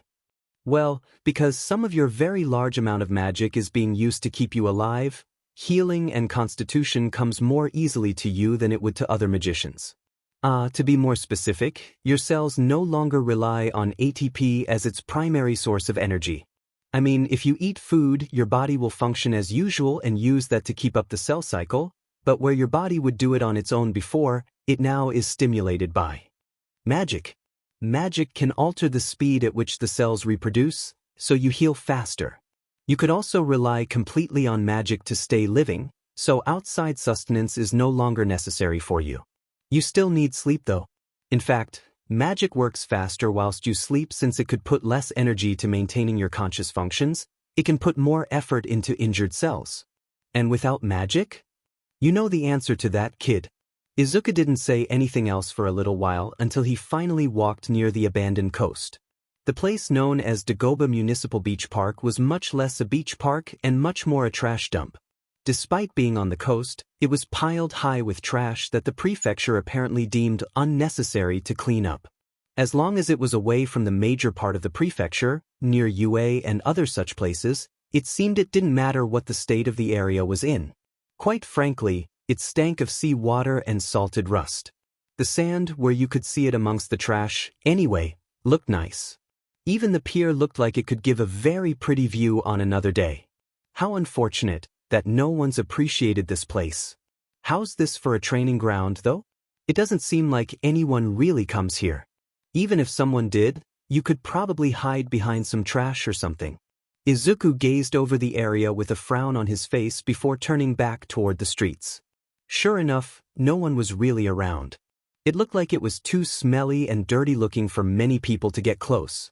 After all, despite being so trashy, it was near a richer area than his own apartment complex. How the citizens of the area let it get that bad, he'd never know. But at least they wouldn't go looking at the result of their inaction. Okay, I think this'll work, he muttered, pulling his notebook out of his backpack before finding the stairs to get down to the beach. On the sand, he was happy that the soles of his shoes were so thick. He was sure he couldn't see all of the metal and glass among the sand of the beach, so having good foot protection at the moment was a must. He didn't want to end up needing a tetanus shot. Handyman. Because I'm at you Undead, can I get sick? Well, not really. I mean, you can experience sickness symptoms, but they're much lighter than they would be if you were never dead. Like, colds and fevers and seasonal allergies aren't viable for you anymore, but a serious illness, like a stomach virus, would be felt, but not to the same extent as the never-dead living. So, I can't get tetanus? I'm not going to answer that. Don't get reckless, kid. Your body is managed by magic, and you've died once already, but don't go thinking you're invincible. Izuku started sweating nervously, laughing lightly at the concern in the voice. Sorry, I didn't mean it like that. I was just wondering. The boy didn't sound nearly as sorry as he possibly should, eyes scanning the rubble for a good place to settle. He found a small, clear line in between two big piles of trash, one pile lined by a broken refrigerator laying on its side. He trotted over to it, checking it and the area around it for any sharp edges. When he found none, he sat on it and opened his notebook. Anyway, what are you trying to test? He flipped to the page he had finished up on Monday's residue incident, before turning to look at the piles of trash around him. Yesterday, when I fought against the residue, I stabbed it in the back with some wood. It seemed like my magic actually kind of flowed through it. Kind of like in the same sense that you're apparently the conduit between my magic and me, I think I can create objects that extend my magic, like the wood had. He paused, eyes locking onto the handle of a baseball bat. Standing up, looked around the beach and the road up above, making sure no one else was nearby. When he was assured of this, he sighed, his face flushing as he pressed the button on the watch. Within moments, the ribbons of light receded again, and he was in his transformed form, starry eyes blinking open as he pouted a little. Hey now, I though you like the dress. His face reddened further as his mouth pursed, nervous sweat trailing down the side of his temple. I mean, I don't have a PR problem with it. It's just Kid, I don't care how many times I'll need to tell you, but you look really cute. Don't worry about it. Shush, he hissed, embarrassed. Quickly, he wrapped his hands around the end of handle of the baseball bat that was embedded into the trash pile. He put his foot on the rubble above it to stabilize it, making sure it would lead to the trash version of a landfall, and tugged on it quickly. Luckily, it seemed that his transformed strength was in effect as well, and with only 2 or 3 extra tugs needed, the baseball bat was removed from being lodged among all the other gunk. The bat was grimy, covered with the slick sheen of some sort of spilled oil at its head, turning the wood a weird, puke-green color until the gradient of color turned tan at the cleaner part of it near the grip.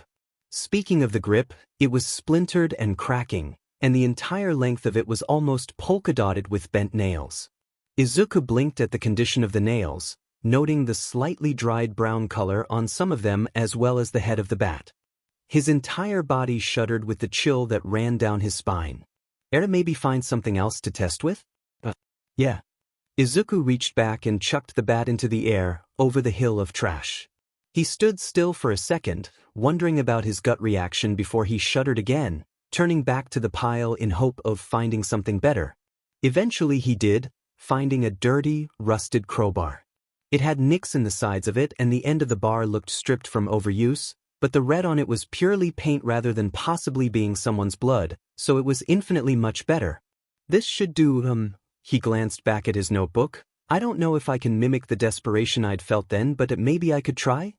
Quickly, as an afterthought, he picked up his pencil and scribbled down, Test number 1, crowbar. Maybe it's not just the desperation. Just try feeling it, you know? Act like it's an extension of your body. That sounds like a quote from a martial arts tape. Well, maybe it is. Just try it. Izuku frowned, eyes squinting down at the watch incredulously. Still, he had nothing better to go off of. So, he turned around, facing the other, towering wall of rubbish, deciding to use it as his target. He looked around it until he decided on a target, a broken picture frame near the middle. It was low enough for him to aim at it, and he would probably be able to see the effects of his force.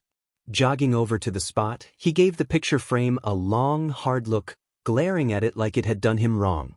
Then, without much thought to it, he swung at the frame like he was holding a baseball bat. He closed his eyes, belatedly realizing the threat of broken glass. Just as he heard it shatter, he also heard the crunch of metal and a loud creaking noise that traveled along the pile, displacing cans and soda tops that pattered down the pile onto the sand. After a second, he opened his eyes. He'd broken the frame and dented the washer behind it, and his hit had shaken some of the rubbish, but other than that, there wasn't too much damage. Izuku huffed, No, I don't know, that's not right. I didn't even really feel like it was a part of me. To put a dent into it, you've got to put some intent into it. The boy snorted out a laugh, a grin spreading on his face at the pun, before his eyes snapped open, face flushing with embarrassment. Why was his laugh so high-pitched, geez? He backed away before finding a metal bucket of some sort. Deciding to use it, he picked it up and placed it where the frame had been before he settled back into a stance, almost like he were waiting for a pitcher to throw a ball. His hands clenched around the metal as he tried to focus, just focus, focus and destroy. He felt energy thrum in his arm and swung, keeping his eyes open to witness the impact. With his eyes open, the boy could see his magic change the way the crowbar looked, if only a bit. The red paint turned a pinkish shade, and the crowbar seemed to spark with a yellow energy before its impact with the object in front of it. This time, there was a great, resounding din of crushing metal, like several old cars being destroyed at a wrecking yard. The metal bucket practically obliterated in front of him, the shrapnel from it flying backwards into the metal behind it before it, too, was punched in with the force of energy Izuku had put into his swing. Magic sparked across the place he'd hit the pile, and once it ceased, it left a good-sized dent the trash, enough where 3 or 4 of him in fetal position could fit into it. Izuku's eyes lit up, as did the grin on his face, the stars expanding with his glee. "Heh, nice one. That is amazing," he gasped. Turning around, he quickly scurried over to his notebook, taking up his pencil. "The force of my hits can be improved if I use a weapon. It needs me to channel my intent into IT. That IT also appears to change the appearance of the weapon, if only temporarily. Perhaps there's a way to make the additional magic effect last longer?" He paused. "But I think my legs are stronger? They always seem to go down faster once I kick it at the right angle. Well. Test number 2, leg power." He set the crowbar down on the refrigerator and turned around, glancing around for another spot to target. Near the spot where he'd destroyed the bucket and dented the trash, there was an old, broken television, its screen cracked diagonally, the body of the screen damaged beyond repair. It was at a low enough position for him to kick, too, so he decided to make that his target. Jogging back over to it, he got a good look at where he wanted to aim his kick on the screen before backing up. He positioned himself into a mildly alright kickboxing stance, his own experience being what he's seen and remembered from hero fights. Fists up to protect his face, he glared at the broken television screen, trying to imagine it as if it were a residue's face. It was almost too easy to imagine it, and something in him expected the TV to suddenly turn on. An unreasonable fear tingled in his chest, and he eased in a solid breath, holding it as he shifted his weight to kick. He had done so too forcefully and nearly knocked himself off balance, but he managed to get his right leg to connect with the trash sticking out of the pile. Without even half of the effort he used while holding the crowbar, his magic thrummed through his leg muscles and a flash of yellow skittered across the trash. One moment there was a good stack of rubbish. The next, a crash like thunder resounded loudly in the air. It was breaking down, a gust of air pushing it back as glasses shattered, cans broke apart into small shards, and even bulk trash, like a washing machine and a dining room table, broke down into smaller pieces. Once the magic calmed down, it left a sparking hole from his end of the trash to about 610 centimeters deep, his kick visibly superior to his weaponized attack. Izuku staggered back, managing to not fall over as he witnessed the destruction he caused. His jaw dropped. "Oh, now that's what I call intent. I knew your legs were stronger than your arms, but dang kid, I knew I had you right with the rabbit theme. This is too much," he yelled, his hands rising to grasp his hair. "There's too much of a power difference." He pointed back at the dent he made using the weapon. "Why are my arms so weak?"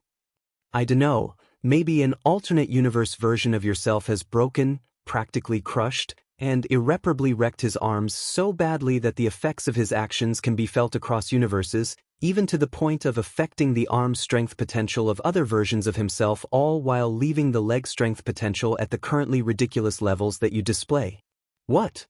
Nothin'. Try some body training?" Shimizu Mako knew that the gym, White Tiger official, Center for MMA and Muay Thai, was subpar at best and a cash grab at worst, but it was also cheaper for her to get to via a nicely sized walk, and the membership wasn't as expensive, so when she didn't feel like visiting a better gym, she went there. Most of the folks who went to it did so for that same, inexpensive reason. Still, she'd seen many students come and go while she stayed off to the side with the equipment, preferring to train alone or with other, more experienced participants who were as cheap as she was. After all, some of the newbies eventually understood that you got what you paid for when it came to the group classes, even if the equipment was fairly nice. The main trainer, Daisher, was one she'd known for many years. Sure, This was only because she'd beat him up several times since they were kids, but he'd never admit that, and unless asked she wouldn't tell. He had an ego the same size he imagined. His prick was, and it definitely showed in his teaching style, or lack thereof. He had a terrible habit of abandoning the students he felt were a lost cause, sticking to educating the ones who he felt would do well. That was precisely the reason the green-haired boy who'd been coming there since last Friday was struggling so much. It was a Wednesday afternoon and the group class was in full swing already. Those in the class were stretching and while she didn't want to admit it, it was both funny and sad to see the too nervous boy grunt and sweat just from trying to reach his feet. A few of his fellow students near him, much more experienced at that point, snickered and hid their laughs, or shook their heads.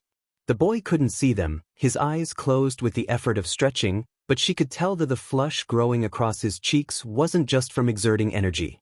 She rolled her eyes at the class as a whole. The boy would figure out he was being robbed eventually.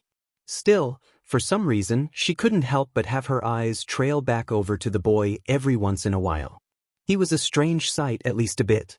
Most of the boy's speech was full of stuttering, he always came with a big yellow backpack, and for some reason, never seemed to take off his watch. He was almost rejected from being able to take classes before the boy had revealed to Daisher that he actually, for medical reasons, couldn't take it off. It was actually a monitor of sorts. So Daisher took his money and left him out to dry. Still, he came that day, presumably after school, wearing loose-fitted white shorts with a black stripe down the side, a white tee, black knee pads, and ankle supports. Some part of his body seemed to always be wrapped in a bandage since the day he'd came. His wrist had been wrapped, but now he also had a bandage on his cheek and some wraps peeking up from his left ankle pad. He also had some fading bruises on what she could see of his legs and arms. The worst part was that she could tell some of them were too old to come from Daisher's training. The man had the boy sparring on his second day with little to no preparation.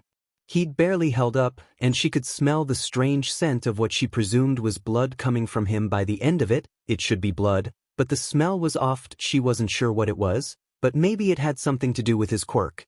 He was panting and teary-eyed at the end of the punishment, and she was sure he realized exactly what was going on. She thought he got the picture when he didn't show up to class on Monday, but then he apparently came back the next day from what she'd heard, trying to train himself to make up for his absence. He seemed completely dedicated to trying to learn some self-defense. Not that he'd be getting that, not in White Tiger, not while Daisher was training him. Even so, it wasn't her job to interfere. She was just there for the equipment, so it didn't matter in the end. The boy would eventually realize he was being bullied again. Deciding to put it out of sight and mind, she returned to assaulting the hanging bag in front of her, giving it 6 solid sets of 2 punches and a kick, 2 kicks low, 2 medium, 2 high. Each jab jostled the bag, making it jangle on its hanger, and the kick made it swing, like her leg was trying to kick through the bag instead of at it. Feeling the shift of the sand in the bag as she brutalized it always gave her a sense of satisfaction, knowing that, contrary to the past, she now had tougher muscles corded in her limbs.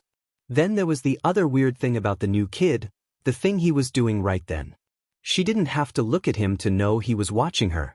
It was a shame that he was so young and yet he already was a creep, what with his staring and streams of muttering he usually did after each of his sessions. He'd accidentally done the muttering during a session before, almost like he was talking to someone else, but the ridicule he received from the others killed that as much as he could muster.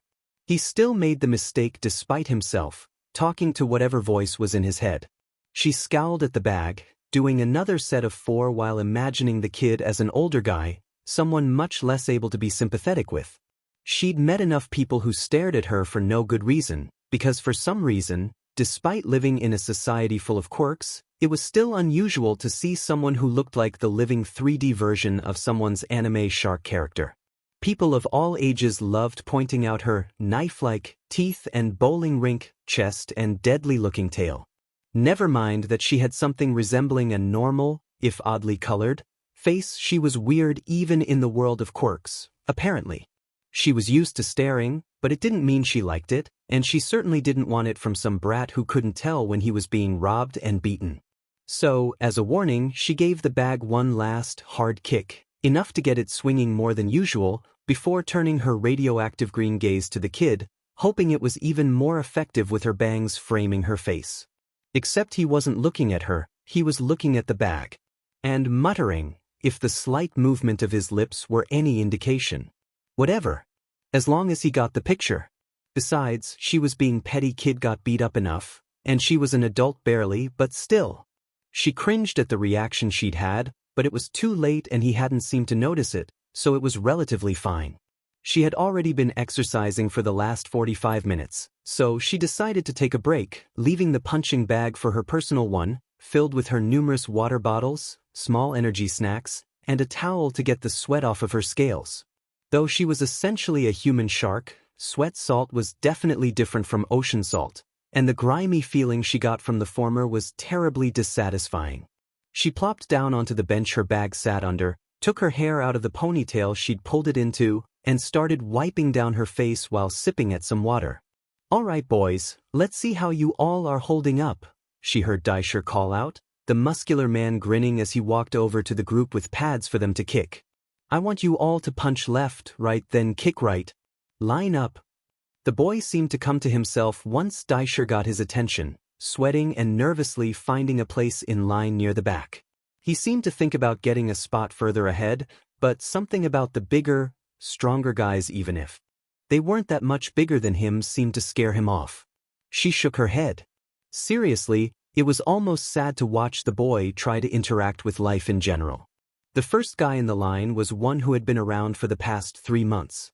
His muscles had certainly grown from his strength training, as had the force of his punches. His kick, though, she noted, was rather weak. He'd extended his leg too quickly and hadn't turned his support foot back the way he should have, so while the sound came off strong, it really didn't have as much impact. It was more like he was kicking at a soccer ball than at a pad in someone's hand. Had she been faced with a kick like that, she probably would have just grabbed his leg and let him fall over, because he was clearly not balanced well. Daisher praised him regardless. The next one, a 17-year-old newbie from a month ago, had a weak stance with his hands dropped. It was like he was putting out a target for someone to go ahead and smack him in the face. His jabs extended too quickly, as did his kick. He was unsteady on his feet and could have been tripped easily. Hell, he almost fell over after trying to kick. Daisher, though, merely told him to stand wider rather than more firmly, and gave him a strong pat on the shoulder with the pad. Sighing, Shimizu ripped open a small pack of energy gummies, chewing the head off of a bear-shaped one with her pointed teeth. It was disappointing, really. Everyone in the class was there to learn something, and they were, but not well enough. But they ate it up like it was free Ootoro or something, never questioning a single thing. The only one who had tried asking was the weird fluffy-haired kid, but again he'd stopped doing that too, after Daisher called him out for slowing the class down. Off to the side, she could hear some of the veteran gym members, the cheap ones, like her, laughing as they did their own training, most likely at the poor form of the students. It tapered off though, hushing as the next person got into position. She glanced their way to make sure, and sure enough, 2 guys were blatantly looking over at the padded sparring floor. She blinked, then turned to see what they were looking at. Apparently, they had gone through the line of students faster than she'd paid attention, because the weird boy was next, and his stance was surprisingly decent. His left foot was facing forward with the rest of his body facing a bit more diagonally.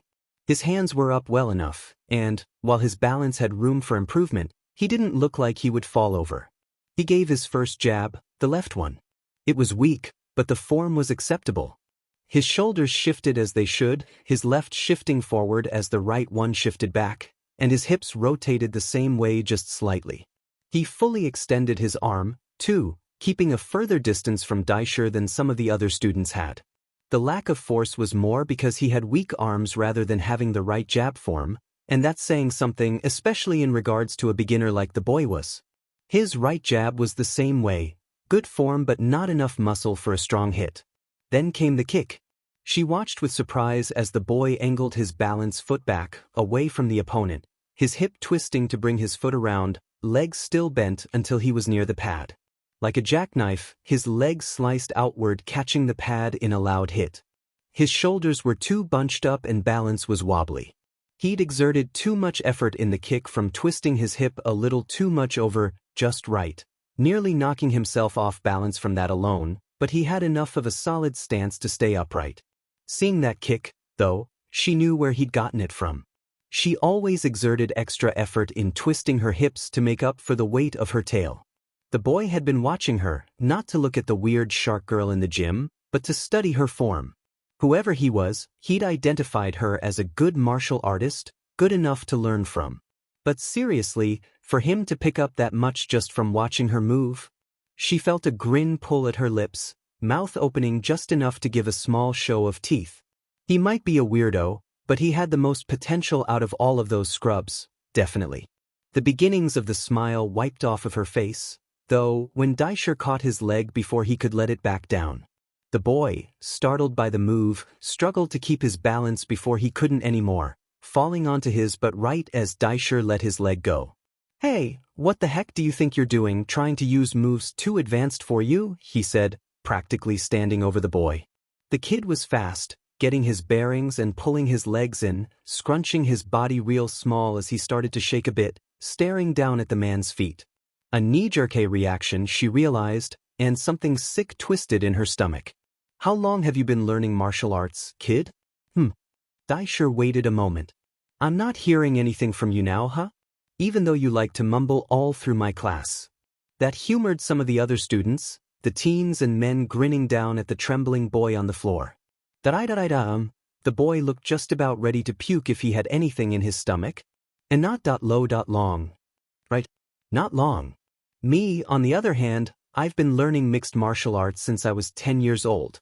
Do you see this belt? He dropped one of the pads he was holding to point at the golden belt around his waist. This belt tells the world how proficient I am in just Muay Thai alone.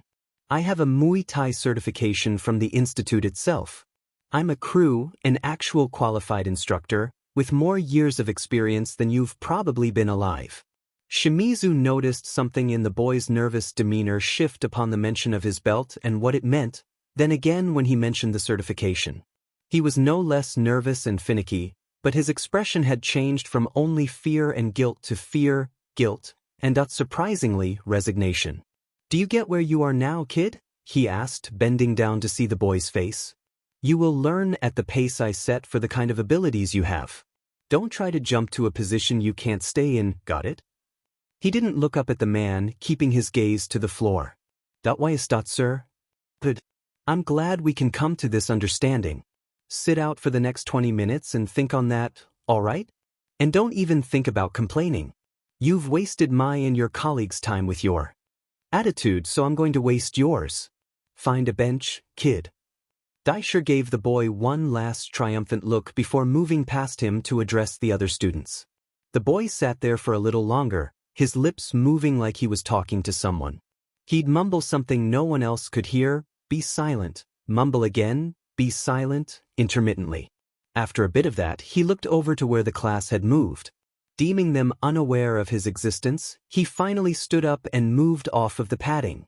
But instead of going to find a bench, he was heading to the locker room. Was he quitting? "Hey!" The boy stopped suddenly, startled by the sound of someone's voice. Still shaking a little, he looked around for a bit until his gaze set on her, sweating nervously. "'Cause she called out to him without meaning to. Shoot." Trying to play it off like she had meant to call to him, she pointed down at the open seat next to her on the bench. "Come cop a squat." If anything, that just made him more scared, his shoulders bunching up as he took a hold of his arms, rubbing them to comfort himself. Still, regardless of his desire to fly because she had a hard time seeing any sort of fight response in the boy, he wobbled his way over nervously until he was standing by the seat. Then he finally sat down, a careful but still close distance away from her. His eyes weren't meeting hers as she looked down at him. She could understand why, though. She was pretty scary to look at up close to some folks, especially since she was pretty tall, her teeth poked out from her lips, and black scara wasn't necessarily a good combination with gleaming green. She considered how to address him for a moment, before deciding and opening her mouth to. "I'm sorry." She blinked with her third eyelids, mouth still open. I was low looking at you a bunch and I know I see can be creepy, I should just asked you about it, B but I didn't W want to annoy Y because Y you always look so FF focused and W when people get into the Z zone it's bad to I interrupt them, your hips. The boy's mouth snapped shut. A part of her felt unfortunately relieved. She wasn't sure how else she'd get a word in if he hadn't. When you kicked, you overcompensated at your hips. Her gaze shifted to him then, pointing at her tail, moving the large thing for good measure. I have to compensate for my tail, but you don't. That was the biggest problem with your kick. Something else entered the boy's look then as he stared at her tail, something akin to curiosity. I was aware that might be the case. I just wasn't sure how to alter my weight. That changes from person to person. You just need more practice.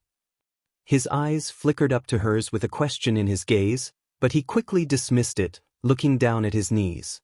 He'd started to rub at his arms again. Why do you want to learn mixed martial arts? She studied the way he stiffened before he started to rub nervously at his neck, embarrassment coming off of his body in waves. I just want to get stronger. That's all. And it's less mixed martial arts that I want to learn Muay Thai. She rose an eyebrow. Why? B because my legs are much stronger than my arms, and Muay Thai has a lot of kicks more than other arts that I've seen. I wouldn't mind learning mixed martial, but I want to focus more on. That wasn't a bad observation. Muay Thai really was known more for its kicks than anything else. If he wanted to focus on leg strength, she could see why he'd latch on to Muay Thai. So, if he actually did his homework on the martial art, then? She grinned. You know more about MT than you let on. So when Daisher started talking about his credentials, she actually nearly snorted at the derisive look on his face. Muay Thai doesn't have belt colors or certificates traditionally. That I don't know how long he's done the art, so it sounded fake as all hell, she laughed out, continuing to laugh with her head tilted back. She didn't care if that turned a few heads her way, the boy was hilarious. Literally no one else she'd seen in Daisher's class had ever pointed out the lack of an official belt system in Muay Thai, or the fact that certification to teach was useless if they didn't have the fight experience. Not that Daisher would tell them what his fight experience was, or he'd have to admit to losing to her all 29 times they duked it out. So for the straw to break the camel's back to not be getting beaten up during sparring, but because the trainer was a pompous a-hole was practically gut-busting. Who knew he had some untapped sass?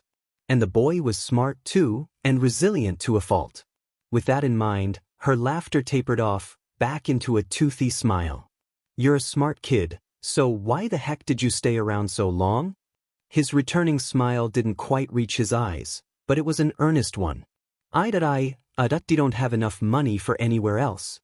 Makes sense. I only come here cause the membership price is cheap. She sighed, calming down from the emotional high. Her own embarrassment started to set in, and her smile chilled back into a much more appropriate, stoic line. Still, it would be a shame for you to lose this opportunity. You've already paid for the class this week, right? What days do you come here? He was looking at her straight on then, eyes wide, that question back in his gaze. Do you mind if I go get something real quick? No. The boy scrambled to his feet then, scurrying off to the locker room. She blinked her third eyelids, watching as he left, then turned back to take a swig from her water bottle. As she did, she started to catalog the boy's reactions to her as well as to others, and she found something pretty surprising. Fear reactions were almost constant towards other people probably abused or something, as much as that disgusted her to think. He rarely met Daisher's eyes, but after a bit of talking he met hers. He shrunk in on himself around other tall people, but she was one of the biggest people in the room and he'd stopped squeezing in on himself as much once she'd pointed out the error in his form. Rather than being afraid of her quirk, he seemed more afraid of what she was going to say. In fact, he'd looked curious at her tail and when he met her eyes, he did so unwavering. So, he wasn't scared of her. Not as much as other people, at least. It usually took folks weeks to get used to her.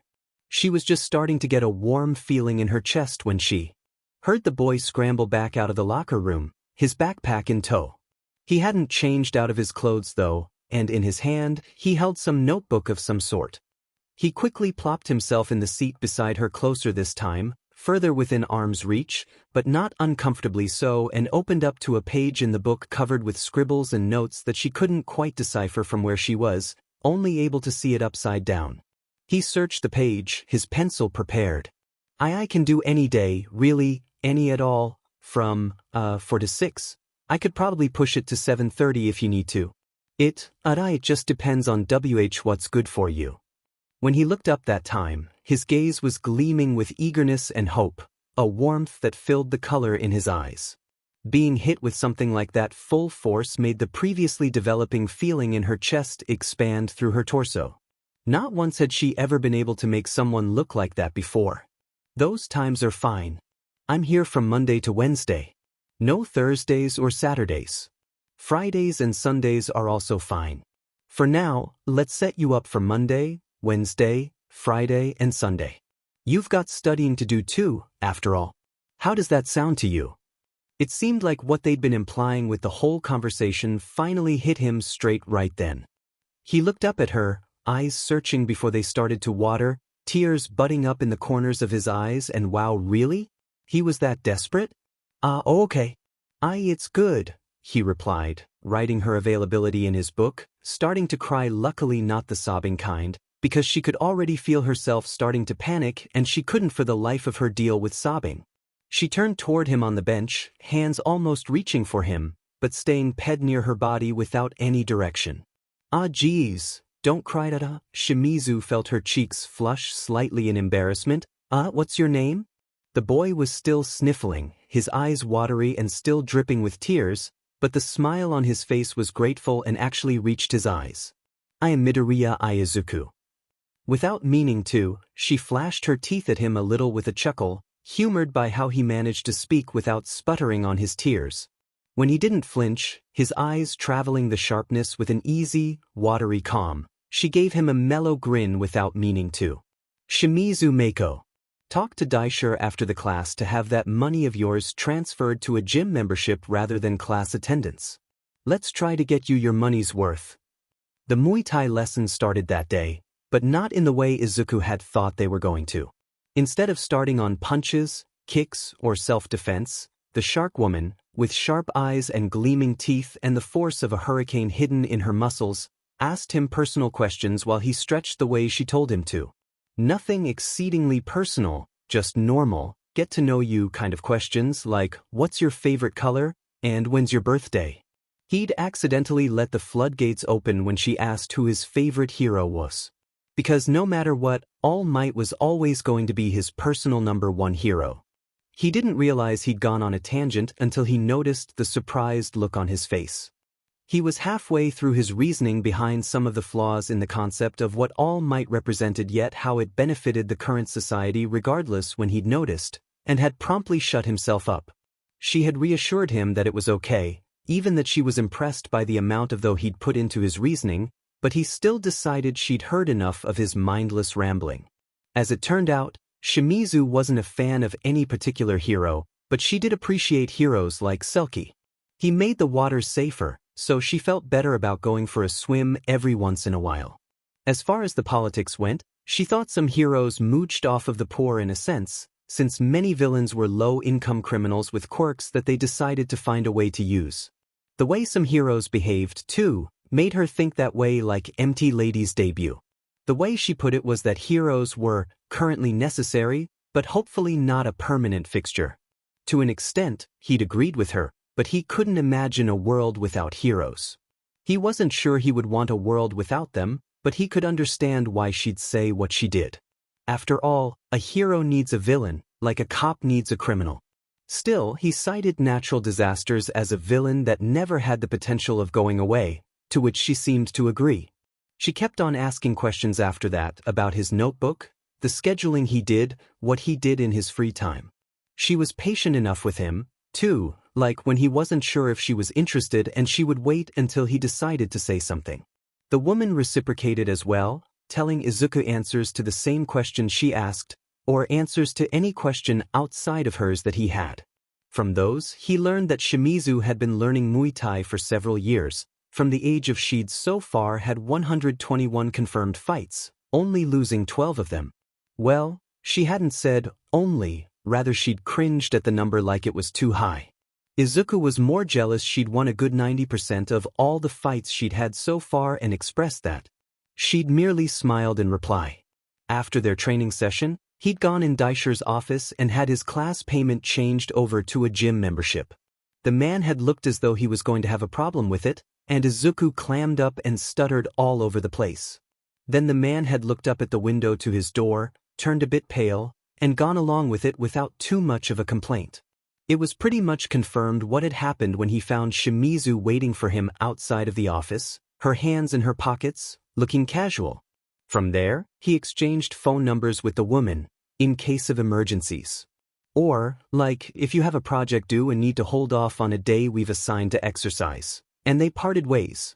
The next time they met was that Friday, as planned, and his training fully began. As it turned out, the questions were mostly just so they could get more familiar with each other, so they could understand each other's verbal and nonverbal language, so they don't accidentally misread each other during high-stress training. It had helped him, honestly, since he could tell now that she wasn't irritated with him when he messed up despite the stoic expression she often. They did a lot of stretching in the beginning, though not as much as the first day, then jump rope and shadowboxing, the latter in which she gave him tips to correct his form.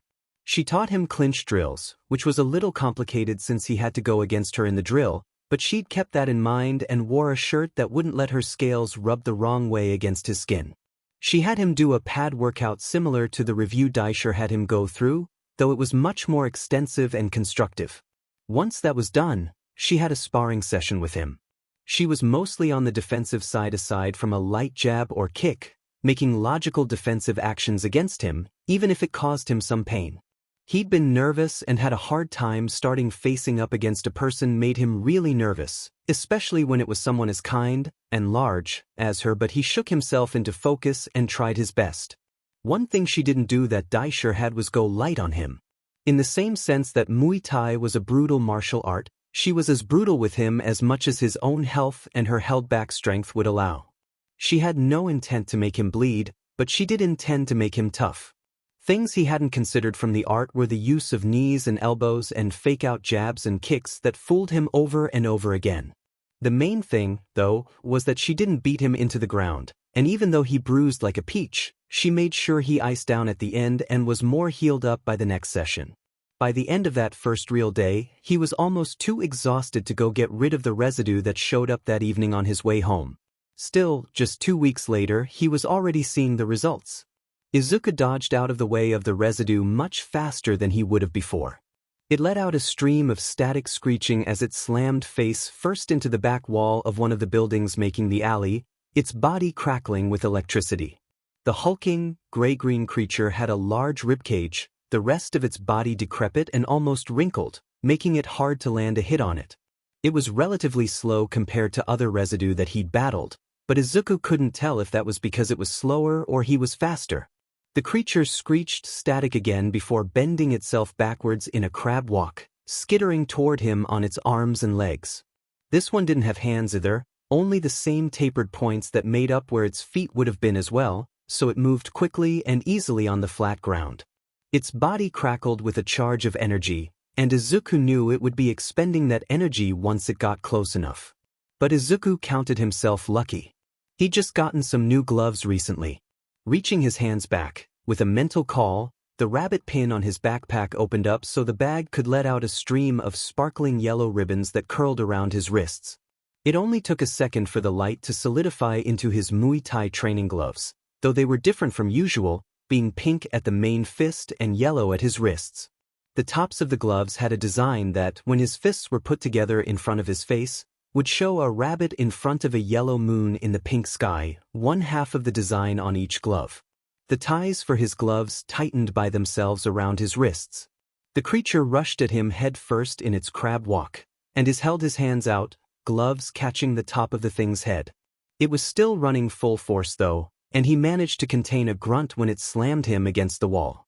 As soon as it did, it let out the electric charge it had contained in its chest, shocking everything around it. Leather, though, was an insulator. Izuku kept his hands on the top of its head, only vaguely feeling the electric sting in his body through the magic-enhanced gloves he wore. He waited until the charge dissipated and it tried to back away before he moved. Quickly, he kneed it in the back of its neck, making it bend its head back with a hiss, limbs trembling from the brunt force as Izuku's yellow magic struck its way partway into its neck. The boy rose his right elbow high before bringing it down on the front of its neck, connecting the two strikes of magic that bled through its form. It gave one last, aborted screech before its facial static went completely yellow. Izuku sighed, shifting from between the creature's body and the wall it had pinned him against, crawling under it so he could stand further away. He barely managed to move fast enough before it turned to stone and broke down, greenish crystals with a white, ribboning core rising from what was left of its body. He deactivated the magic that made his gloves and turned his watch toward the crystals, which swiftly SED them in, after which he already felt a boost of energy and healing pressing through his veins. Duh, just look at you. You're definitely not a rookie anymore. And the use of elbow and knee there? What? Scrumptious. His face flushed furiously at the compliments even as he scurried away from the area, which was quickly becoming occupied by curious viewers. He could have sworn he heard a few cameras go off, which, not good, but his getaway was more important than being concerned about his face. He looked up at the buildings beside him, all of which were unfortunately 5 or more stories up. Really, he hated causing property damage. Still, he had to get away, so he ran toward one wall before jumping off the ground toward the other building, leaving a cracked dent in the ground. He hit that one 2 stories up, quickly hopping off of that one as he left another crack, then hopped off the other building at 4 stories up. That one had him high enough to vault over the edge of the first building he jumped off of, and he landed on the roof with minimum stumbling.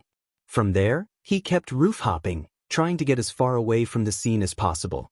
Yeesh, rather than civilians, shouldn't they be called, like, action vultures or something? I mean, I can't say anything, he huffed, landing on another roof before running and hopping onto another one. I do it all the time. Well, I mean, it's you, kid. So just because it's me, it's reasonable? He had to almost be at least 3 miles away by then. Isn't that hypocrisy? I have never once said I wasn't a hypocrite. He sighed. At least you're honest. After some searching, he found a place to hide behind a big billboard a few ways away from the spot of action. He still had some time before the train home would be rolling back into the station, and he didn't want to be accidentally recognized at any point, so he figured it would be best to stay away from as many people as possible, even if it meant being high up. Temporarily, he deactivated his magic, sighing as he took a quick rest. So, your fight this time was only about 4 minutes. Well, to be more clear, 3 3/4. You've slam-dunked your 5-minute average into the trash. Seeing how far you've come makes me feel SNFF like a proud parent. One who hasn't done much, but still. He felt his cheeks heat, but otherwise said nothing, pulling out his phone to search the net for any facial shots. So far, the news was focusing on the fact there was yet another residue attack gray men. The public called them gray men. He had to get used to that, and they only had a picture up of the remains of the defeated creature. He sighed with relief. Hey, Izuku, I was just thinking.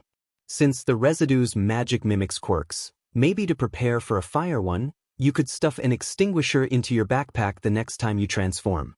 For a second, the boy imagined himself, transformed, sneaking a fire extinguisher into his bag and almost laughed himself.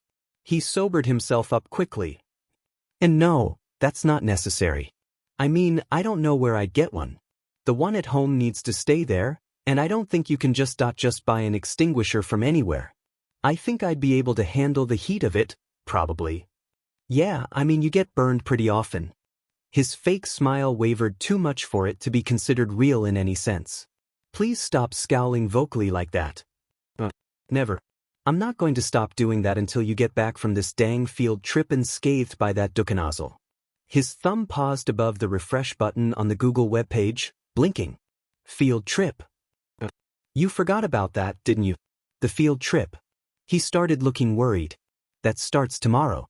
Well, now he absolutely looked worried. For 3 days and 2 nights.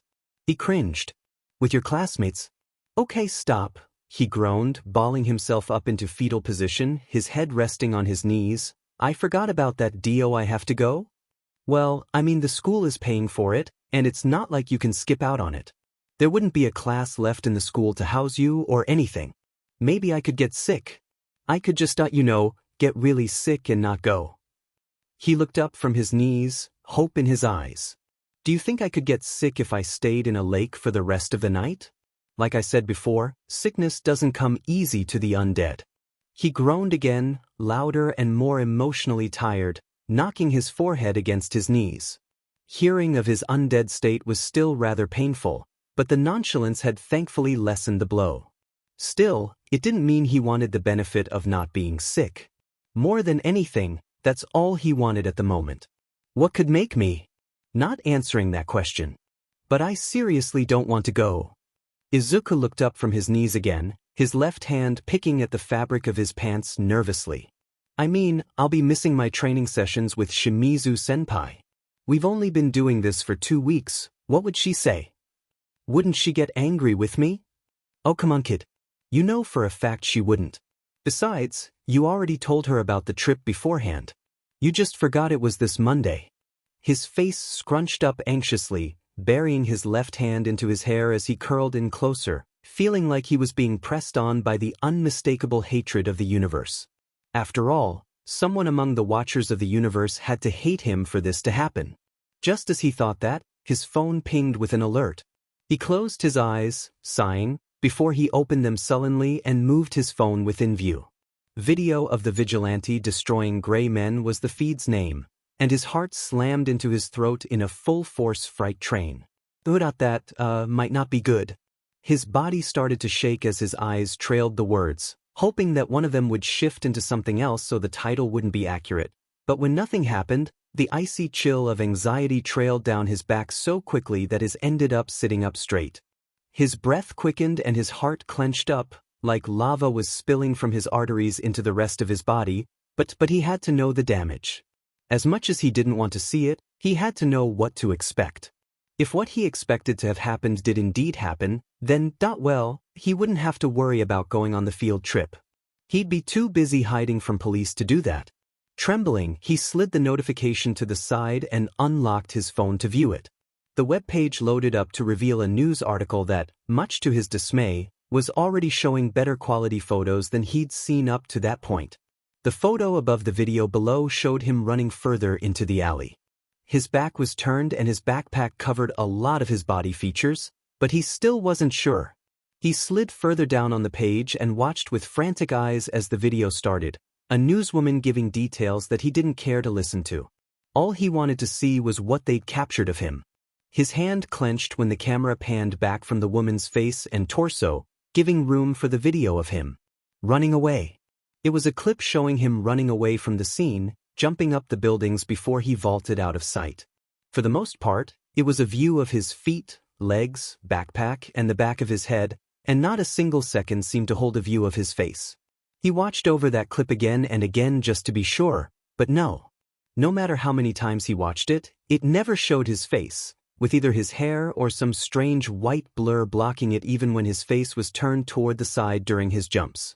In fact, when he watched it a 5th time, he realized his arms were much lighter than they usually were, too, with the same, strange white blur over them.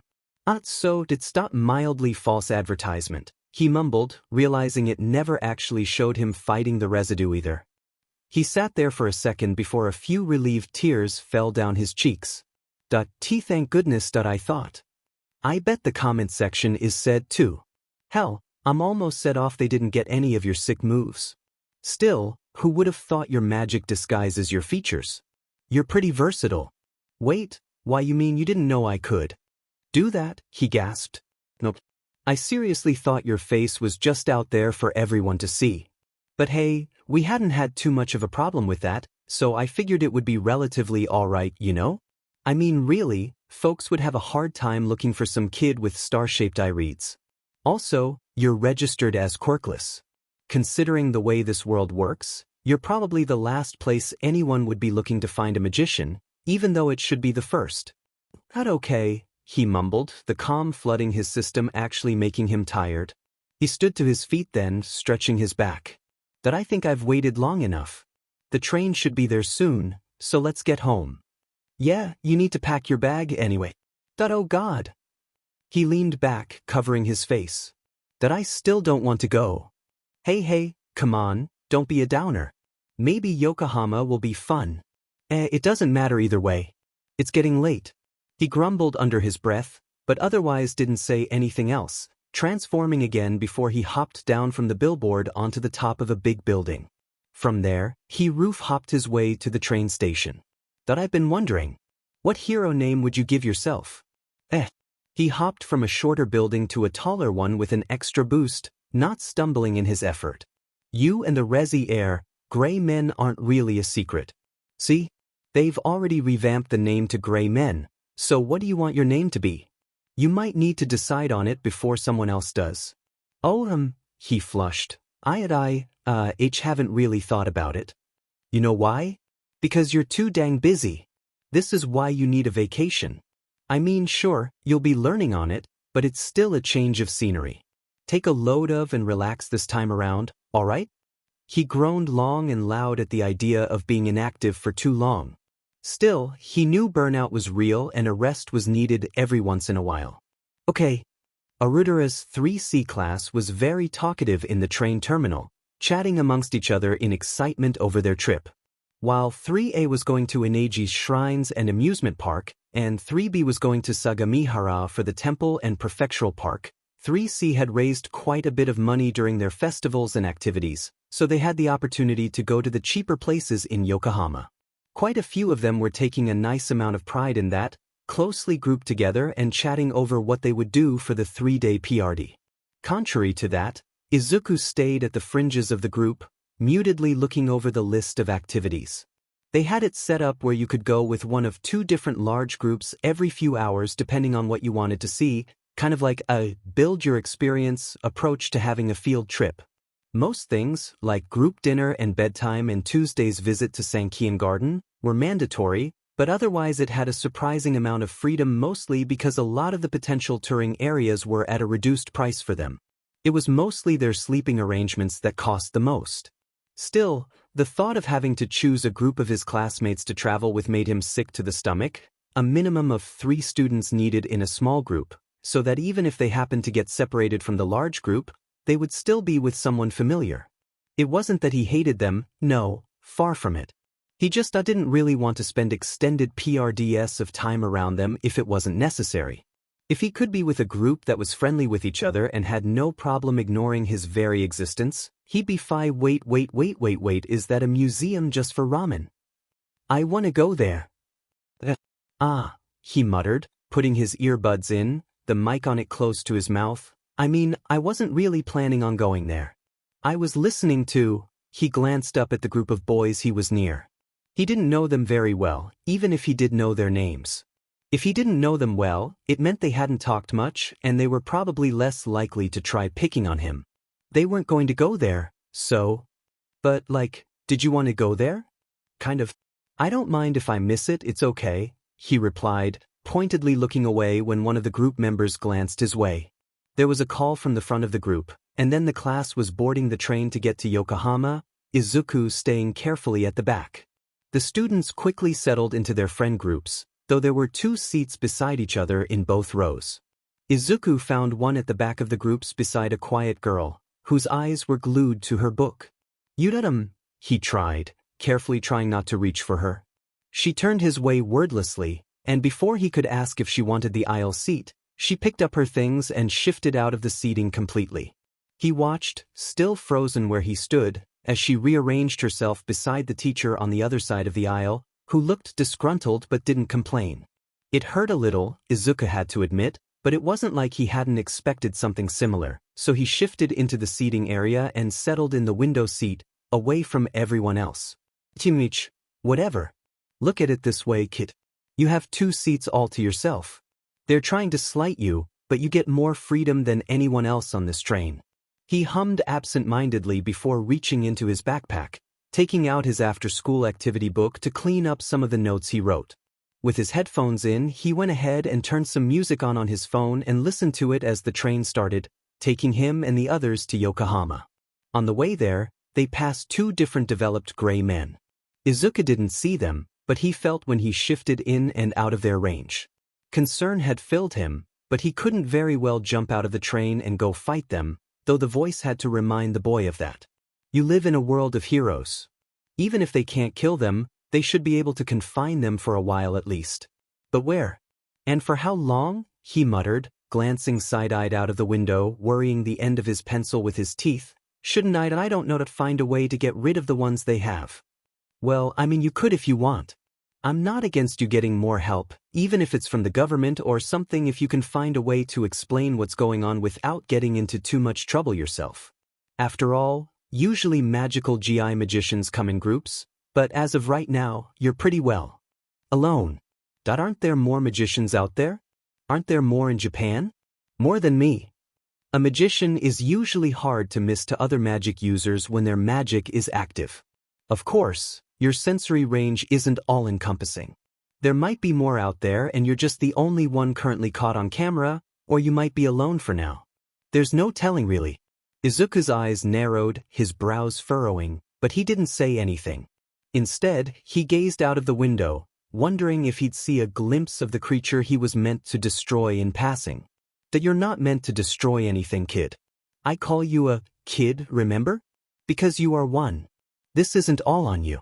He didn't reply, staring out. Eventually, the feeling of the presence faded, and he turned back to his booklet. After a moment, he wrote a note. Find others if possible. Get help. Another one? What's its size?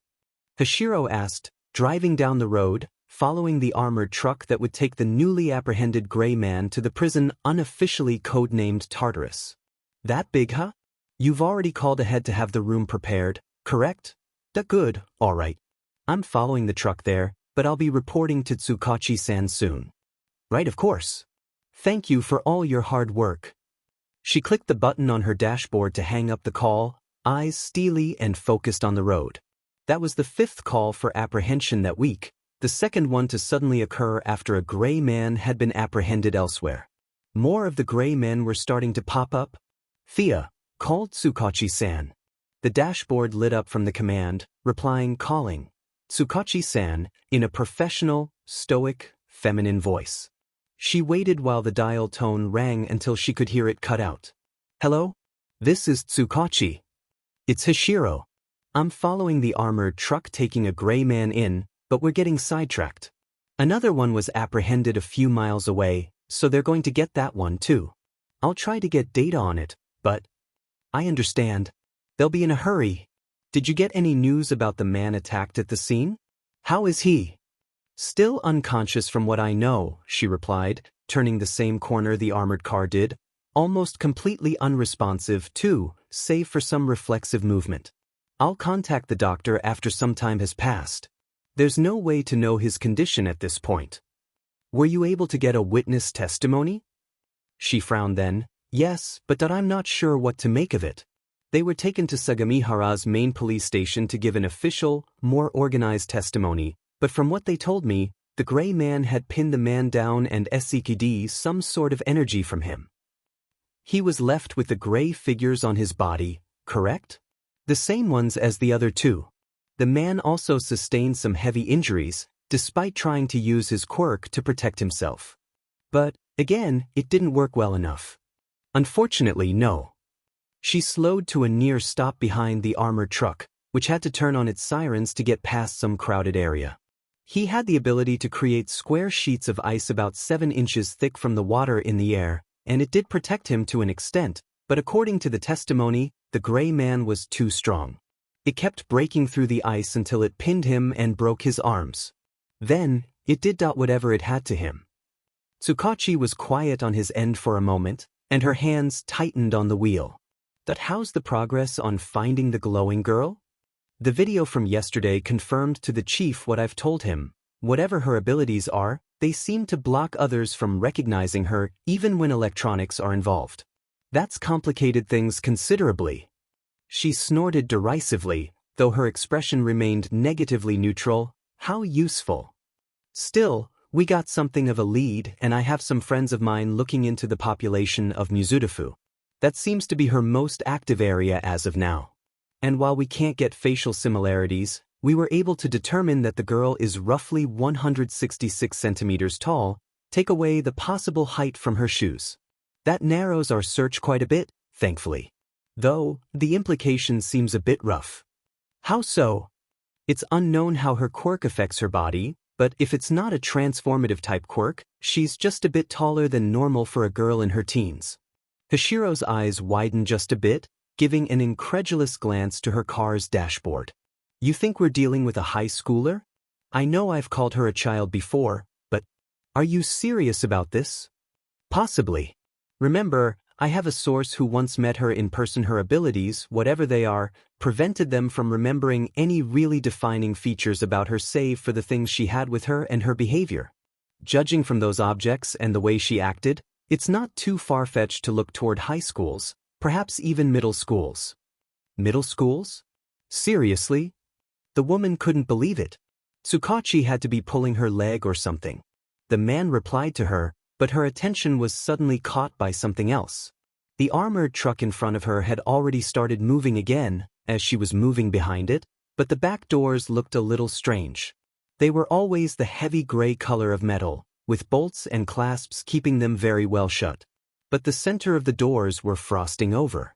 Little crystals of ice were spreading from the center, tracking its way across the door to the ends. The center of the closed doors were starting to turn a metallic shade of blue. Tsukachi-san. I'm about to send you an image. Check your text messages. She blinked at the door, firmly committing every piece of ocular information she could to memory, then sent it through the connection to Tsukachi's phone. She started slowing her car down, just to be on the safe side. What does that look like to you? After a moment he replied, his voice firm. Hashiro, you need to get from behind that truck. She was already ahead of him, having backed up a good 3 cars away from the truck. I'll call you back. I need to call the drivers and let them know why. Suddenly, the frosted part of the door cracked.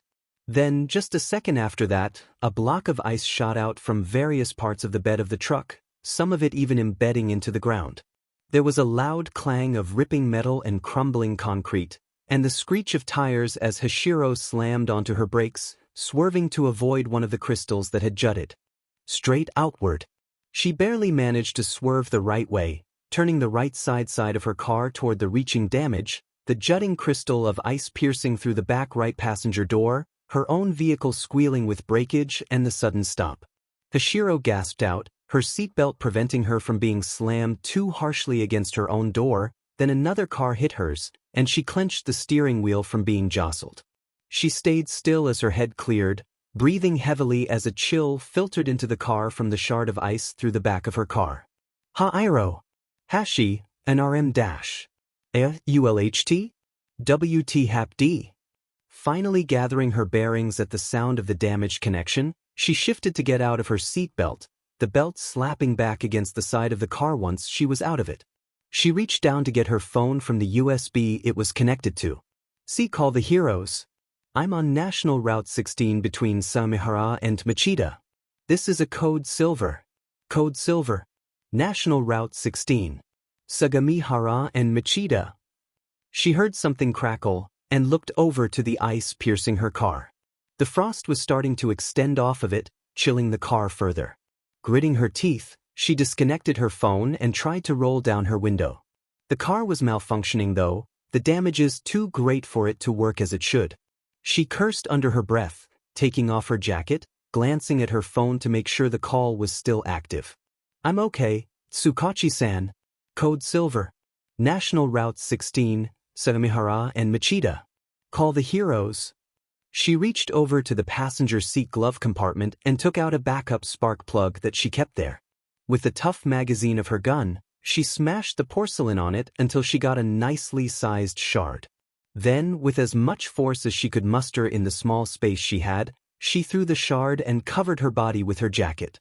The sharp point on the porcelain was enough to shatter the window, some small, insignificant pieces falling onto her leg. She quickly broke the biggest pieces of glass off, pushing them outside, before wrapping her gun in her jacket and running it over the smaller shards, trying to make it as safe as possible for her to crawl out. Another crackle from the metal on the other side of her car had her quickly scurrying out.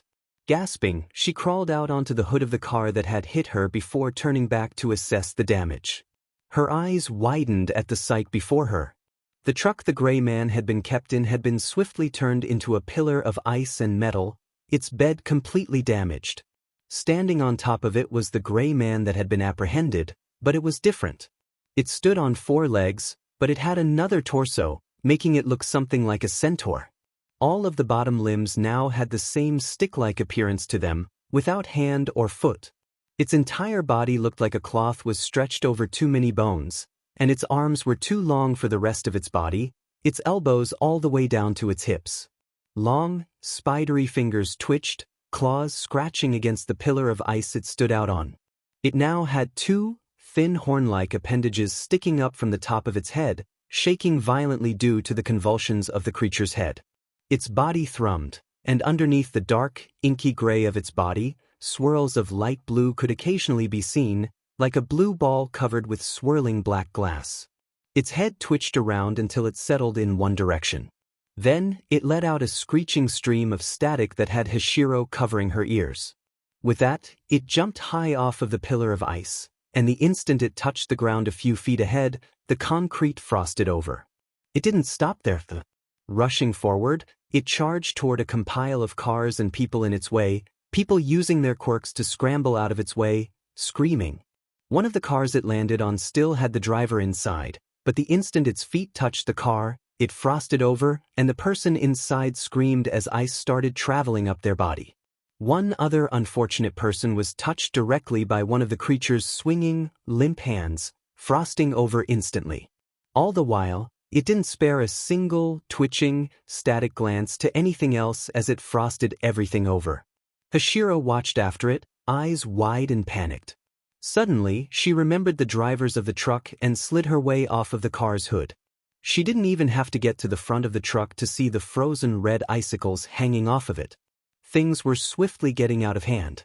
Upon arriving in Yokohama hours before, despite his initial negativity, he brightened instantly at the sight of the unfamiliar city. There were several buildings he wasn't familiar with cropped up and several large groups of people traveling the streets in droves. He could even see the marine tower once they were out from the train station. He'd quickly snapped a picture of the building that then, after a moment of consideration, turned to take a selfie with the tower in the background, grinning a little lopsidedly with the aborted effort of a peace sign near his face. He had cringed, but still sent the picture to his mom with a message to let her know he arrived safely. As the teacher helped the kids onto the bus they were taking to the relatively cheap ryokan inn they'd be staying at, Izuku had decided last minute to send the picture to Shimizu as well. He hadn't been sure why he'd thought to do such a thing, but he'd figured it would either be a hit or miss situation with his teacher-not-teacher. He'd hoped she wouldn't be put off by it at least. He had been surprised when, moments later, his phone vibrated with a return text message, not only from his mother, but also from Shimizu-senpai. His mother's message had been a simple "be safe and send pictures." Amazed face. She'd gotten more used to using emojis over time, and it was really starting to show in her text messages. He'd smiled at the text, sending a quick reply, before turning over to the one from his trainer. Shimizu's message had been surprising. Have fun. He hadn't been able to help the snort that escaped him, covering his mouth to keep from giggling outright. That had gotten him a hard glare from Kaken, who fussed loudly about him shutting up, but even after the scolding session and the jeers from his classmates, he couldn't bring himself to feel bad. He had to think of some more fish puns. Or was it shark puns? Was she making a pun about fish or sharks? Not that sharks aren't aquatic, but there was a difference in the grade of joke he'd have to look into if she focused more on shark puns than fish ones. It would require more research into her taste in humor. In the meantime, he'd decided to send back a laughing, crying emoji. Of course, that was hours before. Now, while with the group of 7 students he'd gotten stuck with at the Yokohama Museum of Art, he was looking at his phone at a mass text message from his teacher, demanding that all students follow police and hero direction and try to get to a safe house in the midst of what seemed to be a very large-scale gray man attack. The one that was swiftly freezing its way towards the very city he was in. That's so much for a vacation, I guess. It was May 11th. The occupants of the museum were bordering on the state of panic, sweat rolling from their foreheads from the sudden spike in body heat and emotion as they tried to make sense of what was happening. The workers had already started to escort them to safe places in the museum, but others were trying to leave entirely, trying to the nearest train station and leave Yokohama entirely. If the gray man was still far off, they could leave the city and be fine. Arguments were starting to break out from anger and fear, but at the very least no one tried to harm any of the art in protest. Not yet. He was huddled close to the other 6 students from his class, most of whom were frantically texting with their teacher and other students in the group chat made specifically for the trip. Their guide, a calm, middle-aged woman with laugh lines and a sense of humor when it came to art, was the solid, firm-eyed barrier between the children and the droves of other people, having secured a bench for them to sit on whilst they waited for orders. In the growing concern, the students had forgotten to shun him off of the bench, so Izuku was granted a nicely sized seat on it. Rather than trying to contact the teacher, he was quickly skimming the web for as much news on the gray man as possible.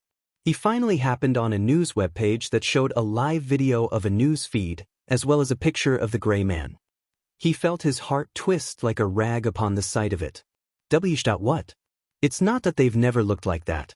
Why does it look like that? He muttered lowly, trying to not draw attention to himself. Looks like some unlucky guy had his magic stolen. Either that or it ate another gray man. Ate another? Stolen? Remember, kid, you can add 0 to 0. It'll still be 0, but in the case of magic, it'll be a bigger 0. Magic can consume other magic. You do it each time you absorb crystals, which is justified, since errant, mindless magic no longer has control and leads to stuff like this.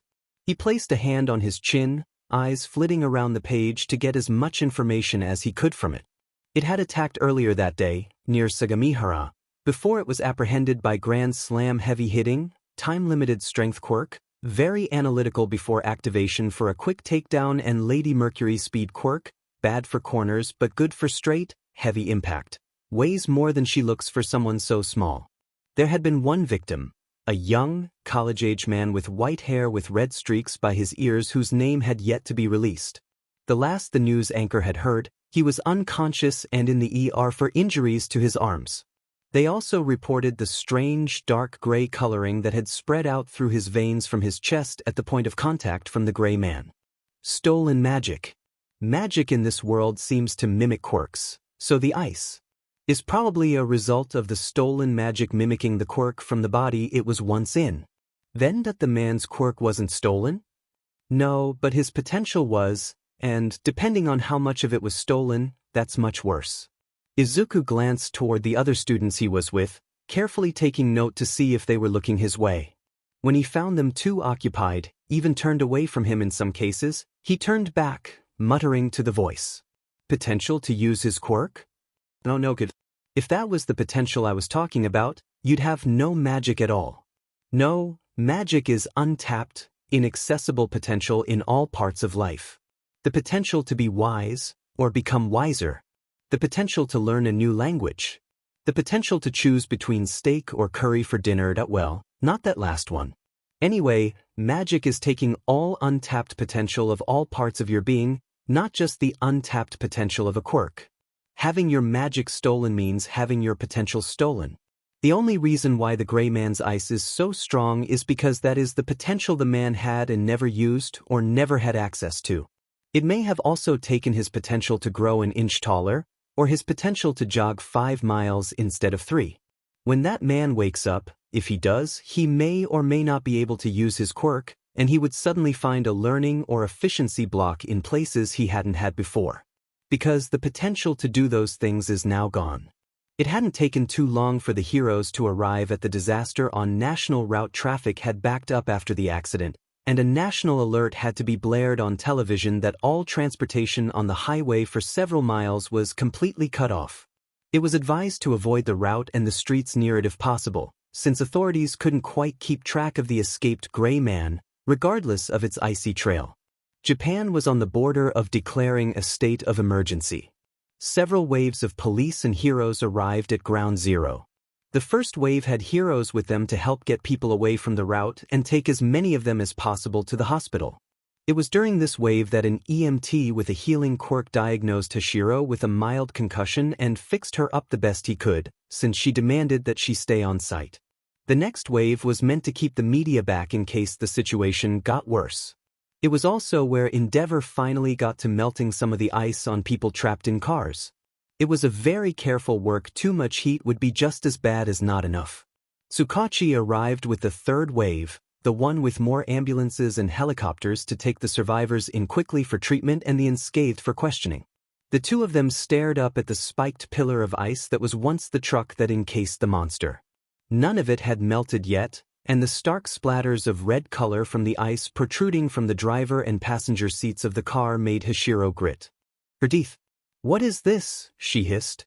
"This level of disaster, it's as if quirks have been discovered all over again." Tsukachi said nothing, eyes traveling the truck, committing it to memory in a different way than Hashiro could. What kind of quirk could do something like this? I don't believe it's a quirk. Hashiro turned to him, eyes wide. What? Tsukachi usually had something of an easygoing expression on his face. That had always seemed to be his default. But right there, it was replaced with a melancholic fury, eyes cold as steel and mouth drawn to a straight line. Yet with it, his gaze trembled with the slight sliver of fear. He let out fear of the unknown. "You're right, it's as if quirks have been discovered all over again, except I don't think this is a quirk. I believe we're dealing with something else, perhaps related, but nevertheless it's something we can't name without help. We have too many unanswered questions about quirks as it is, like why they appeared and where the quirk factor originates, but this breaks even the quirk rules that we do know. Stealing abilities is not common among quirks, especially with the symptoms that follow, yet this is the third gray man to do so. Have you called the Special Forces unit?" He glanced her way. "I called them on the way here.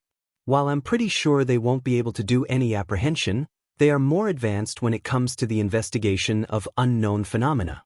We should at least be able to get some answers for what all of this is, and from there, we can develop our countermeasures." Hashiro nodded, turning back to the pillar of ice. "Which heroes are going to attack the Gray Man?" "Nightquake, Clementine, and Mock Barrier are going to attempt to intercept it. They hope to apprehend the Gray Man before it enters Yokohama, but if not, citizens are already in the process of being moved to safe houses. The heroes here will be able to assist once the damage here is cleared up." Hashiro clenched her elbows nervously. "Will that be enough?" Tsukachi looked away from her, eyes narrowing. "It will have to be." Once the news that the Gray Man was nearing Yokohama spread via the news, the stiff, string-thin piece that had settled among the citizens inside pulled too taut and snapped. The people erupted into a frantic haze, trying to rush to the doors or find safe places inside of the building. Even though the museum security tried their best to calm the situation, it wasn't working well enough, even to the point that some of the more panicked citizens started using their quirks. One man in particular used his wing quirk to push people out of the way, trying to fly out of the building somehow, most likely by breaking a window. He was subdued before he could, but that had given the rest of the people very bad ideas and set off the security alarm, the noise blaring through the museum. The student guide demanded as loudly as she could that they hold hands so they wouldn't get separated, and out of shock from the burst of chaos, they did so without complaint. The hand Izuku held onto was clammy and shivering. Yayo Mesa-san body enhancement quirk went hand in hand with the horns coming from her head. Typically a cheerful if somewhat boisterous person, looked like she was trying not to cry and failing to, watery tears starting to trail down her chubby, pinkened cheeks. Her hand wasn't necessarily holding his, but he wouldn't blame her for it. After all, she seemed to be too scared almost to move. Initially, he'd felt a rush of panic at the burst of chaos as well, but that had calmed quickly. He had to stay rational, had to think fast. After all, it was a Gray Man attack. He'd dealt with those plenty of times, and he could deal with it again. He just needed to find a way out. Isn't this actually a good opportunity, Izuku? With these people panicking, security attention is scattered. You could probably find a way out of here. You'll need to if you want to reduce the casualty count. Casualty count. Because magic didn't follow the world's rules all that well, and some quirks just plain didn't work on Gray Men at all. And magic was best pitted against magic. And he was a magician. It was no different from any other time he'd faced off against one of them, save for the apparent power boost it had. If he didn't do something, nothing would be done. His hand tugged as the line started to move. Some of the security there were directing the people who were listening to follow a large group to a nearby safe house someplace bigger than the museum that could reasonably house more and do more for citizens than their current place could. It would probably be to a mall or, if they had time, to the nearby convention center. Izuku knew that if he ended up there would be no way he could get out or transform. He looked up from his phone, watching the backs of the other students' heads. They were turning frantically, their usual bravado replaced with sweat, tears, and shaking. Icy fear had colored them so differently from usual that they felt like completely different people. All because they were afraid. For a split second, he imagined their faces slack instead, eyes unseeing and bodies stiff with the cold, inky, sticky chill of death. And he let his hand slip from Yaomesa's when their line was pushed against by others hurrying to safety. She didn't even cry out or call out to him, too caught in her own fear to recognize that he was gone. Or maybe she did, and she was just blocked out by all the other voices calling for their lost, separated friends and family. Well, it didn't matter either way. For once, he'd take advantage of his normal appearance and general forgettability. He wasn't necessarily short, but he was short enough to not be outstanding among the other citizens. Keeping relatively low, he searched his phone for layouts and exits, hoping to find some place he could slip into and get away from everyone else. The main group is trying to get out through the main entrance. I'm sure others are trying to get out the west entrance, but it's better than being around the bigger group, he thought. If I slip out through the west entrance, maybe I could find some place to hide and transform from there. With his course set out, he stayed low and inconspicuous as he shifted from current to current in between the mass exoduses of people. He was pushed and shoved all over the place. More than once, someone pushed him too harshly into someone else and more anger spiked among the escaping folks, but true to his plain nature, he was able to slip away pretty quickly so the irritation wasn't aimed in his direction. The last thing he needed at the moment was for someone to target him. Struggling to not fall and be trampled in the panic, he stayed upright, fighting to find the way to the back. Finally, he had a breakthrough. A few smaller groups were shoving their way toward the slightly spiraling staircase to the west entrance and parking lot, some even still trying to use the nearby elevator to get there. Izuku let himself roll with the flow, and once the staircase was in view, some of the pressure cleared up as the people ran down the stairs at different rates. He almost got knocked over at least 3 times, and he slipped on one of the stairs, almost landing on his butt, but he quickly got his balance after each slip-up and managed to not hurt himself.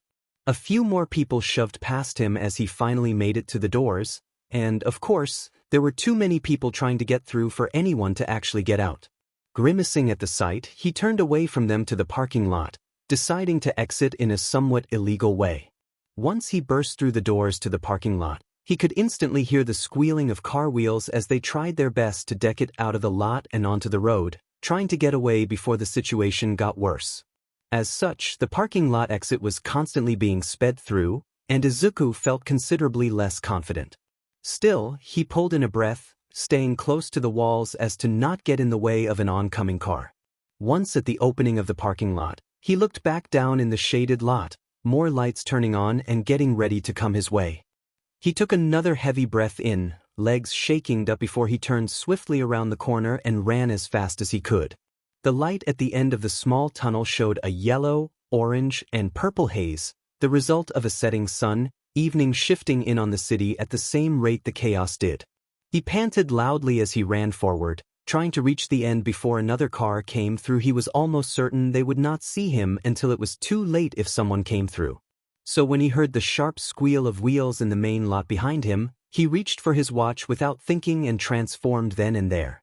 Still running, the yellow ribbons flicked over his body as his speed suddenly increased, as his lungs mellowed, as his sweat dried. Pants turned to thigh-highs and knee pads, shirt turned to a knee-length dress made with a material he wasn't sure of. The tied back of his apron flapped in the wind as he burst out from the parking lot exit, and not looking back, he kept running. In his current state, he could feel it even more than he had when he wasn't transformed. The inky, tar-like aura of the gray man curled against his legs, making them wobble out of terror, but his internal mantra kept him running, even as he hopped over the cars in the main street and dodged escaping citizens, looking for a more secluded place to plot and wait for the enemy. If I don't do it, no one will. If I don't do it, no one will. If I don't do it, no one will. The gray man is coming. 6:24 p.m. The gray man made it to the border of the city during the most beautiful part of the setting sun. Tall and imposing, its feet caused crackles of ice to spread where it stepped, intricate ice cell designs twirling and crackling against the suddenly cooled concrete. Its head twitched eerily as it kept stepping forward, hissing out in a stream of static as its face flickered in light. The streets were abandoned, the government alert having spread fast enough for citizens near the cusp of National Route 16 and 1 to flee or hunker very, very deep down into their buildings. It didn't seem to care either way, freezing the roads as it passed from street light to street light, disrupting the electricity in some places from the chill that suddenly came over the systems. People inside the buildings made sure to stay out of sight, but the braver ones hid behind furniture in them, peeking out and holding their cameras, recording the creature's march as it came closer and closer to the coastline. Aside from the clicking sounds of still working street lights and other electronic functions, and the crackle of ice as it formed unnaturally in the warming environment, an otherworldly silence permeated the spring air. It passed several stores and residential areas, even a police station, before it iced over a railway on its path toward a major highway. That road, too, even though it was a major one, was blocked off and deserted, giving the creature several lanes of space to walk upon. As it made its way to cross the entire road, nearing the Onpanman Children's Museum, with its colorful statues, creative build, and childish designs, it paused, noticing a figure standing on the road with it. Long, stringy black hair fell along their back and sides onto the road below it, so much so that one almost couldn't see what else the being was wearing. They wore an all-white kimono with a high collar and sweeping sleeves, though the black sleeves of a long-sleeved shirt could be seen at their wrists. The bottom of the kimono nearly dragged on the ground below, and there was no obi tied around their waist. The only other thing among the long black hair was a no mask, a hanya with pointed horns and a jealous, furious, golden teeth grin spread across the mask's gleaming face. "Gray man, can thee understandeth and heed mine own words?" they said, their voice guttural and thick, like molasses. "If tea be true thee can, I shall warneth thee only once." The figure hunkered down, bending forward as their legs bent to support the weight shift, arms hanging limply from their shoulders, fury exuding from their form. "Surrend are and repent." When the gray man did nothing more than hiss, its head twitching erratically, the figure's fingers curled like claws, and the long hair around them started to float in a wind that wasn't there. "Very well. If tea be true thee shall not surrender, we shall force thee to thy knees." Rather than the figure moving forward themselves, their hair move out from where it was floating around them, extending suddenly to reach for the gray man. The creature screeched out a hiss of static before quickly sidestepping out of the way and running full force at the long-haired figure. They didn't even move as it came close, its hands up and fingers twitching with eagerness to grasp and destroy. The gray man suddenly dogged left out of the way of another barrage of hair, some of the strands twisting together to make grasping fingers that strove to cling to and suppress the creature. The figure stuck their left hand, and the left side of their hair flew out from near them, creating more, tar-colored limbs that reached for any part of the creature's body. Said creature continued to dodge out of the way, the hair twisting after it. Eventually, it settled on one part of the highway before dashing forward faster than before, hissing. Before it could get too close, though, it smacked itself roughly against a nearly invisible wall surrounding the figure. It staggered backwards with a loud, angry screech, before backing up further, still facing the long-haired figure. As it turned out, the figure hadn't been alone. Behind them, a man in a blue, white, and yellow hero suit held his palms out toward the creature, the big yellow gloves revealing the strange, fan-like attachment in the palms. He grinned widely with shining white teeth, his yellow shades hiding his eyes.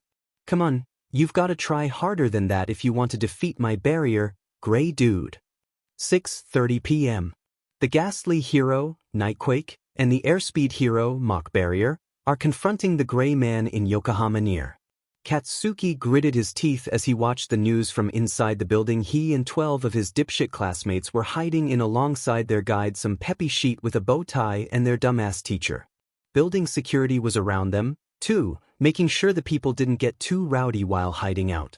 Turning on the television and having the news on caught everyone's attention quickly, and any pending arguments had calmed considerably at having something to focus on. If they weren't watching the news on the television, they were on their phones, or they were still trying to contact their friends and family. Katsuki hated all of it. He was stuck in the building with a bunch of simpering extras. Wanna be a hero? What bullshit. They couldn't even stay calm in the middle of an attack. What made them think they could ever be heroes? That's why he was the one going to Yuta. He clenched his hands together, little explosions bursting in his palms from his sweat. One of the security members gave him a sharp look, but seeing as he wasn't causing any damage, ignored him after a moment. The fucker should just focus on all the sobbing, hair-trigger idiots in the room rather than him.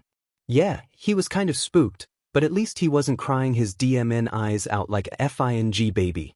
Oh sheet, they lost Midoriya, some extra muttered, and... Wait, what? Katsuki hadn't realized he'd yelled that aloud until he noticed the extras looking at him with varying degrees of fright.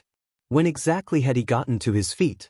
When none of them moved to reply, he turned to the teacher, a scowl on his face, ready to demand what the kid meant, but the dumbass was looking freaked, frantically typing on his phone before he started making a call. There wasn't much that made their homeroom teacher haggard after all. He'd dealt with a bunch of bullshit failures of students for most of his academic employment, so he'd apparently seen it all until he met an actual success like himself. Katsuki's palms burned with the desire to set off even more, but he held it back. Sitting back down roughly, he reached into his pocket and pulled out his phone, looking for the first time during the whole trip at the group chat. Some idiot Yayomesa or whoever the F had apparently let go of his hand without knowing. At least, that's what he could get from the absolute disasters that were their text messages. The place they were in had been stupidly crowded, and it was very likely that Deku was lost as F-. No one had any idea where he was. In the middle of a villain attack. And he's quirkless. That time, he did set off an explosion in his hand, a loud one that had the security rushing over, ready to subdue him. He didn't care whatever placating words his homeroom teacher said, diving in between him and the security, begging for them to wait. He didn't care about the way the security went from hostile to concerned. He didn't care about what anyone else was saying. How the F did they lose Deku? Out of everyone, he was the absolute least capable of taking care of his FNG dumb nerd self. He was quirkless for FS sake. How could they lose him knowing that? They were a bunch of FING failures, and Deku was an even worse one, letting himself get carried away by the crowd. These people were the ones in charge during an attack? These guys? It was literally their job to keep track of people, and the lost track of one of the weakest ones.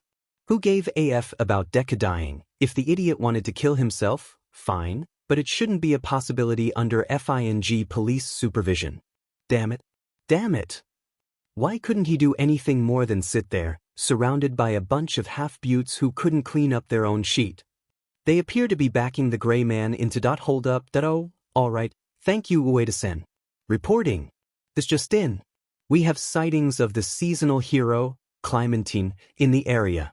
She's perhaps helping Nightquake and Mock Barrier apprehend the monster. As the fight approaches downtown Yokohama, we can only hope she's in on whatever plan the heroes have come up with. Additionally, while we are currently unable to confirm whether this is true or false, we also have tweets and messages coming in of seeing Mizudafu's glowing girl approaching the scene from near Yokohama's coastline. The group chat kept pinging with new messages from the other students. Katsuki didn't bother looking at it, his fists still clenched and threatening to burst with fire. 6:36 p.m.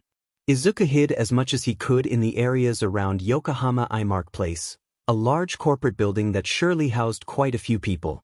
Still, he'd needed a place to assess the situation, and as long as no one tried to catch him or something, he figured he'd be fine.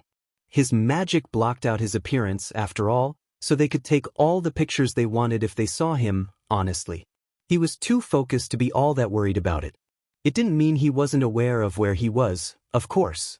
He still flinched when the ice got a hair too close to mock barrier for his comfort, or when the hero's barriers sent the monster a few inches into the ground. He also had to make sure he was safely ducking out the way of any stray concrete that sprayed up and out from their furious, lengthy battle.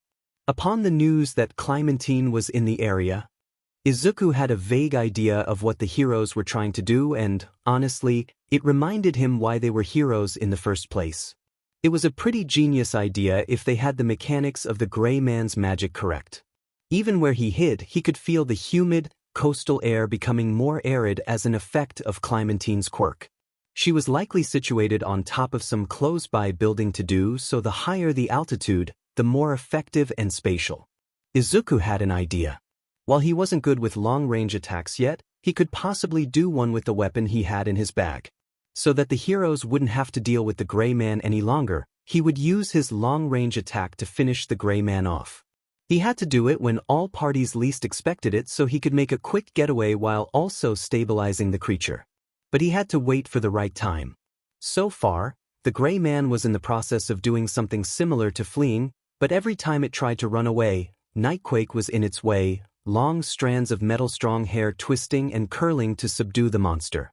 Mock Barrier stood on his own as well, constantly making walls to defend himself and Nightquake while also trying to keep the creature in one general area. It had worked relatively alright, except they were inching closer into the city. Izuku was almost sure it was trying to get to the Pacifico Yokohama National Convention Hall, where many of the citizens had been moved to when they couldn't evacuate in time. Izuku couldn't really determine why, but perhaps it simply wanted to cause that sort of chaos. It was more likely that it saw the convention hall as an all-you-can-eat cafe, though, and that scared him the most. Still, he didn't need to interfere yet. The heroes could handle this part. So he watched from his hiding places as Nightquake tried again to encapsulate the beast, only to use that same bunch of hair to destroy a weakened line of ice, as Mock Barrier created fields that crushed the stone and metal it hit against in the midst of the battle. They were strong, and Clementine's assistance would only prove even better. They were heroes. And yet, for some reason, a drippy, gluey, rotten fear wouldn't stop trying to clog his lungs. 6:43 p.m. The Gray Man dodged another swipe from the hair pursuing it before it struck its foot against the ground, creating a line of ice that trailed sharply in their direction. Nightquake shuffled to the side, looking as though they hadn't moved their feet at all, like they were floating. Mock Barrier created another block of solid, hypercondensed wind before slamming it down onto the monster, who screeched static and tried to push back against it. It only lasted for a bit before its legs bucked and it fell to the ground, embedded into the concrete. Mock Barrier huffed, trying to keep the force up, but he was already fatigued. The battle had lasted longer than anticipated, and Clementine's work still wasn't completely done. The plan wasn't ready just yet.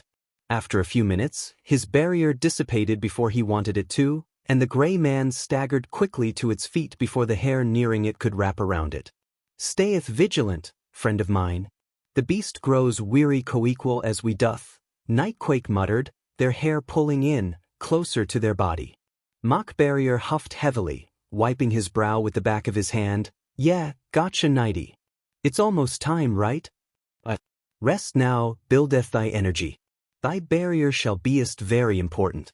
In thy stead, I shall pursue our foe." Nightquake bent low before suddenly shooting forward, their kimono billowing in the air as they came closer than ever to the creature. Right as it reached a long, wrinkled hand forward to grasp them, they ducked under it and tried to slice at it with hardened hairs as they passed, but the monster jumped off to the side. Nightquake jolted forward again, keeping up their momentum as they quickly sliced and grasped at the creature. It responded in retreating but hissing angrily as it did, trying to get away from the hero in front of it. The Dark Hero kept this movement up for another 5 spurts, each spurt shorter than the last, each dodge from the Gray Man less accurate.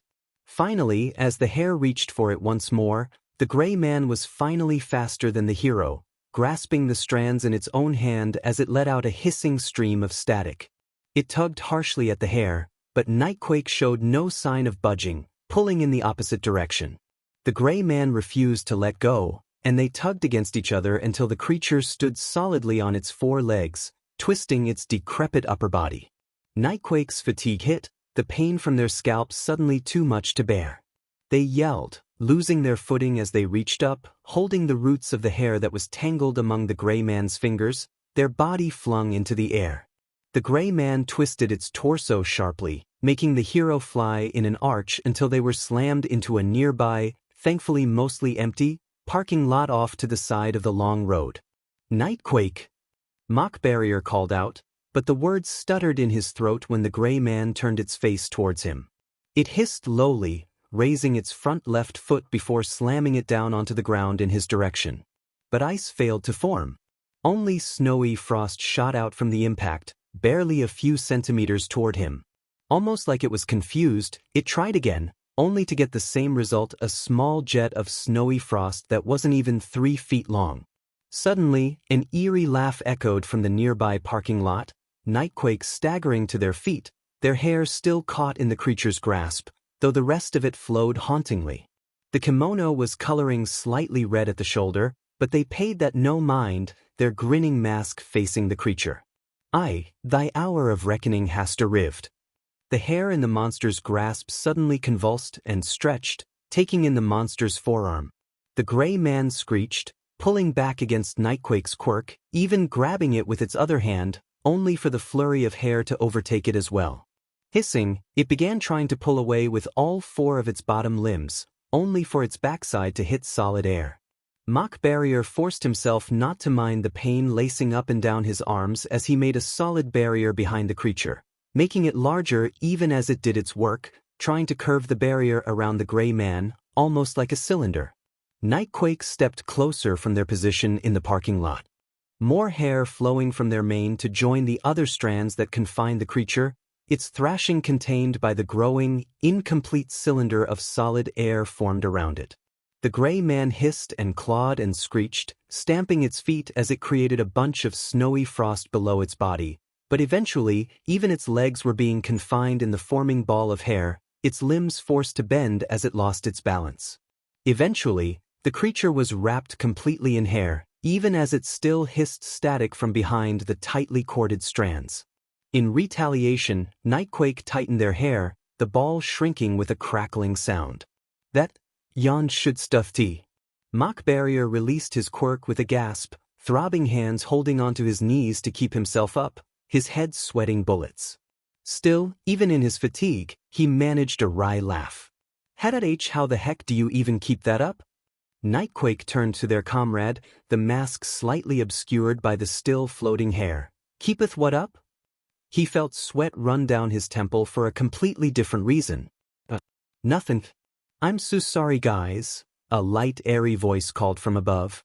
When the 2 heroes looked up, they saw Clementine, clad in her orange rain boots, white leotard, orange poncho, and coconut leaf hat.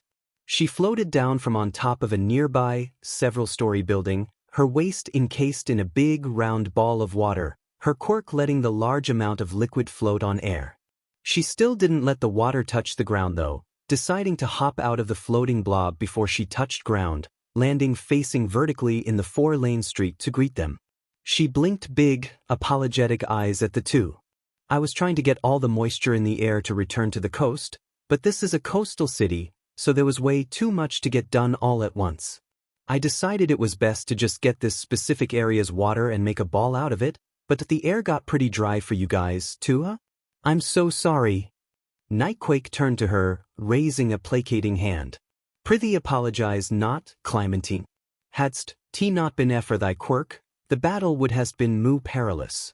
Clementine stared at them with wide eyes and a patient, questioning smile, head tilted just slightly to the left. Nightquake stared at her for a moment, almost willing the other hero to understand, but eventually turned away.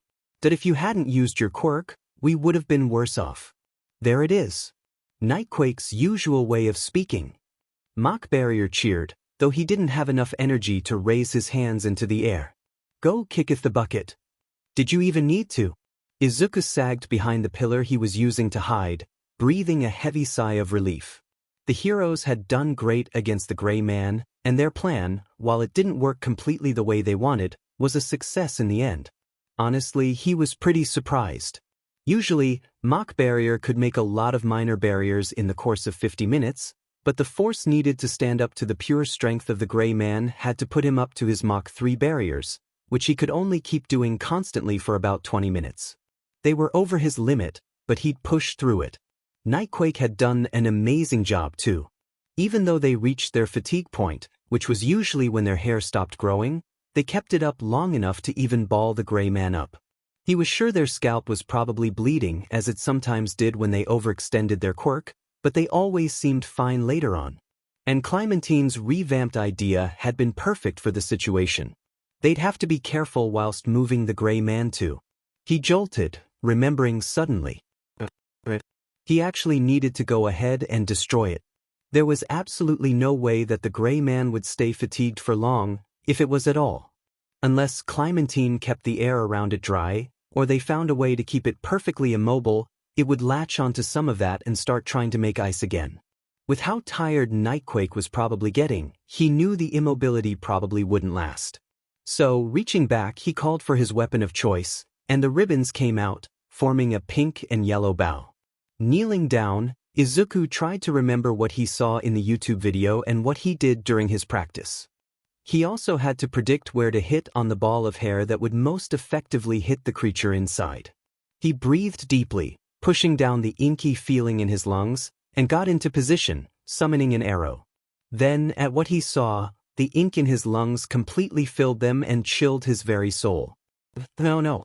They hadn't predicted the Gray Man's abilities correctly after all. 6:49 p.m. The only warning that Nightquake had gotten was a startled cry from Clementine. Nightquake felt a sharp pain at the tips of their hair before they lost feeling completely, the strands that held the Gray Man stinging with cold at their scalp. Suddenly, the ball of hair they had formed around the monster thunked onto the ground, covered completely with frost. The icy cold was quickly traveling up the strands. Snapping out of their surprise, they detached their connection with the hair, the unfrozen strands quickly cutting off from the frozen parts like a lizard separating from its tail. What is? Before they could finish the sentence, the ball froze over completely before it started to crack. Get from around it. Back away, they cried out. Mach Barrier staggered backwards, caught off guard, but still managed to back away quickly. Clementine jumped back as well, the ball of water floating behind her still, separating the three heroes into a Y shape around the Gray Man, Clementine alone. I thought they said it had an ice quirk.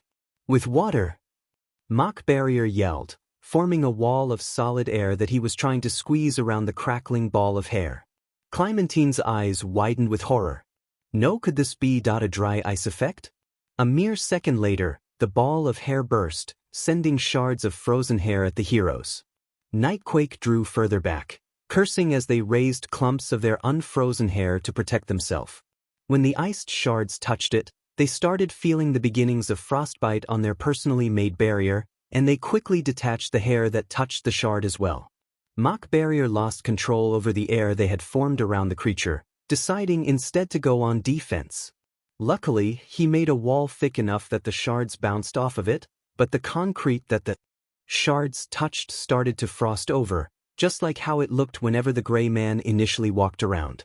Clementine, thinking quickly, pulled the ball of water from behind her to catch the shards thrown her way. When they connected, a big burst of fog flushed out from that side of the ball, flowing down and starting to cover the ground. Staggering, the Gray Man stood where it had previously been confined, body trembling and throbbing with blue energy in the strange, stained gray glass look of its body. It took one look in Clementine's direction. Then it shot towards her. Nightquake's hair wasn't fast enough, but Mach Barrier quickly threw up a wall between the monster and the other hero. Yet, it hadn't been strong enough, the man recoiling as the barrier was quickly smashed through. Clementine yelped, trying to back away, but she wasn't fast enough. The Gray Man jumped into the sphere of water the hero had formed. First, there was another large burst of fog that spread out in the street, blinding the heroes. The next, among the fog, Mach Barrier and Nightquake heard a sharp crackling noise. Then they heard Clementine scream. Unable to see or do anything, the two other heroes gritted their teeth and waited for the fog to settle. It took a few moments, but the haze of white lowered enough for them to at least see what was in front of them, even if they could still no longer see their own feet. The gray man was encased in the ball of frozen water, still moving in it as if it were wading in liquid, its head shifting and twitching erratically even inside of its shield. The ball created a frozen stand that held it above the ground, like a crystal ball on a pedestal. Instead, it was a round, frozen fortress that still spouted fog near the bottom of its icy form. Sticking out of the ball were several spikes, particularly around the bottom of the sphere. It was on these spikes that Clementine had been impaled. She appeared to have tried to run to the other heroes, but her back and arms were stuck to several shards of ice as blood ran down her back. Her head was dipped forward as she twitched, struggling, her mouth and eyes open wide in agony. Mock Barrier felt a cold terror strike in his heart, and Nightquake bellowed in rage. 6:52 p.m. C. Clementine is down. It looks like she's been severely injured. Though the gray man had been captured in Nightquake's grasp, it appears that the creature's abilities were beyond what was anticipated. Right now, we have reports of backup swiftly moving in. We can only hope they will arrive in time. W8. It looks like Nightquake is. The many sheltered people watched in alarm as Nightquake rushed the pedestal of ice, hair flaring behind them. The pedestal formed a lot of little crystals on the ball's face before shooting them out at the hero, but Mock Barrier wasn't out for the count either, creating and destroying several small, quick walls to assist the furious hero while not impeding their forward dash. The shards broke and fell on the walls, but made more ice along the ground once they fell, freezing the concrete in places the heroes still couldn't see due to fog. That didn't stop Nightquake from continuing forward, hair poised to attack. Once close, the hair they had clumped together increased greatly, hardening together before slashing at the spikes of ice that Clementine was impaled on. With a loud crack, the ice broke off, some pieces still stuck in the hero's body, but more hair reached forward to catch her before she fell to the ground. As the hair that cut the ice started to freeze over, it fell off from the still active hair, Nightquake bringing Clementine's body close to them. The pedestal shined with the body inside, then, and more spikes of ice formed on its surface before shooting out at the two heroes. They were quickly pulled back though, a strong barrier of air shoving the two back away from the creature as fast as possible as Nightquake didn't resist the force. It appears that Mock Barrier and Nightquake were able to retrieve Clementine, but she's still in critical condition. Backup is still a few minutes away. Though it looks like Nightquake might be unable to continue fighting. The people focused on the ghastly hero, and surely enough, the only active hair the hero was using was putting pressure on Clementine's wounds, the hero holding her close in their arms. The rest of their hair was cut shorter and slightly frosted at the ends in jagged cuts of detachment. The top of the hero's head looked slightly red, too, but they couldn't quite tell if that was their imagination or the screen. If that's the case, then it's up to Mock Barrier to stay on the defense while the other heroes arrive. Reports say 12 minutes. If Mock Barrier can last for 12 more minutes, the other heroes will be able to take care of the situation and Clementine can be given intensive care. As the reporter said this, the pedestal began to glow and shift more furiously, and shards of ice and cold started shooting off of it at a rapid pace. Mock Barrier had jumped in front of the other heroes though, and started creating barriers to fend the ice off. Still, it looked like they were breaking apart as quickly as they were being formed. The citizens watched on from their screens, helplessly. Izuku watched helplessly from his hiding spot at the side of the building, hands trembling. He could hear Mock Barrier's air fields dissipating just as quickly as the hero formed them. He wasn't being given enough time to solidify them well enough, and even if he did, the hero couldn't hold it for long. The battle had been going on for at least 30 minutes. He was already past his limit. Izuku knew he had to do something. But what could he do that 3 pro heroes couldn't? He wasn't all that strong, not yet, he needed more training, and his speed left a lot to be desired, and the ice was too good of a defense, there was no way his measly arrows could get through it, and if he touched it, his skin would freeze over like Nightquake's hair did and he couldn't do it, he wasn't ready, this was too much all at once, he couldn't trump 3 heroes, that'd be a stupid thought, he could. Breathe. Izuku realized he'd been mumbling out loud breathlessly, losing more air than he was taking in, the edges of his vision going dark. He gasped and covered his mouth as he tried his hardest to not hyperventilate. That's a kid. Breathe. Hold it out. Hold it out. The boy followed the voice's instructions as the darkness started dissipating. Eventually he could breathe well. Enough without the reminder, and hunkered down further in his spot. All right. I know this looks bad, and it's a particularly tricky situation, but kid, don't compare yourself to heroes. Don't measure yourself by quirks. You don't have one. You know what you do have, though? Magic. And that's what this situation needs. But you are more qualified and capable of this than you give yourself credit for. Do you know how many others of these could be around had you not been getting rid of the minor gray men? Sure, those heroes got the ones in the more public areas, but they let the ones in other communities lie, and you cleaned up their mess. You've learned tactic after tactic, skill after skill, and you're still evolving. So use what you have. He gazed out at the fight again. But what if it's not enough? That's the thing about you, kid.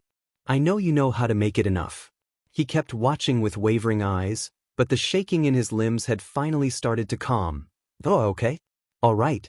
Okay. So, first things first. What's the first question you need to ask? What it's weak against. Bingo. So, air. Or wind pressure. There hasn't been a lot of wind today, so perhaps that's why it's been able to control its powers so well. But against all the heroes here, Mach Barrier's been the one strongest against it. That's not to say Mach Barrier's air force isn't stronger than steel, but where steel would freeze over, it's hard to freeze air unless you somehow manage to freeze the oxygen and nitrogen.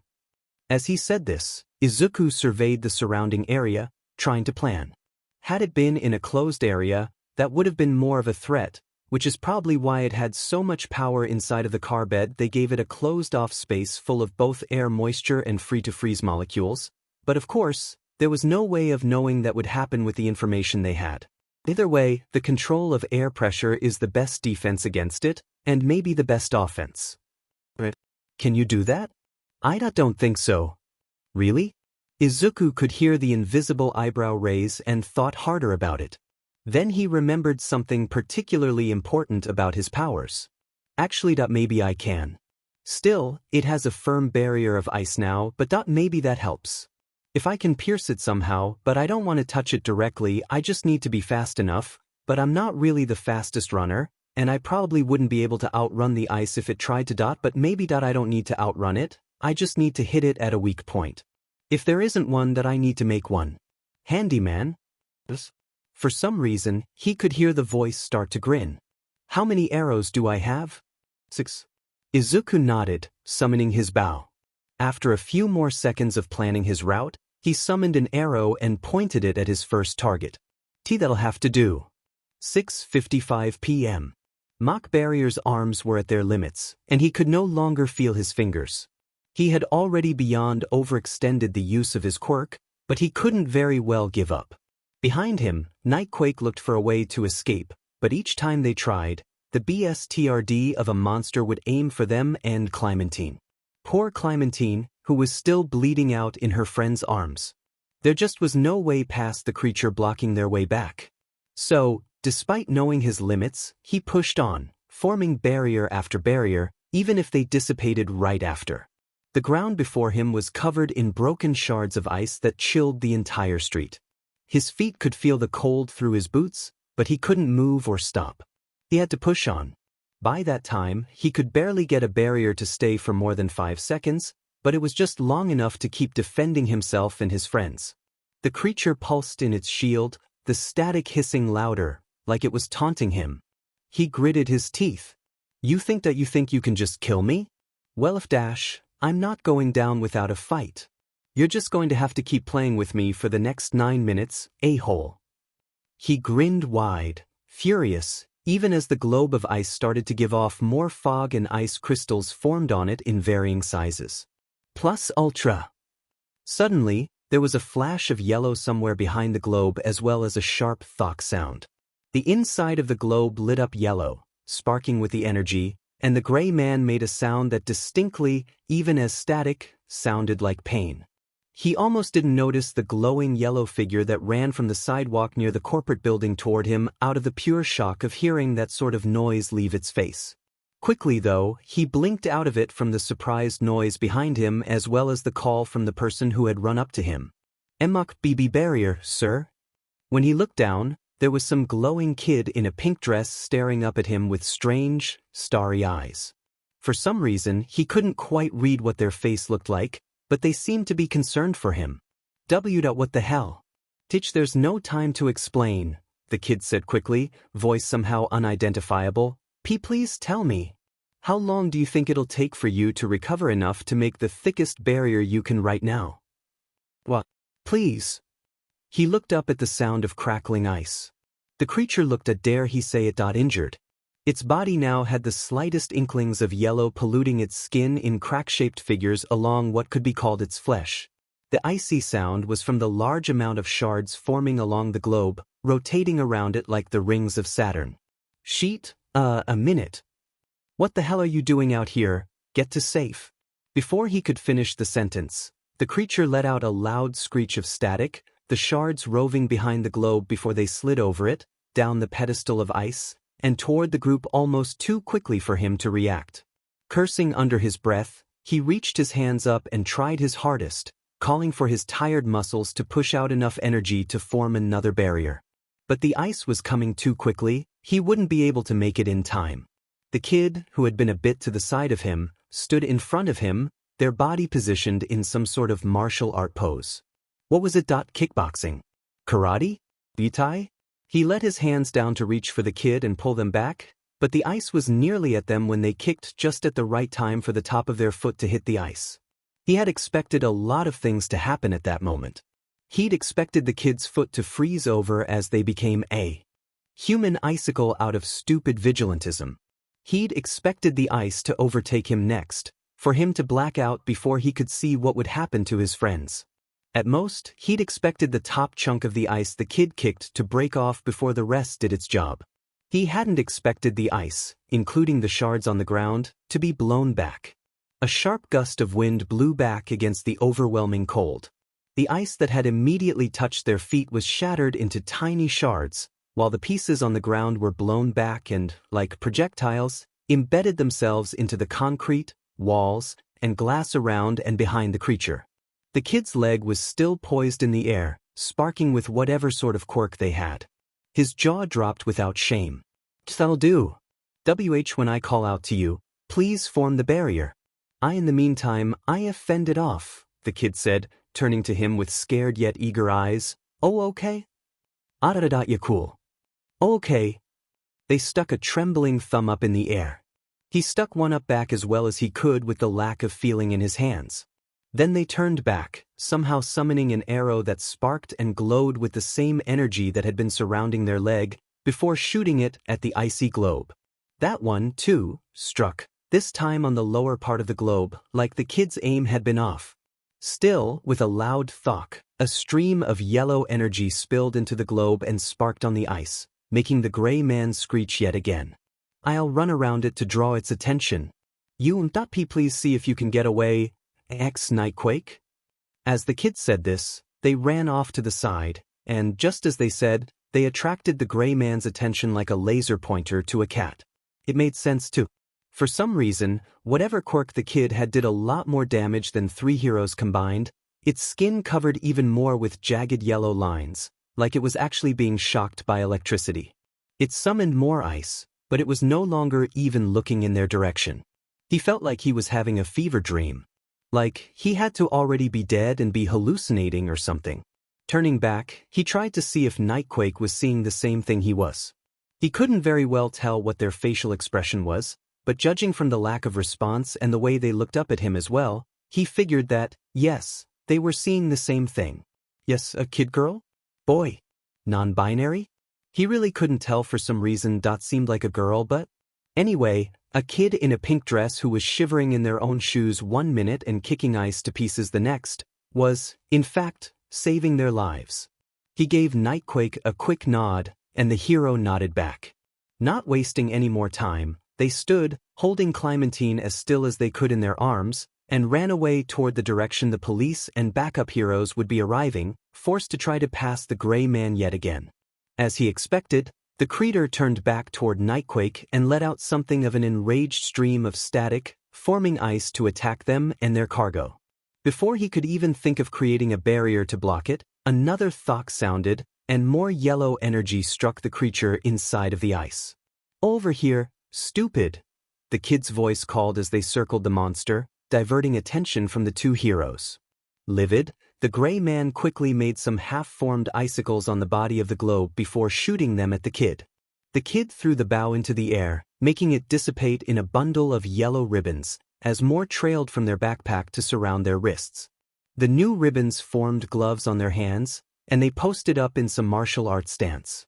Each shard that came flying at them was met with a jab from the kid's gloved hands, and with a much smaller glimmer of yellow, electric-like energy, the shards were destroyed. Their expression was surprisingly serious, like they were snapping in and out of hyperfocus. At times they stayed focused, that was for sure, but it was like something in the kid's demeanor changed when they had that dogged stubbornness on their face.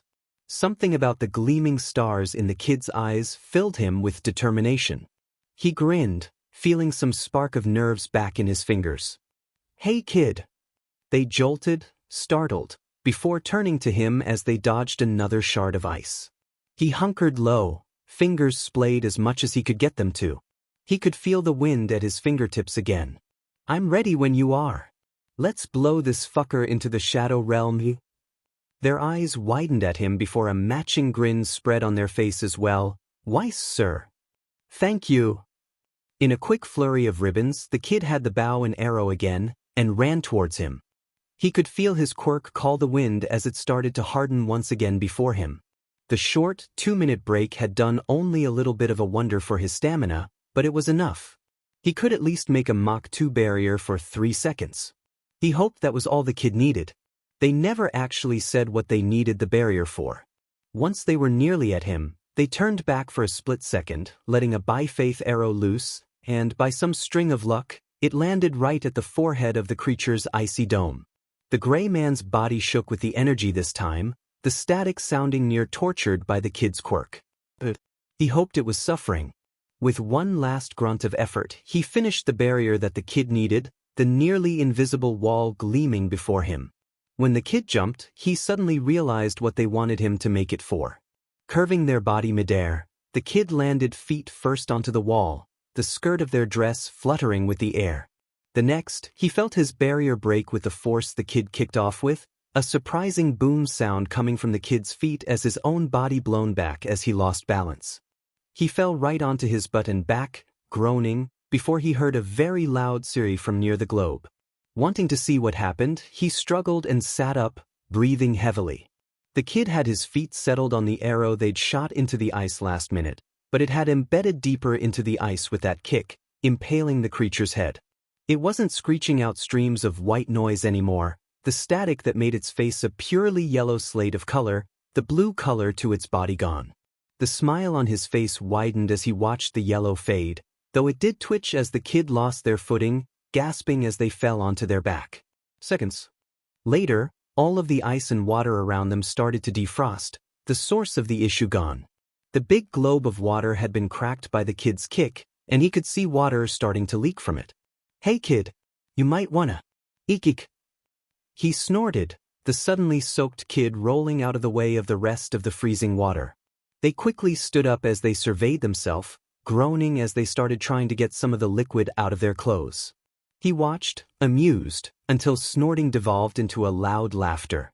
He fell backwards onto his back as his body finally started to register the end of the battle, still laughing even as he closed his eyes. It was over. The gray man was gone. Nightquake escaped with Clementine and possibly made it to EMTs to save her life. The police and backup heroes would be there any minute to take care of the rest. God, he wanted to sleep for a really long time. Mock barrier, sir?" He peeked an eye open under his glasses, meeting the concerned gaze of the star-eyed kid, who was still dripping. Are you going to be okay?" "Yeah, kiddo," he said breathlessly. "Yeah, I'll be okay." They smiled down at him, still managing to look worried despite how he somehow couldn't define any features about them. Oh, that's good. I know you probably overused your quirk, so you probably can't feel your hands or anything. Their worry morphed into guilt, to his surprise. I'm really sorry it took me so long to act, B, but I didn't want to get in the way of the plan Y you guys thought of, because when you think about it, it was actually a really G-great plan, but the G-gray man didn't use water and magic like expected. To be honest, I was pretty surprised too, because when I heard about what happened, I'd thought that. Hey kid. They jumped. Sorry. Thought I miss. Kid, he mumbled, closing his eyes. You literally saved my life. Don't start apologizing after that. Oh, that I'm so odd. What is it? He was actually starting to feel pretty drowsy. What was he going to say again? You shoot, DMN. I'm just. You have .1 hell of a quirk, kid. Like, I heard Bucha from the news and stuff, but in person? That shit's crazy. Thank you. And, he sighed, I know you're technically a vigilante and all that, but man, I sure don't regret meeting you here. He vaguely felt something on his arm then, but it wasn't cold. It was warm and wet. He peeked an eye open, only to see the kid's face scrunching up with the effort to not cry, only they were failing miserably, hot tears starting to trail down their cheeks. Thank you, they hiccuped, starting to rub at their eyes. That means a lot to me. They turned their big, watery eyes to him, the stars gleaming with their wavering smile. I'm a huge fan. Love you, I mean. He laughed breathlessly as his eyes fell shut again, the fatigue hitting him hard. That's so, well, tell you what. Next time I can feel 'em arms, let me sign something, for ya? If he heard the kid's reply, he didn't remember it. When he woke next, it was to EMTs moving him away from the wall he'd been set up against. Several heroes were around, but none of them were needed to fight. Police were taping off the area while others helped escort those who had hidden in the multi-story IMARC corporate building out. He could vaguely hear mutterings about regrouping and search parties. The glowing kid was nowhere to be found.